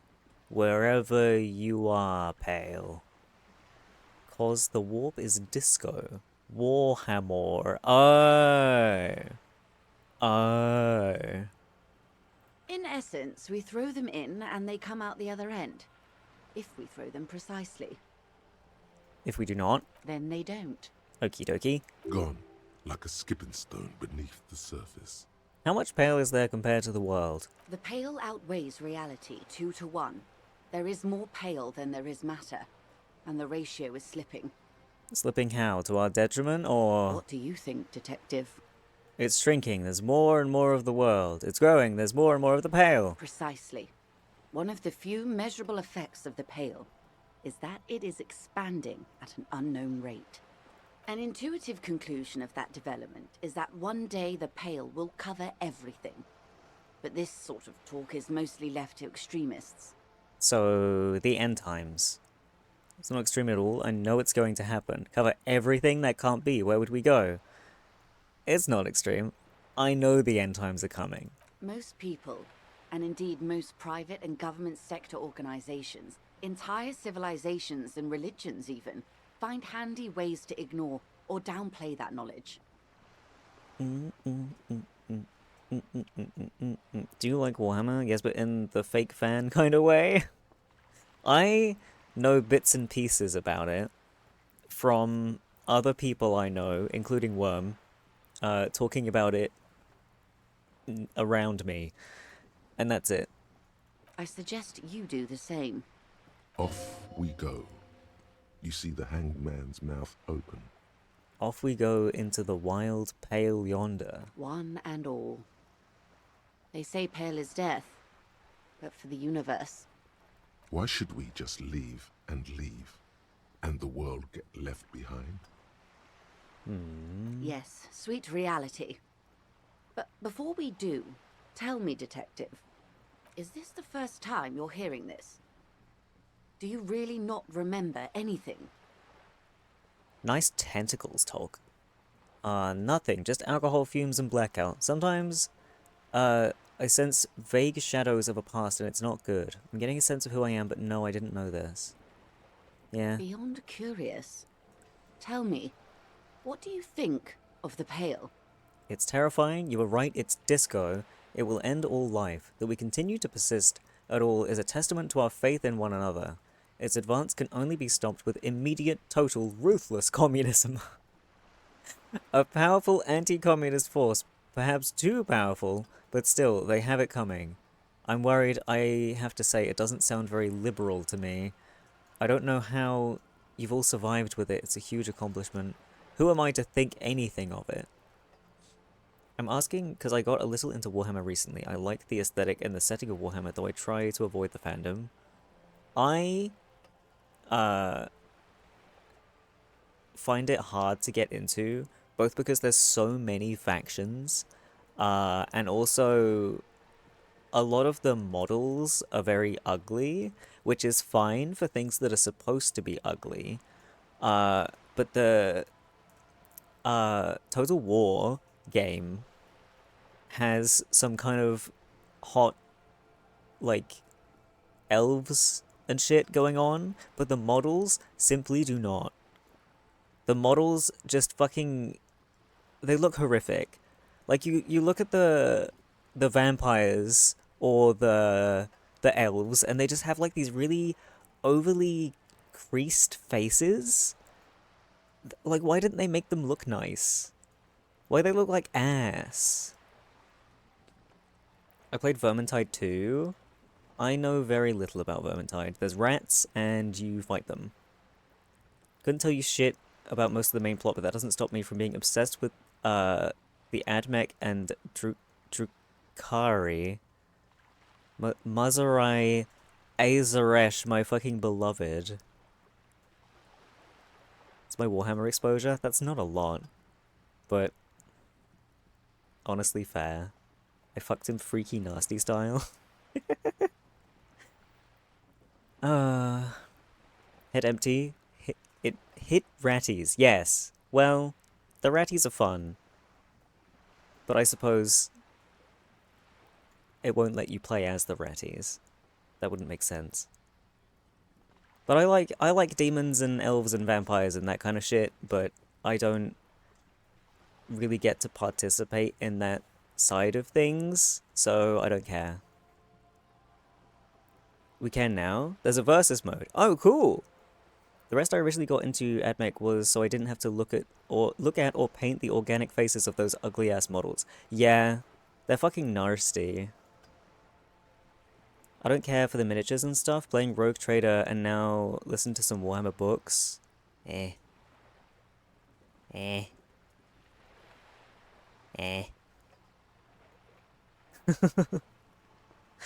There's too much going on for me to get into, like, Warhammer story.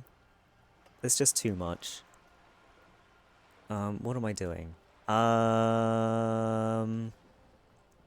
It's disco. Her eyes tense, crow's feet radiate from them. She observes you, your bloodshot eyes and swollen face. You really didn't know. This does not spell good for the investigation, Detective. If you don't know even this, then... I'll handle it, it's under control. This investigation will be my masterpiece, the only, the one they remember me by, I promise. Yes, I'm in serious trouble here. It'll be a fucking disaster, I know it. All those people will die. Bruh.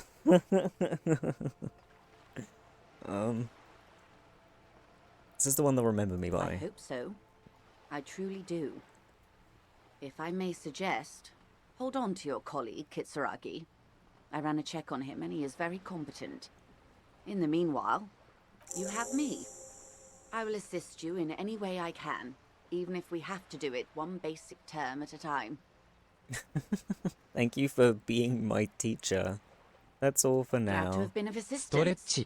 Thank you. Another stretchy.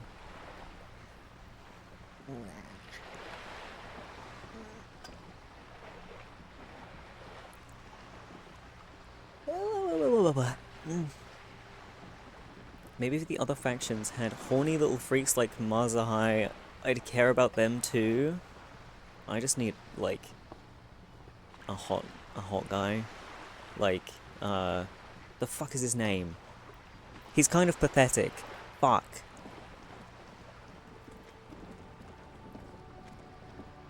He's like possessed by a demon. I don't remember. He's some like fuckboy elf. And I like him. But I'm not gonna play a strategy game just for him. Like, I'm not gonna fucking play Total War. It's not my kind of game. BDSM elves? Let's go. What's his stupid ass name? It's so dumb. It's such a dumb name. I keep thinking like Darkblade or something, but I feel like that's not him and that's just another cringy name. I'm not sure. Can I have the cigarette? I can't have the cigarette! No! Well, I can try knocking on this door without Kim. The door is closed. Try the handle. This door can only be opened with a key or from the inside. Fuck. Never mind. Was there anything else I needed to do without Kim?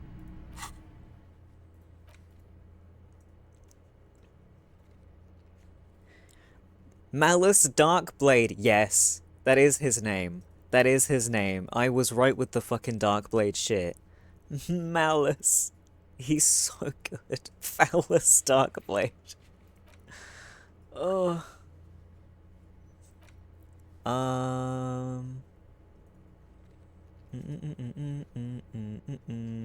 Okay, I can't do that yet because he's not in the kitchen right now.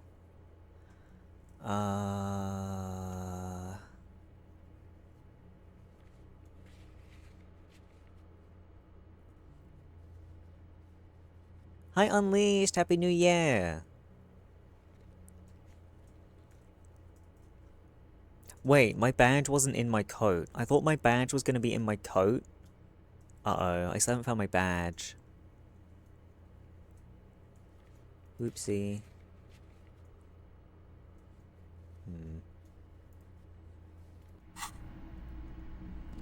Dart, I know you hate me. But do you know why there's clothes in the trash?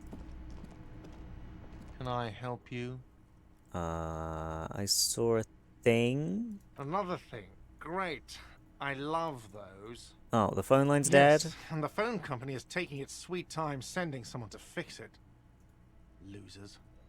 That's pretty strange. It's not strange, it's inconvenient.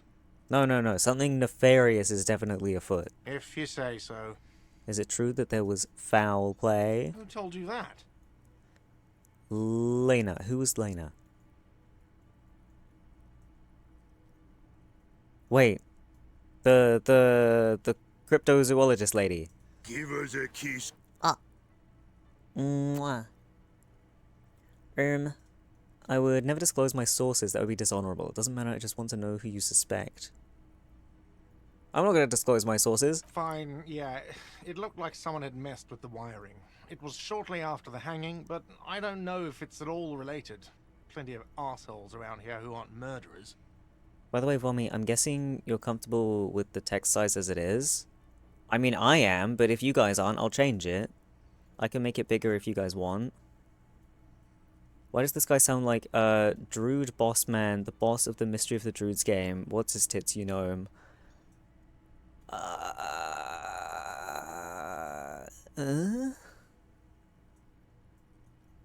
Uh? Is that what the boss guy sounded like? I don't remember what he sounded like, I'm not gonna lie. If you do find out who cut the line, though, let me know so I can forward them the repair bill. Okay. Yes? I don't know how to ask him about, the stuff in the trash. Guess you'll have to replay it to remind yourself. No, I'm alright, that's fine. Okay, I don't think I need to do anything else without Kim, so I'm gonna go to bed. You saw another thing at the whirling? No, I didn't. Well, I tried that, and that's how I got to the phone line thing, and that was it.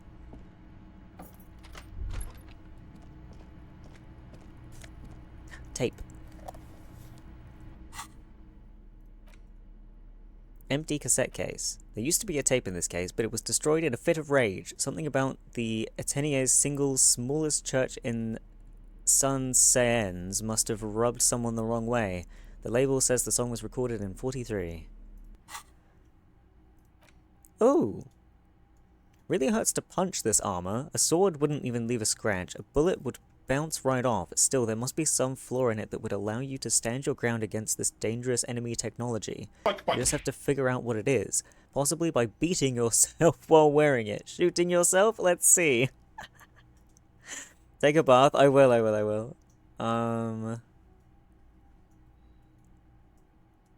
Do I unlock another slot? I guess so.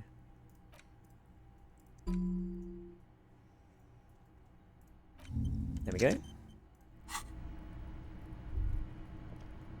Bath time! This is not the cleanest bathtub in the world, but it's cleaner than you are right now. Ah, that soap scum smell. It smells like life, at least compared to you. I want to live forever with the corpse smell, memento mori and that stuff. Hang on.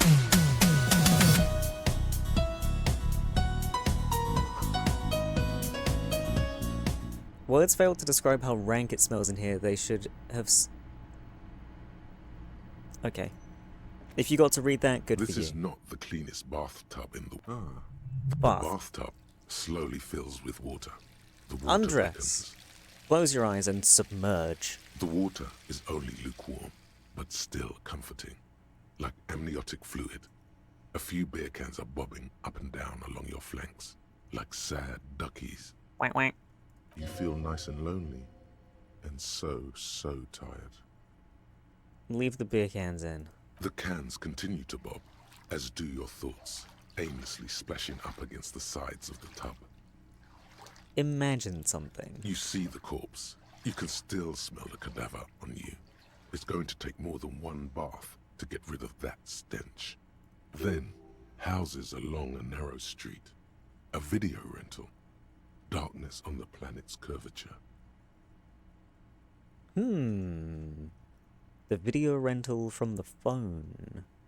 And so tired. Are you about to fall asleep and drown in the tub? I feel like probably. Tub death? No. Linger. Your fingers grow pale and are covered with tiny whirls as the water cools. The opposite. I healed. Get out. The waterline recedes as you stand. You are cold now. Your clothes stick to your still moist skin. I mean, there's a towel up there you could have used, but whatever. Okay, bedtime. Sleepy sleep. Maybe try something with mirror. Fine. A mirror hangs on the bathroom wall.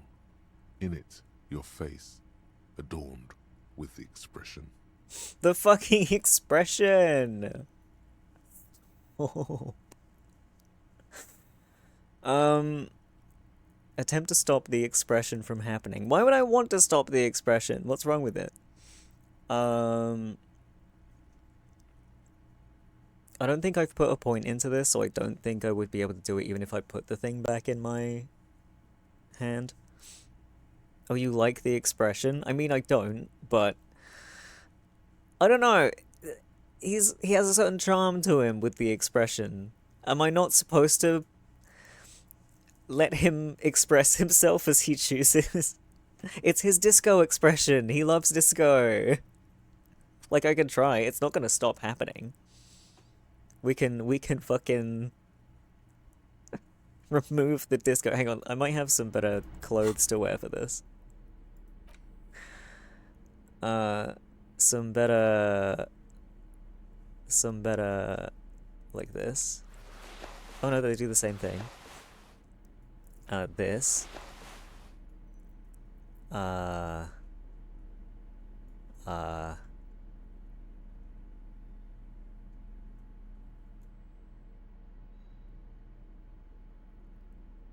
that's the closest I can get, and I doubt it's gonna work. A mirror hangs on the bathroom wall. In it, it's too late. Like an image on film. The expression belongs to your primary motor cortex. It would take a minor neurological miracle for you to cease producing it. I mean, somehow that healed my morale, so I'm not sad about that. Alright, give me my other shit back. Oh, I think I only changed one thing. Now we're good. Whelp? What do you mean, whelp? That's the power of disco, The yeah. bed is still cold from the broken window. Sleep. The bed is still cold from the wind blowing in from the broken window. The mattress creaks as you close your eyes and try your hardest to fall asleep. Got morale healed from Suicide of Krasmazov. Oh yeah! Let's go. What Here funny we are dream. again, my broken bud. The waves are coming, carrying you away. But you can't go. No, you have to stay. Always half aware of yourself. Bro, I hate the way the limbic system sounds. I was like, woohoo, time for funny dreams, and then this fucking thing starts, like, being a freak in my ears. You're not cooperating, brother man. It was a check failure? Yes. And? I love limbic system? Why? I don't like it. It's your disgusting body. Even through your sleep, you feel a vague discomfort suffusing it. Your belly and your sides are unpleasantly tender. You wish you could curl up into a fetal ball of safety. But you cannot, because of the pain. I think it's the voice is too high-pitched that it kind of hurts me slightly. Otherwise, I might like it a bit more. That pain in your right side is your enlarged liver, by the way. As for your kidneys, you've really been compounding the damage lately. Limbic system would get along with drama. Yeah. These are my just desserts. I will endure this pain with dignity. Wait, wasn't this the express to fuck all borough? I'm an artist and liver damage is my art. Yes. Oh yeah, baby. Frame your suffering as a masterpiece. Only one problem. No one's watching. It's boring, buddy. Boring as death. Vommy whenever he has to listen to a woman, apparently. I never said that. I only vaguely implied it, but that's the way you chose to interpret it. That's the word. You're just stuck here, in the half-world. Could try looking at other people. Really looking. But why would you want to start doing that? Just get me out of here then, back to the other place. I will, I'm looking at people all the time. I like them. Human beings will always betray you. I don't like human beings.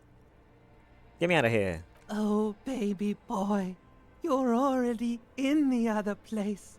There's no nourishment for you tonight. Maybe tomorrow. Maybe if you know, like, took a lot of drugs before you go to sleep, that'd do the trick. Yo, okay. Maybe if you cracked the damn thing, then you'd feel satisfied and tired, holding the picture puzzle in your hands, complete. Nah. Maybe if you weren't so hard on yourself. Nah. What do you think you're doing right now? Coming to some greater awareness? Look at all these lights, blinking in and out of existence. Thoughts! You're just pretending that you're asleep, even to yourself, while the world goes on without you. Let it. Let it. But it never seems to let you go, does it? Time to rise and wipe that shining sweat off as best you can. Gather your bearings. Rock and roll. Put on your prettiest face for the masses.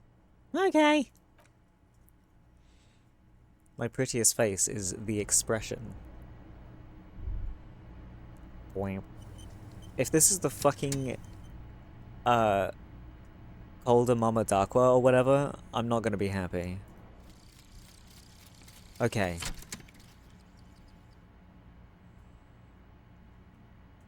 Wait, no, I already... It is doing the same thing again. Hang on.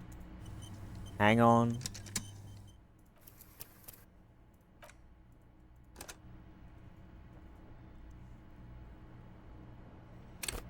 There we go. We're back in business. Why can't I pick that bottle up? I really don't know. It just won't let me.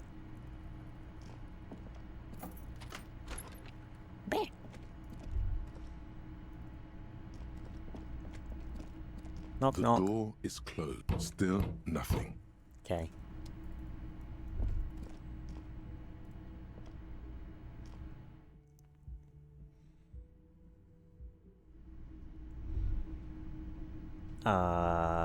Why are there other officers here?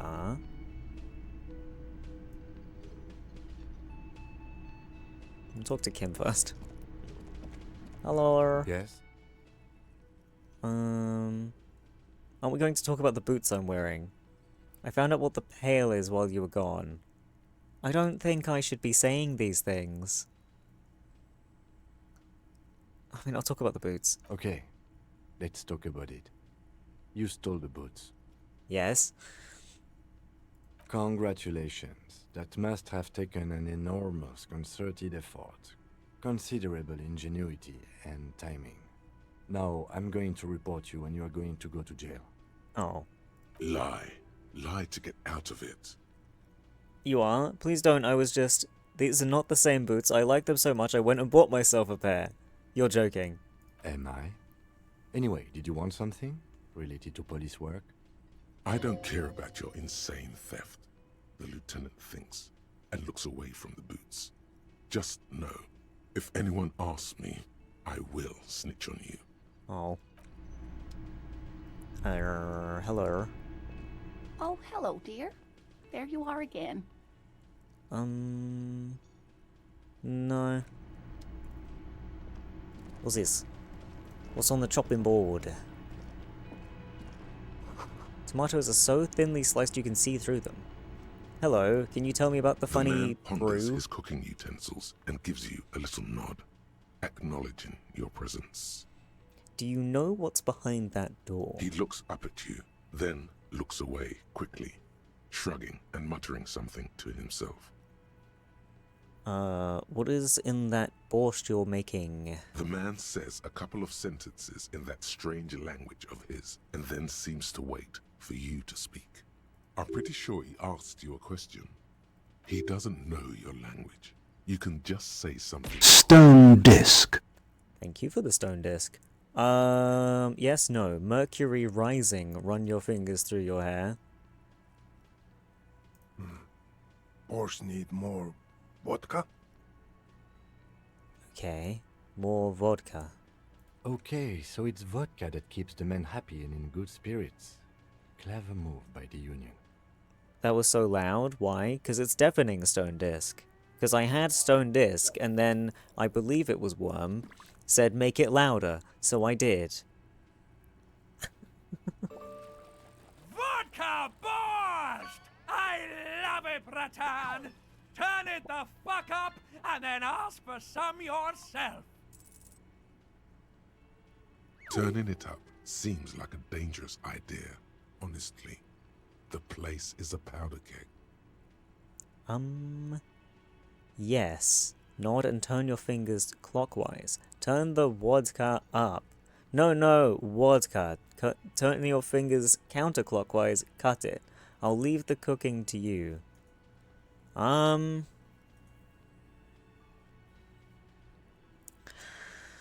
don't want them to get rowdy.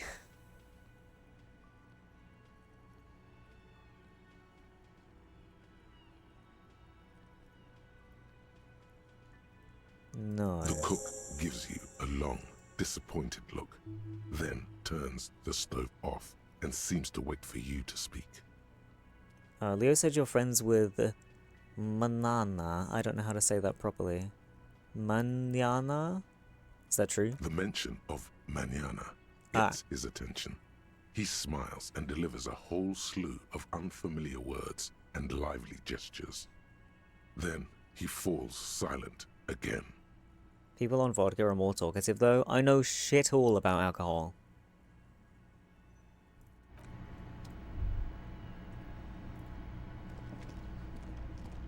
Hello. You look like shit. Why is he wearing the wig of power? I have no idea what changing the soup does. Well, maybe we'll find out. Me at Christmas for real? And I don't mean that as a metaphor. You look like shit, arsehole. I don't look like shit. I know it's intentional. The last couple of days have been rough. Doesn't matter, it's what's on the inside that does. I'm never going to get this case solved. I don't look like shit. Oh. I don't know if I can say that confidently. I'm gonna try. Judith, back me up here. You do look... It looks like it's been a tough week for him. No, what do you want? There's something about this guy that matches with a face in your head. A similar, but different face. He might be wearing a disguise. Cool shades, are you wearing a disguise? Kim, who is this guy? There's something strange about this guy, figure it out. Alright. There's something that binds you to him. Some kind of an outfit, maybe. A uniform. I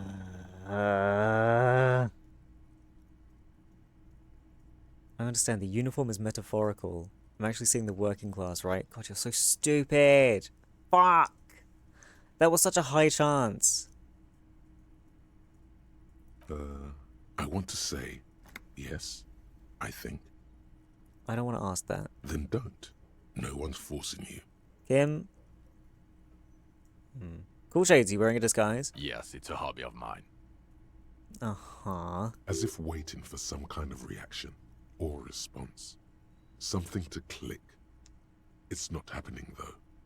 Who is this guy? Kim, who is this guy? I'm not getting involved in this. It's not my style, he thinks, glancing at the man in sunglasses and the woman beside him. Oh boy, they're mad at him. No wonder. He just doesn't recognize them. I got questions for you. I'm a cop. About what? You don't look like a cop. You know what you look like? Like a prophet. Like a revolutionary. Like a sack of shit. Like a megastar. Like Guillem. Like Krasmazov. I don't know, you tell me. Like a man down on his luck. I'm trying to be trying real hard here, man. I look like Krasmazov. Yeah, sort of. Okay, I get the reference. Like after he got run over or something. What the hell? He didn't answer your question. Now we answer some questions for me? No. Why not? 'Cause it's not my job. Why don't you go and fucking do yours and solve this damn hanging? If you don't want to answer my questions, maybe you want to hear me say things. Actually, I don't want to hear you say things. Come on, Jean. Okay, say things. I want to hear you say things. Hear that? He wants you to say things. Say one. Suddenly, out of nowhere, case-related things start popping up in your head. Okay, I'm doing this investigation. A man is hanged. Okay, I'm doing this investigation, and it turns out he was shot and hanged. I feel like I shouldn't be saying either of these things. So, do you know who hanged him? Oh, yeah? Yeah, I can see that. Why am I even telling you this? I don't know. Why are you? It's like you felt it would be intellectually stimulating and would lead somewhere. A custom even? Strange. Who knows why we do the things we do? Somehow, bouncing those ideas off the man with sunglasses felt calming. Like you've done it before. Oh my god, there's more. You want something more? What is it? No. Watch out for yourself, loser. That voice, so very familiar. Did you hear it when calling to your station and reporting your badge missing? I recognize your voice. Oh really? I wonder where. I lost my badge recently when I called in to report it missing. You were there. That's the where you remember me from? Yes, I haven't seen you before. Maybe. I have a bit of memory trouble. You don't say. Goodbye then. The voice thing was a coincidence. Run along, asshole. What is his fucking deal? The woman in an RCM patrol officer's uniform winces as she notices you. I would really prefer not to talk to you right now. A patrol officer is the lowest rank in the RCM, below lieutenant and sergeant. Hold on, you're a patrol officer of the RCM. I'm on a murder investigation. Are you the cavalry? Is everything alright? Why don't you want to talk to me? I don't know. I mean, why would I want to talk to you? Have I wronged you? I've done that to a lot of people. It's cool to see another cop. I thought Kim and I were the only ones. I'm a deeply flawed individual, but I bring joy to the world. Let's just do this by the book, okay? Why, I bring word of the end to come. Of course he does. Word of the end to come. Okay, fine. Let's talk. What did you want? What does one talk about with a fellow officer? But I never... the gloaming here never established that these were officers because he's stupid. I knew it. Anyway, what precinct are you from? Are you by any chance working class? Are you working with him? You're the police, right? Cool, so am I. I don't know what to say. Don't say anything, Judith. What are you, the police, doing here? I'm just looking out for... No one. I'm just a man with sunglasses. And you are? I just want to do my job, that's all. Okay. What precinct are you from? What precinct? Am I from? God, he doesn't know. Fucking deranged lunatic. You're getting an intellectually unsatisfying vibe from this conversation. Maybe you're doing something wrong. I'm so pitiful. Is it time to look through the window yet? Behind the dockworkers, a ceiling height window. The hawthorn branches scrape the glass like bony fingers. The men are talking, but you swear you hear those black limbs. No, it's not time yet.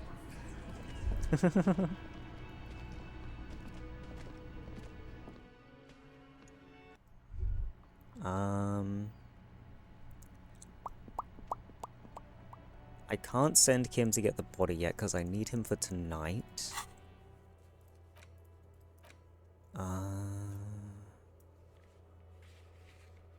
Open the apartment door, I guess.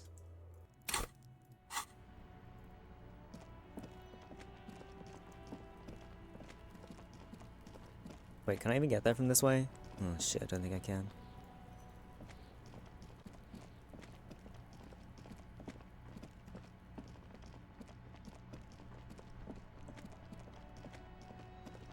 It's Wednesday, so the Watergate should work? Oh, yeah! Maybe I should do that first. Trash. Wait. Huh? There. Working class drunk. You know what this means, right? Case solved! Cracked it. All in a good day's work. Open and shut. I don't even need to think about this anymore. Goodbye. What did I crack exactly? What do you mean, what did I crack? Look at how working class that drunk is. It's her husband, the missing husband. It's the future leader of a proletarian uprising. It's some third option. No. Stop goofing around. Missing husband. Yes. And you found him. Now go and tell the working class woman. Protect and serve, recruit. Didn't she repeatedly tell you her husband isn't missing though? This doesn't add up. I'm only making a fool Do of myself. marriages make any sense? Does honor? You're not a filthy philosopher. You're an officer of law. It's time to ace this case and not brood over your reputation. We can deal with the perception management later. Give me the champagne. I'm going There's in. no need for champagne when there's honor, recruit. Go and tell the working class woman what you found right now. If you say so, Brain.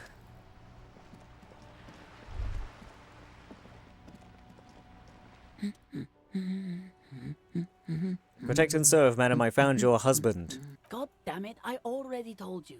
My husband isn't missing. But you said you didn't know where he was. Well, I found him nevertheless. I'm that good. Very well then. Where is he? Getting impatient. Her hand's now picking on a random book cover. There, point to the working class drunk down the sea. Right around the corner. He has pissed himself. Our hammer-toting comrade was at the bottom of those stairs. Excuse me? I don't follow. I found a working class drunk and I thought he might be yours. Right, 'cause working class women come with alcoholic husbands. You know what? Remember, about that what, never ever say what. I'm not saying what. Something bad, I guess. I'm sorry. I say stupid things sometimes. I don't mean to annoy. No, I'm not saying sorry anymore. I'm not saying what. You were right. I do have an alcoholic husband. Although not that one. But you told me your husband's alright. So, is he missing as well? No, he's not. Or maybe he is. I don't know. He's probably in the park or in Shamrock somewhere. Drinking with his friends. I haven't seen him for... Well, to hell with him. She's completely forgotten about her book, staring blank into the distance instead. Kim, is it just me, or do we have a missing persons case here? Don't worry, I'm going to find him and bring him back home, promise. If he's with his friends, then he's not really missing. No need for the police to get involved. Don't take the case. I'm obviously taking the case. She sighs, but you can detect a slight hint of gratitude and relief from her face. All right, go ahead. Do you have any questions? What does your husband look like? Honestly, not that different from you. I'm so sorry. Let me guess, he's disco, late-stage alcoholic, dealing with a cop. What do you mean by that? He's disco? Oh, thank God, no. Oh. It hasn't come down to this yet. Why did you say your husband resembles me, then? Well, he's slightly chubby. What else? What else? He was wearing a dark brown leather jacket with a bright blue inner lining. Blue! The lining is hand-sewn. I made it myself. It's his cool jacket. God knows it's too cold to run around in this, but he refuses to change. I even tried throwing it away once, but he just dug it out of the bin. Can you believe it? Well, if that jacket is really that cool, then I can totally understand. Well, what can you do? I hope that at least that extra lining helps him keep warm at night. I wouldn't like him to catch cold. When did you last see him? Yesterday morning. He went to the library. He went to retrieve my book, and he promised he'd walk straight back home. Because we talked about this. We talked about not wandering off again. I don't know what to do. I honestly don't know what to do with his addiction. Just makes me feel weak. Gone for around 36 hours then. Damn, this is a missing persons case. She turns away from you in an attempt to recover. I got it. So you are going to look for him? Yeah, why not? She genuinely wants you to know. Don't make her ask. Yes, I will bring him back home. Thank you. Please do. Even though I'm sure he will return home by himself. I'm still sure of that. I'm sure he will too. When he does, would you let Precinct 57, Kim Kitsuragi, know? I will, of course, officer. As I said, it's probably nothing. Okay. Dun dun dun dun dun.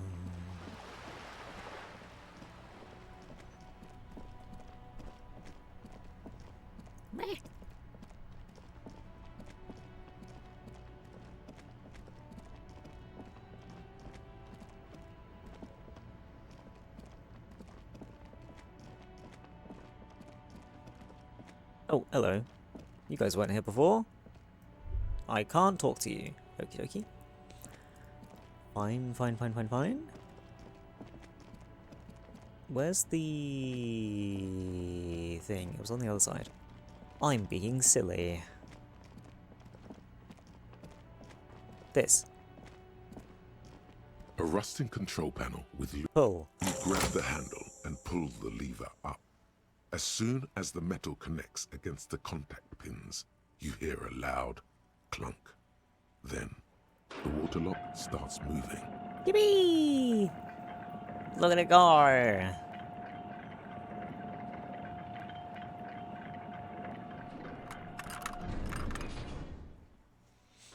There's an easily missable spot with 2 old dudes between pawn shop and bookstore Eric mentioned.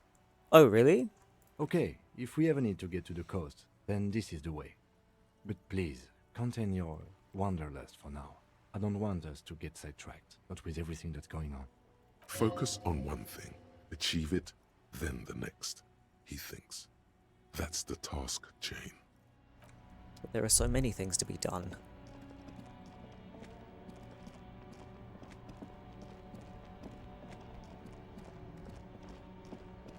Oh, here? I thought I looked at this before, but I guess maybe these guys weren't here when I was here before? I don't know. Spirited chirps and clicks of swallows fill the air. Hello. Officer. God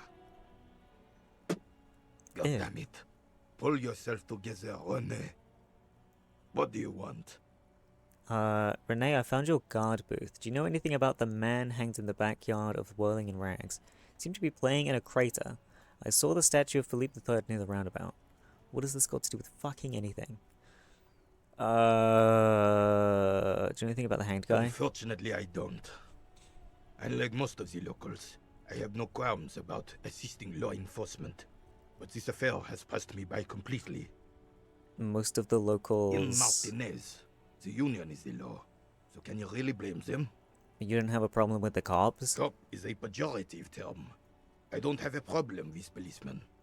On the contrary, I admire the effort to bring order to our streets. He doesn't know about the crime. Your time is better spent discussing politics. What about police women? I'm confident they are indispensable in regard to all the paperwork and other administrative duties. Oh god. Not to mention keeping the station tidy and the men fed and happy. There are no duties RCM women couldn't carry out. I try to avoid voicing opinions on controversial matters. Let's drop it. But you must agree that nature, in her infinite wisdom, has made men more fit to perform certain, more challenging tasks. Don't you, officer? No, I don't think there's any evolutionary inequality at play here. Really, officer.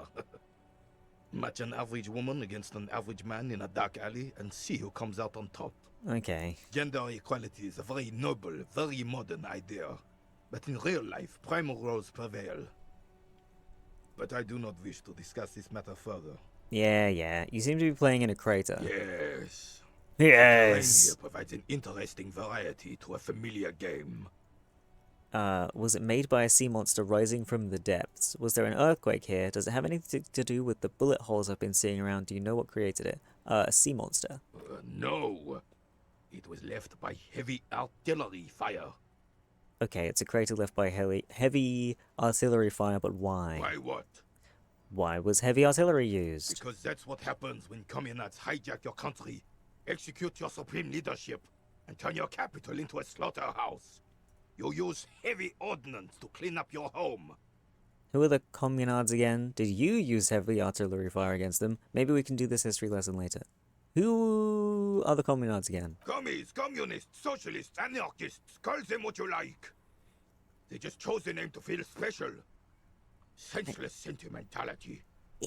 I'm fidgeting, I'm sorry. Did you do it? Sadly, no. It was the foreigners who brought them to their knees. We fought valiantly. Too valiantly. So valiantly we got licked. Should have fought dirty, like they did with their suicide sex cult propaganda and mad anarchist women strapped to shrapnel bombs. What? We didn't though, and we lacked caliber. God bless him, but the suzerain's cannons simply weren't big enough. Bro, sex cult propaganda? Mad anarchist women? Let's go. It was probably a bit more complicated than that. Why shell them here in Martinez? They should have chosen a place away from people and buildings. I understand I'd bomb this place too. Fucking hell. This place is a damn beachhead, son.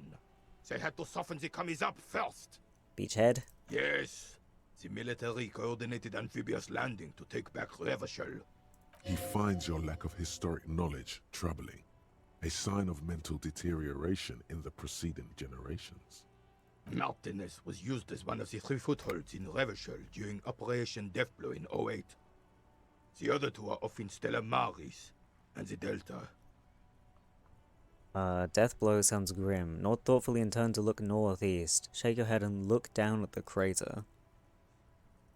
I'm gonna nod thoughtfully. This here is Blood Ground, where Coalition boots first made landfall and cleaned those rabid dogs out. Most likely, we're playing pétanque on their mangled corpses. Pétanque. Blood Ground. You got old René going there. Like he isn't hungry enough already. Hold on, the Coalition? Ah. Is that why everything is so bombed out? That explains all the war damage. Damn right, son. They laid the fire of hell on this city before they stormed it. And it worked, too. There's a strange gleam in his eyes. The rest of the city got cleaned up, but Martinez they keep as a monument. And now the Union Socialists are practically running the place. Well, it's your own damn fault. You, we, the Coalition, Revachol, whoever you want to blame, never finished the job. Officially, the party never surrendered. Of course they still all influence. You don't even begin to truly understand the players at the table, let alone the specific circumstances surrounding the... What do you think? I don't get any of this. Thinking men have opinions on these things. Present one. That's how it should be. Soft socialists paving the way for the hard working class to take over. Foreign powers cleaned up our mess and now they rule us. Shake your head in shame. This coalition seems quite capable, actually. Commies just don't understand how money works. Nothing. I don't think. I just do. I mean, that's true, but I feel like I need to try and get along with this man to make things continue with him. I don't know. I don't want him to disapprove of me. Yeah.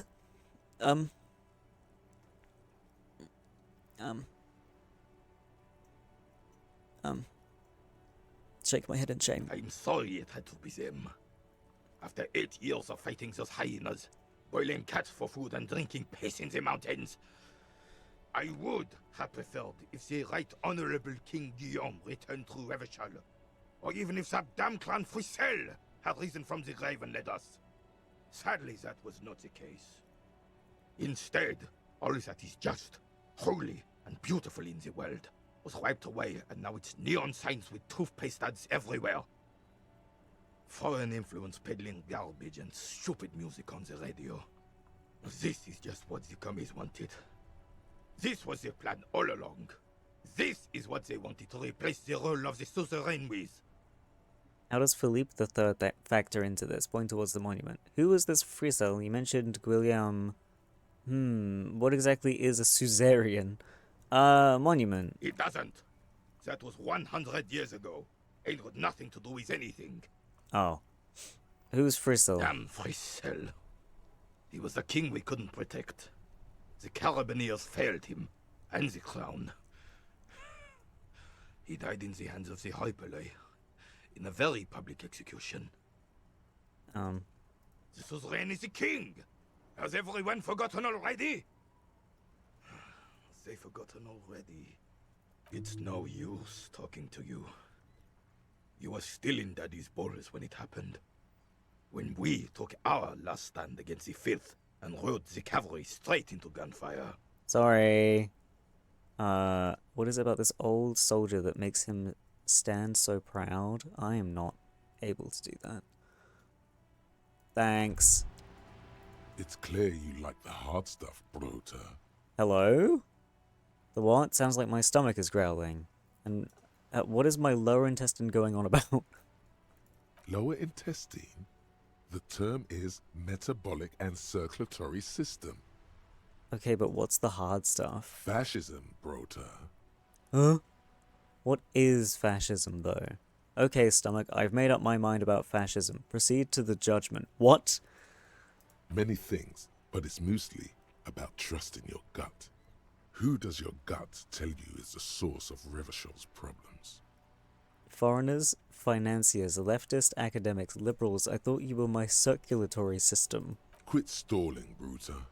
We're talking about the weakest, worst, most insane thing. The weak link.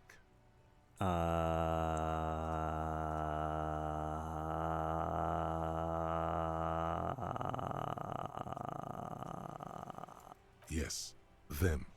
But also, Women. Women. Women. Men of Wur. Wur. You don't like them. They're insane. Their idiocy needs to be scrubbed off this world with rubbing alcohol. What? Women need to go back to the fucking kitchen. That's what fascism boils down to. The rest is also important. But the main thing is that women need to know their place. Am I having some kind of stomach seizure? Stomach truth. You're having a stomach truth. Why am I getting this? Because you've said the hard things that others won't say. The good things, you've said them many times. The good things. Fascism sounds so bad, though. What if we call it something else, like traditionalism?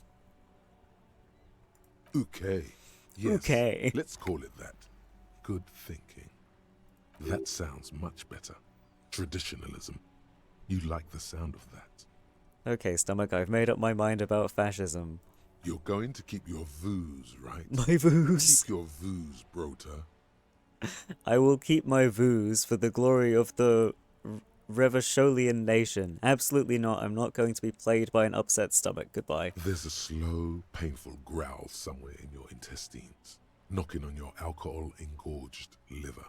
It is one of betrayal and disappointment. Not this time. Not this time. I can't.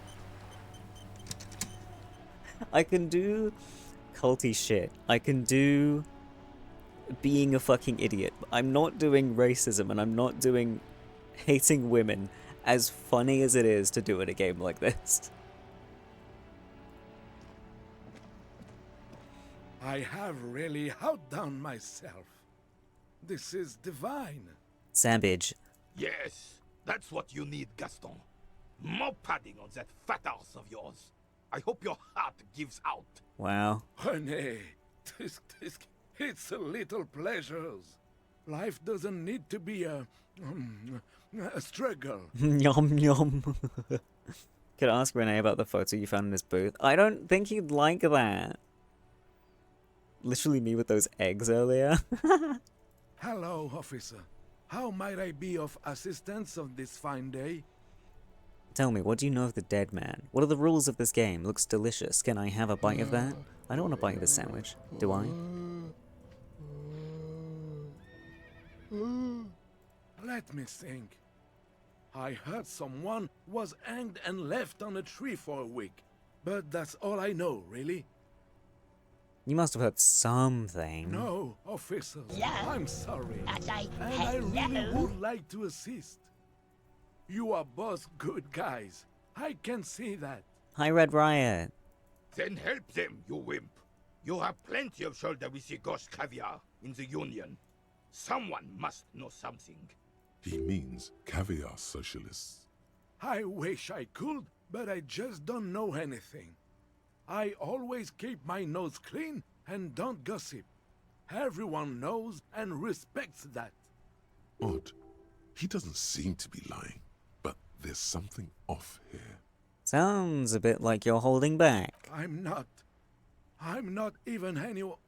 Of course he's holding back. His mouth is so full of Union prick he can't even speak properly. Can I at least finish my fucking sentence before you piss on it? Is that okay, René? I'm not anyone important in the Union. I just know Evrard. How do you know Evrard? Everyone in Martinez knows the Clare brothers. I taught these boys human studies and history in the gymnasium. What do you know about history? You never witnessed history.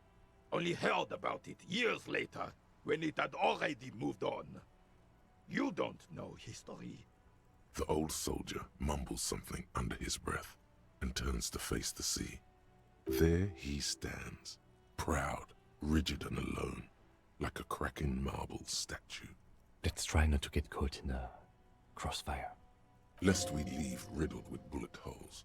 This animosity is ancient. No, thank you. For being consummate professionals. You'll have this case wrapped up in no time. What are the rules of this game? Oh, the goal is to throw your bull. As close to the cochonnet as you can. Oh, it's balls. That's the cochonnet.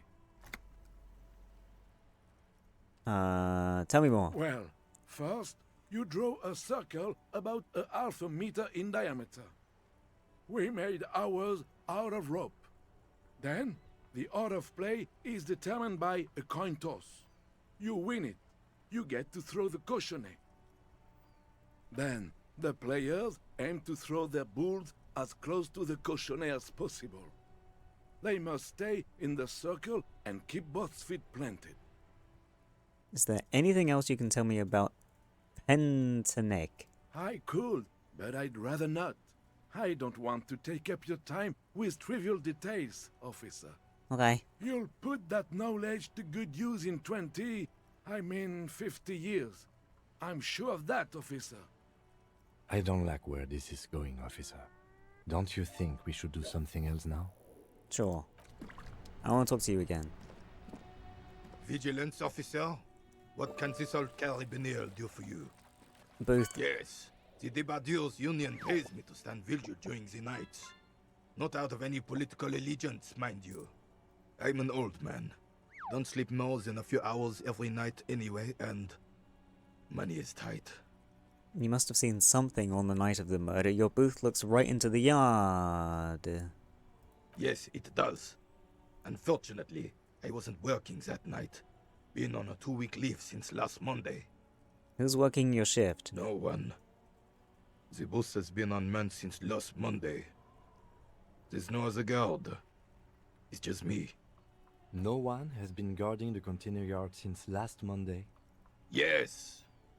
It's not actually an issue. I mean... Look, officers. The container yard doesn't actually need a guardsman. Never had one before, René. Monsieur Claire had that booth built specially for him. It's mostly decorative. Mostly decorative. The possibility Someone being in there is enough to discourage any ill-minded individuals. Evrard created this job for René because he knows the Royal Carabineers' pension of honor and PTSD isn't something a man can live off. A decorated Kingsman collecting tear reflects bad on the whole neighborhood. His words. Everett gets it. Big guys looking after the small and everyone working together. I love it. Such dependency only weakens a man further. Do or die, there's no middle ground. Renee is but one man. We need a program. Get all the elderly back in the job market. Keep folks motivated. Renee should rent out his services, invest the profit, get a few more guys, expand and repeat. Wage work is a dead end. Absolutely nothing wrong with tear collecting. It's my side thing too. Proudly hold out the tear bag. Fucking hell, man. Ugh.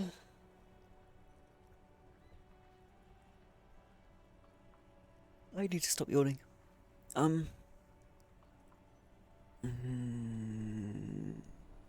Can we conclude the topic of my guard boost now? I saw a picture in there. Who's the girl? She is nobody. This is none of your concern, and I refuse to discuss my private affairs with the RCM. Oh. The lady is Jeanne-Marie Beaulieu, and she sure as hell wasn't a nobody. Oh, well, thank you. Yes. Like I said, it would be up anyway, so might as well keep an eye out. It keeps my senses sharp. Okay. What was I doing? Oh, the water was away. Water.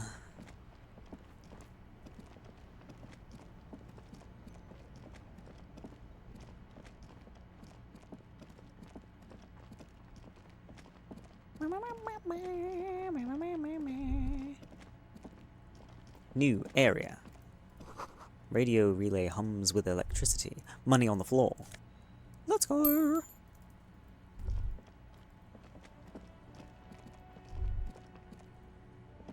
What's this? Nothing? But it looks like something.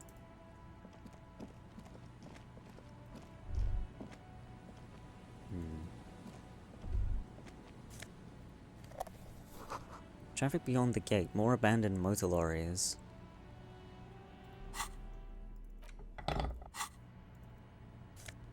Ooh! Jamrock Biker Cop Sunnies, +1 empathy. Why do I want empathy? Well, they look good though. But I need my Inland Empire. Sign says no entry. Someone scribbled an inverted star on it. Ooh. We like that.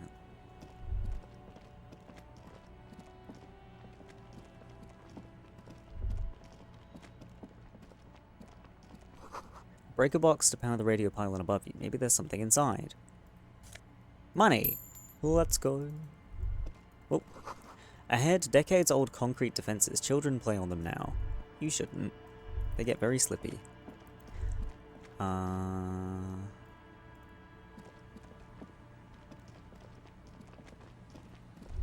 Footsteps. A creaking ahead, a broken axle grinding. Oh no! Hello? Oh, the ice just off the coast crackles, shifting. A banged-up motor carriage lies half-submerged in the icy water, slowly sinking into the Insulindian Ocean. Only the cabin top, rear wheels, and the engine remain visible. It must be cold and lonely down there, in the icy water. Remember the tire tracks in Martinez? This is where they were leading. This is where the tracks on the plaza were leading to. It appears to be so. Lieutenant has a peculiar look in his eyes as he inspects the wreckage. Let's investigate. I agree. We should definitely investigate. You get a sudden, sinking feeling. Stomach acid comes up as you look at the motor carriage in the deep, dark, cold water. Run your hand over the cold metal. What is the make of this MC? And I see a logo. How long has this been here? It's the same colors as a police one, which is interesting. The motor carriage is properly stuck in the ice. Getting it out would require a team of specialists. What make is it? The logo is too deep in the murky water. You can't make it out, but you do see a monkfish float by. How long's it been here? The ice hasn't closed around the vehicle yet. My guess is it's been here since last Saturday or Sunday. The estimate is correct. The incident probably occurred on Sunday evening. What do we do? Let's wait for the low tide and see what's inside. Great idea. Then we can get the things inside. The joyrider must have left something good inside. Guns, papers, maybe a cool jacket. A joyrider jacket. Cool jacket. A joyrider jacket. You feel a strange connection to this joyrider. No. Maybe he's from some kind of joyriders district and likes blue and white racing livery, like a cop would.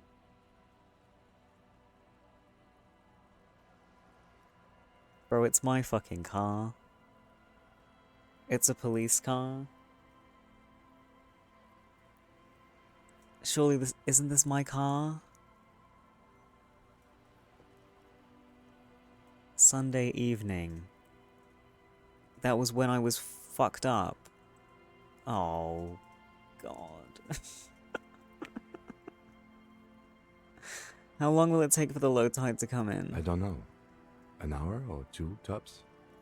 Sit on the swing and wait for the tide to recede.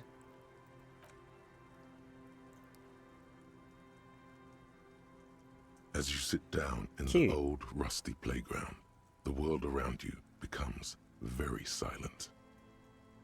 The hinges creak under your weight, dangerously so.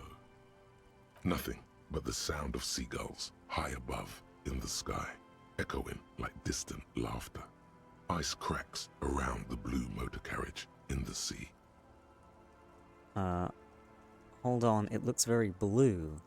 Point to the sunken vehicle. I don't want to point that out. I don't want to point that out. I don't want to point out that it's my car. Whistle a tune. +1 art cop. The tune Nice. on your lips forms a strange yet undeniably beautiful contrast with the surrounding bleakness. I hate whistling, but I gotta try a check.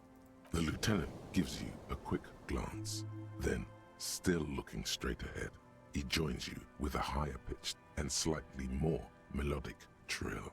Ah, duo. Two birds on a wire, whistling by the seaside, looking at the water and the sunken car. Ah. The clouds pass in the sky, and the shadow of the swing moves like the hour hand on a timepiece. 30 minutes have passed. Looks like this might take a while. Time to present a good topic for discussion. A good topic for discussion. So was your dad also, point to your eyes? Are you fucking kidding? Taicha is taking its sweet time. Would you rather sit on an anthill for an hour or stand in a river of leeches? Are you fucking kidding me? Bro, these all suck. The tide's taking its sweet time. I believe it's following a pattern set millions of years ago by cosmic forces.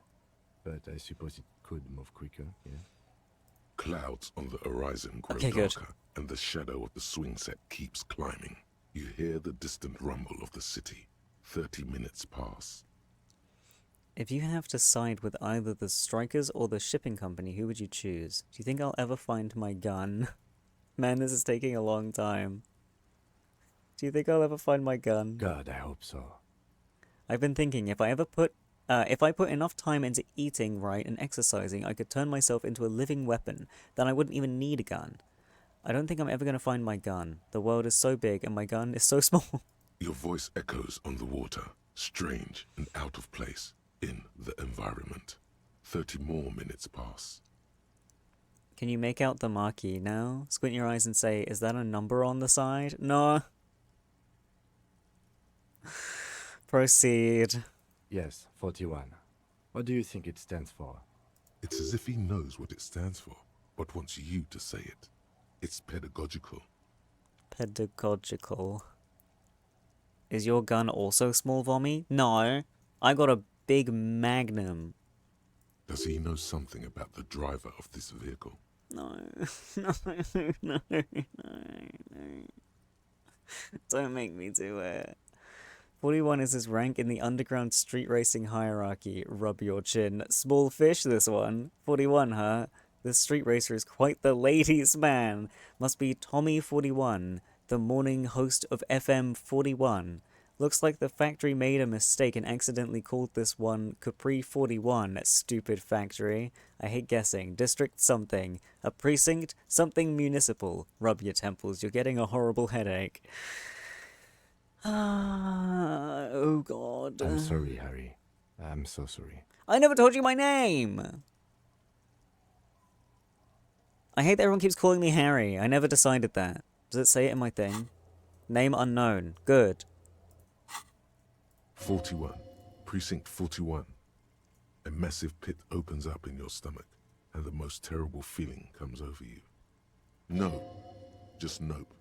Say no to this, Harry. No, no.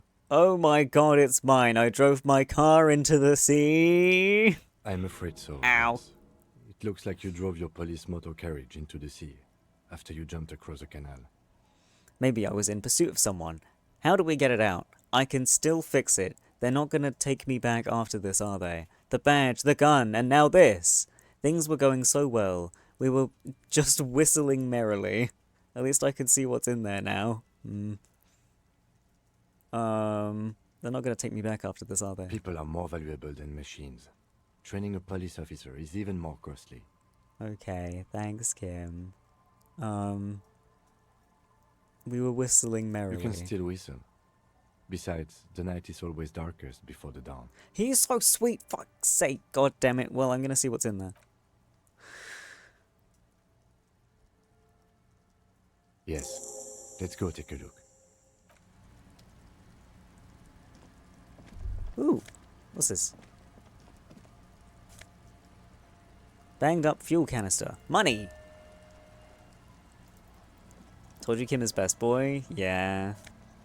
My badge. My commander's jacket. What is this compared to this? This one gives me shivers. I like shivers.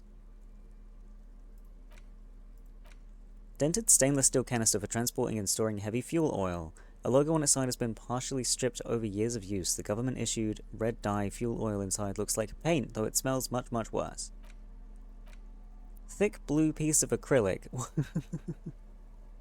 covering a thin leaf of paper with the officer's name and rank on it. Next to the writing you see a man stare back at you, a younger version of you, already disintegrating inside but still presentable on the outside. A police badge on which you see the photo of a man. You. Some seaweed is stuck to the back. I wonder if your portrait changes if you find the badge before looking in the mirror. That would be interesting. At least something good came out of all this. Study the badge. Encased between two durable plastic sheets is a bluish card with lines of information and a watermark in the shape of the street grid of Revachol West.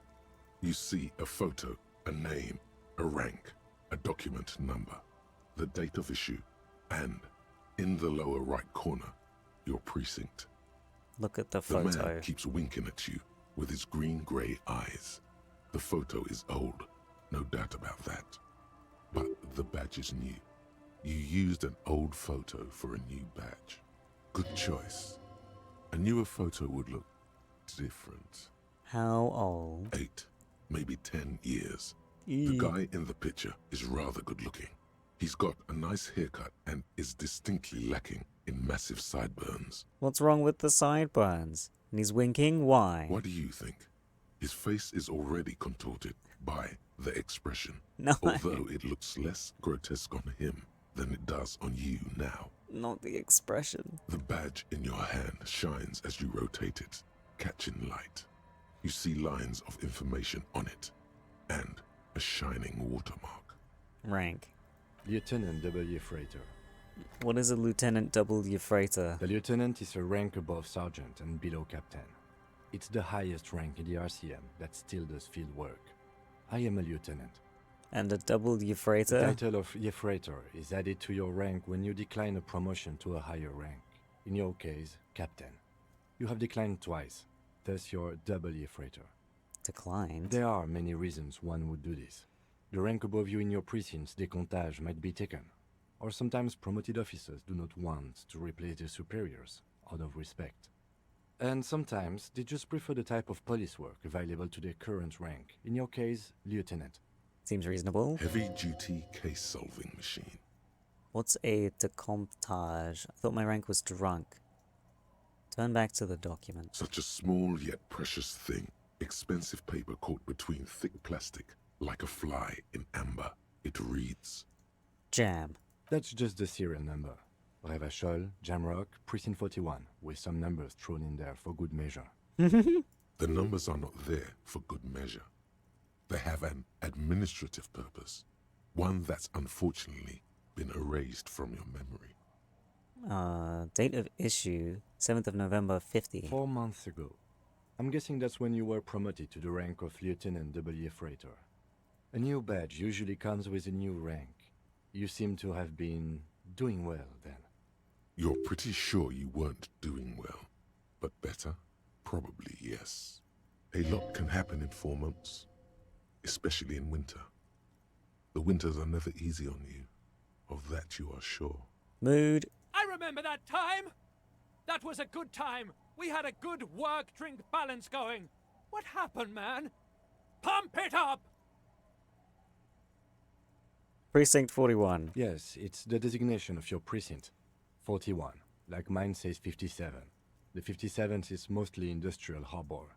A lot of asphalt. The 41st is... What? It's a tough station to work in. You have all of Jamrock to cover. That district should have 3 precincts, but money is what it is. It's no wonder you are like you are, he thinks. But then again, it's a legendary district, and a hell of a station too. It must be an honor and a curse to work with people like Price, McCoy, Berdiaeva. Roberts, Feuerbach, Dimitri. Suddenly, names from your decomptage flash in your forebrain. And you? Is it an honor to work with you? Don't ask him, ask yourself. The badge in your hand shines as you rotate it, catching light. You see lines of information on it, and a shining watermark. Put the badge away. I don't have a name. I refuse to acknowledge it. Black uniform jacket with RCM signature white rectangle on its right sleeve and backside. The letters on the letters inside the collar read Lieutenant Second Freighter. The jacket is of exceptional quality other than some minor wear and tear. Yeah, but it doesn't give me any stats that I want. Hello? There we go. Fairweather T500. Ooh. Da shoes. Remember that weakness you were looking for in the ceramic armor? Like, maybe it can only stop small, fast projectiles, but a large, slow-moving pry bar would shatter it? Or, if I run an electrical current through it, maybe it will melt. Or, personal favorite, frequency something something radio weapon? None of that would work. You need to shoot the part of the enemy that doesn't have Fairweather T500 on it, because the armor itself is invulnerable. Good news is, so are the armor pieces on you. Okay. So, like, neck region, I suppose? And depending on what kind of helmet it is, like, through the face if there's no visory bit. Hand-eye coordination against enemies in special armor. Okay. Ooh. Footprints in the snow. They lead away from the accident. My footprints, probably. Bottle drained of all its booze, frozen in the ice. For fuck's sake. Money on the floor. Money on the floor.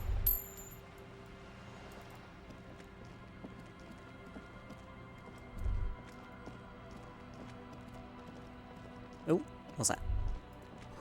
Seems the walker was either very confused, drunk, or out of his mind. All three. Your change on the floor? Maybe. It's definitely mine now. Underside of the boat has recently been tarred.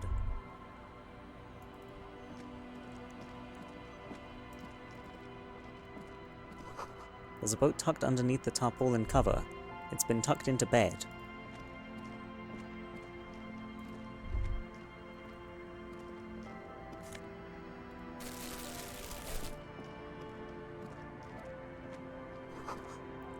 Through the broken glass, dusty shelves, and a forgotten chair.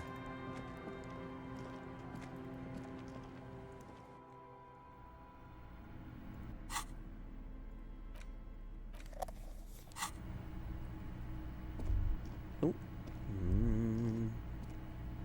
Do the thing. Cold breeze is enough to make the wall planks creak. You see a dark red chair in the dim light of the room. It's only a red chair. Just a red chair in an empty shack, with what looked like a dusty bow tie on the shelf. Nothing to see here, right? Sounds like we need to investigate it. Investigate the blood red chair? Yes. You're going to leave it alone, Harry. That's what you're going to do. That's not my name, you're not talking to me. Bow tie. Postcard. +2 drama. Yeah, but I can't put something else on my neck. That would be horrific. Coal City 08. This postcard depicts a forest of smokestacks releasing fat plumes of smoke into blue, cloudless sky. The tinge of age, the color of old teeth gives it a sickly look. Written on the back is a single sentence repeated twice. I got out. No addressee. What? I'm sad I can't investigate the chair.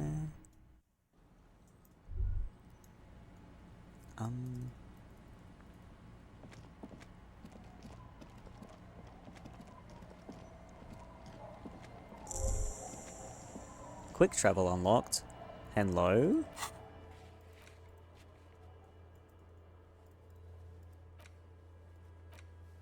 What? I mean, I don't have a map, so how can I quick travel? Hello. Who are you?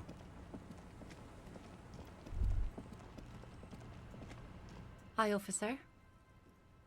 Woman in a raincoat stands on the quay, considering an overturned boat. A sword in a scabbard hangs from her hip. A sword? Anything I can help you with? As always, I am the lawbringer. That depends. Where are we exactly? I have questions. The first is, what's your name? I'm the lawbringer. You've graduated to lawbringer now? Yes. Men with authority have their quirks. Comes with never being second-guessed about anything. What is that earring? Looks like fishing hooks? So what brings you here, lawbringer? Bringing of the law. Lawjaw. Hey, so a little observation. It's all cool, man. Don't freak out. But every time you say I am the law, and you say it a lot, it's basically hello for you. Your jaw does this weird thing. It sort of shifts sideways, hanging off your face at a jaunty angle, while the word law sounds oddly guttural and low. It's strange. You wouldn't notice it, but after saying you're the law 80,000 times, the question does come up. Why do you have law jaw? Don't make me want to know the answer to this. I have 3 skill points, though.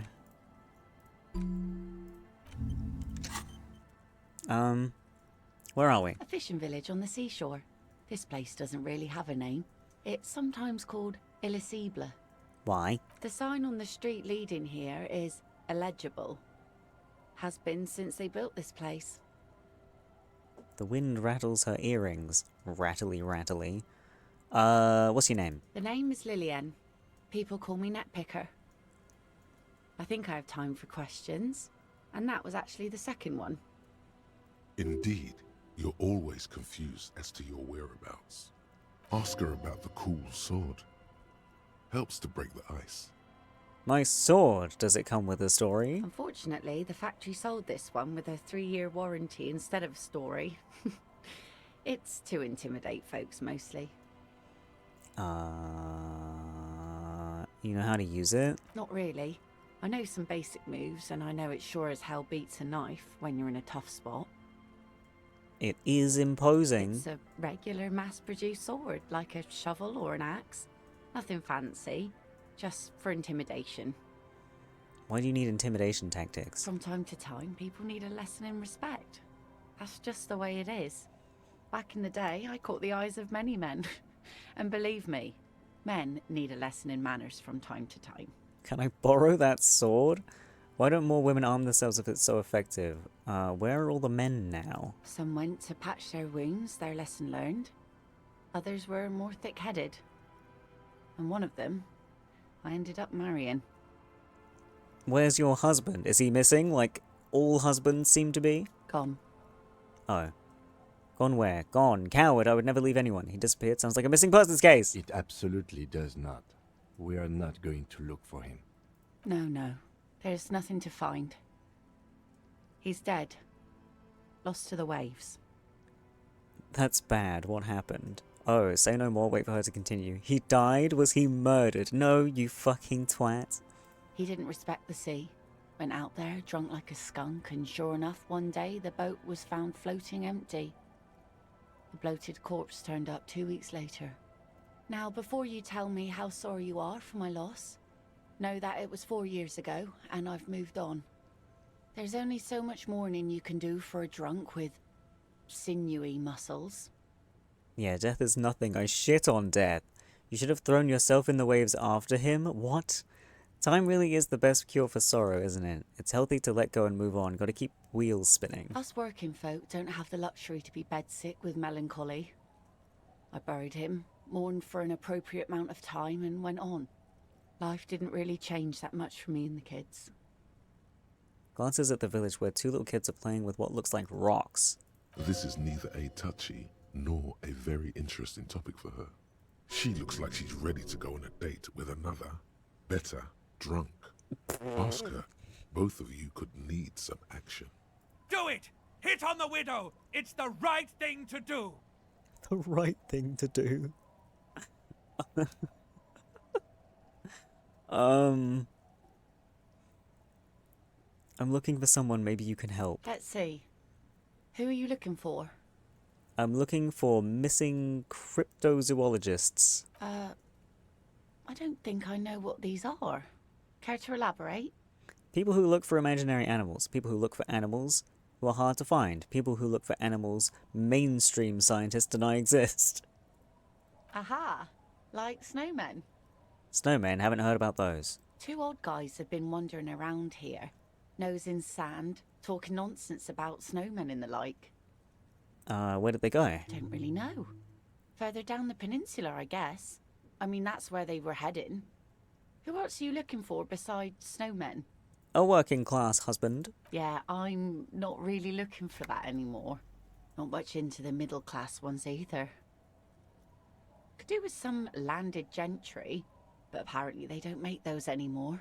The husband isn't for me. I'm looking for him for his wife. Hi, Carl. Wish I could help you with that, but I haven't seen your working class husband. Maybe I can help you find someone else. No. Well, how can I assist you then, officer? Is that your boat? Sure is. The Sun, I call her. Coated with a fresh layer of tar just yesterday. It'll take some time for it to dry, assuming the sunny days continue. Merry New Year, yes. I hope the new year is a good one, yes. Sunny days. Catch a snowflake in your palm. Aye. Sunny days. You got a problem with that? No, ma'am. We have no quarrel with sunny days. Good. It would have been bad news had it turned out it wasn't a sunny day. Bad news for the skiff, bad news for the nets, bad news for the kids. I don't understand. There's a moment's silence. She looks at the slushy snow melt on the yellow belly of the boat. When do you think the boat will be ready? In time, when the sea turns and the winds settle, she will be ready. My prediction, it will be at least 2 days. Be seeing you. What's that? What are these fish doing in... Wait, what are these doing in the fish? Like, what are these fish doing in the fish? Shoes. Well, I've already got the shiniest shoes there is. Boat floating freely in the water, unmoored. Cheeky boat. Money!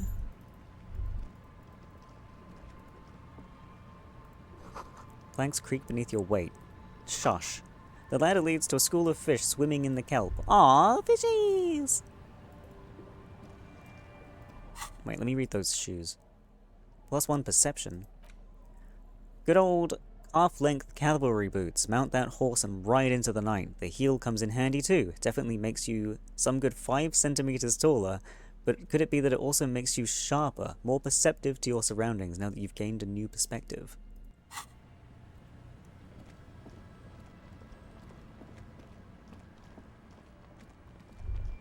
A barrel. Money! Can I go in here? No. It's locked. Can't see into the house from this angle.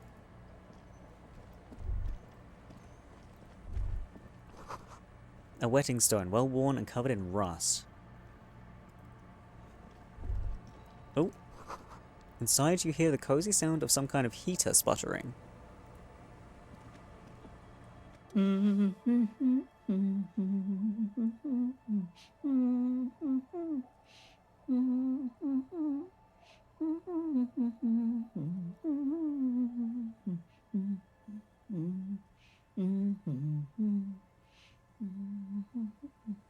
Okay. You're not sure about the melody, but it might be South Samaran, possibly Sigayan, also known as the Apricot Suzunti. Apricot? Welcome to the fishing village. Please lean in closer. I have cataracts. If you can't see, then how did you know I was here? You're wearing big stompy boots, man. Lean forward. Oh, welcome, police officer. We don't cause any trouble around here. And we don't want any trouble either. We are not here to cause any trouble, madame. Trouble? Say the second thing, Bratan. Shows you got style. Well, he said, we're cops, we don't cause trouble, we take care of trouble. We're cops, we're Hellraiser. Click, click, bang, bang. No, you're not. I've seen you around here before. 12 years ago. You didn't raise any hell. You were quite helpful, actually. But still, in Martinez, you're considered an ill omen. I've been here before. What kind of ill omen are we talking about? I'm totally an ill omen. It's exactly what I've been telling everyone. The end is here. You're not. No one around here considers us an ill omen. People would have told us. Maybe they are afraid. Why? Because you're an ill omen. But you're still welcome here. As long as men with guns aren't chasing you. And maybe even then. Because that's the kind of fishing village we've built. I'm sorry there's not a lot of room to park the motor carriage. And not a lot of houses. Or a lot of people. My kids are long gone. Searching for treasure. So are others. I want treasure. Ah, look at me ramble on. What brings you to us? Why could someone stay around here? What's in this fishing village? What's further down the coast? Tell me about yourself. Who exactly are you here? What's in the village? Just us. It's barely a village anymore. We almost don't exist. What do you mean? This is pretty much a non-place. A gap. A blank spot on the map. Just a cluster of nameless shacks on a nameless street. The place is so pornographically poor, it's not even funny. This place is so pornographically poor, I'm not gonna say that. There's gotta be something here. Over there, you can find more of the same. Shacks and trees growing wild. That's the pox. What's the pox? An old military hospital and its surroundings. Or it used to be, during the time of the suzerain. After the war, it was turned into a goodwill hospital for shell-shock veterans and folks looking for some quiet in the old sanatorium gardens. Now the area is crisscrossed with nameless streets and makeshift cinder block houses. Shacks as far as the eye can see. What happens at a The hospital? goodwill ran out. The staff left and the place was shut down. It's long gone by now. Is there a way to make a little money around here? Here? For you? No, officer. The only money we have here is some coins the drunks tried hiding from their women and then forgot about. Under carts, boats, in little boxes. It's not hard to find. Let's go. Another topic. She nods, rinsing another piece of cloth. What's further down the coast? Not much. There's the abandoned church, the DeLorean Church of Humanity. It's been Ooh. there since before my time, even. Funny church. Why is it abandoned? Some things just don't fly, officer. Look around. Who'd go to church here? They built it 300 years ago. Must have been nicer then.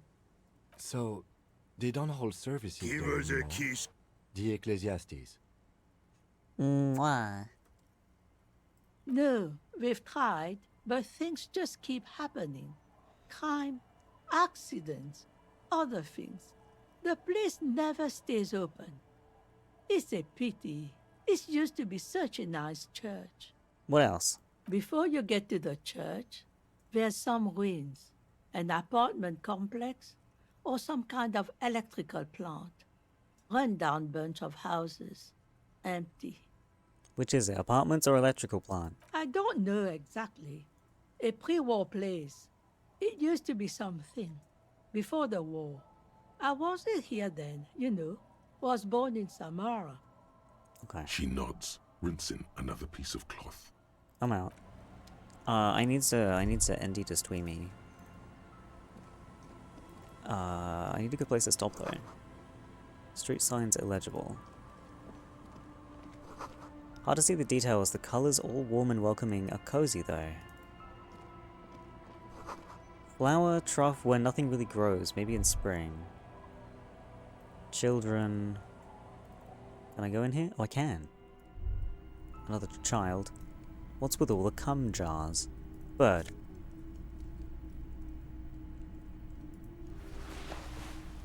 Why can't I just take that? Industrial coal pellets burn with an orange glow. Hello, child. Hello, mister. A young girl, barely 4 or 5 years old, sits on the sofa. She's looking at you with frank curiosity. She clutches a small stuffed animal. Occasionally, she twirls it around. I heard there was a girl here who has armored gloves. Is that you? Oh, I had gloves. Very big ones. Heavy, too. Where did you get these gloves? Found them when Lemmy and I were playing hide and seek. In an empty house. Where no one lives. I think someone hid them there. She doesn't want you to think she stole them. And where are they now? I hid them. The twins were gonna take them. They're stupid. Lifts her stuffed toy up and looks into its one remaining eye, though searching for confirmation. We're going to need those gloves. It's for important police business. Oh. Doesn't seem to understand, but the lieutenant's tone has conveyed to her the important part. They're in my sandcastle. Behind our house. Under the sand. You can break the castle. It's not very good. Thanks. What's this? Show her the stuffed bird you took from the ceiling. No.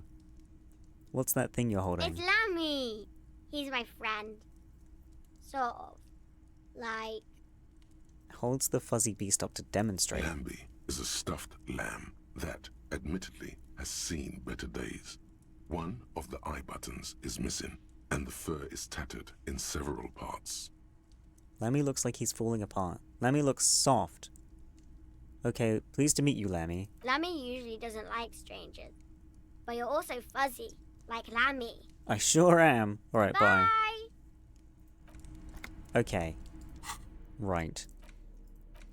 Dead body of a grouse stuffed with some unknown material. From a distance, it might just pass off as the real thing. The bird itself looks extremely ruffled and slightly grumpy.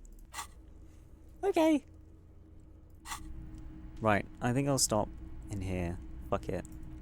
And maybe I'll remember to go check the fucking sandcastle or some shit. I don't know. But I gotta go. I do. I do.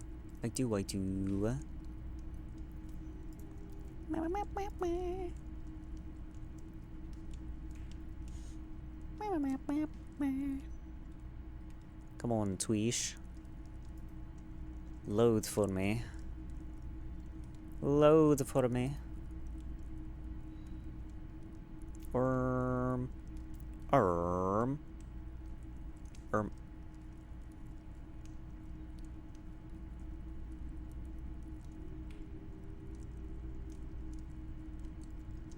Let's go over here. Dun dun dun dun dun. Bonk. Okay. Leaving us again. Only till tomorrow. Did I fish? I didn't. I see that real quick before the fucking raid goes off. Oh my god. Just get so fucking into this game. Time flies so fast when you've got nice voices just in your ear holes.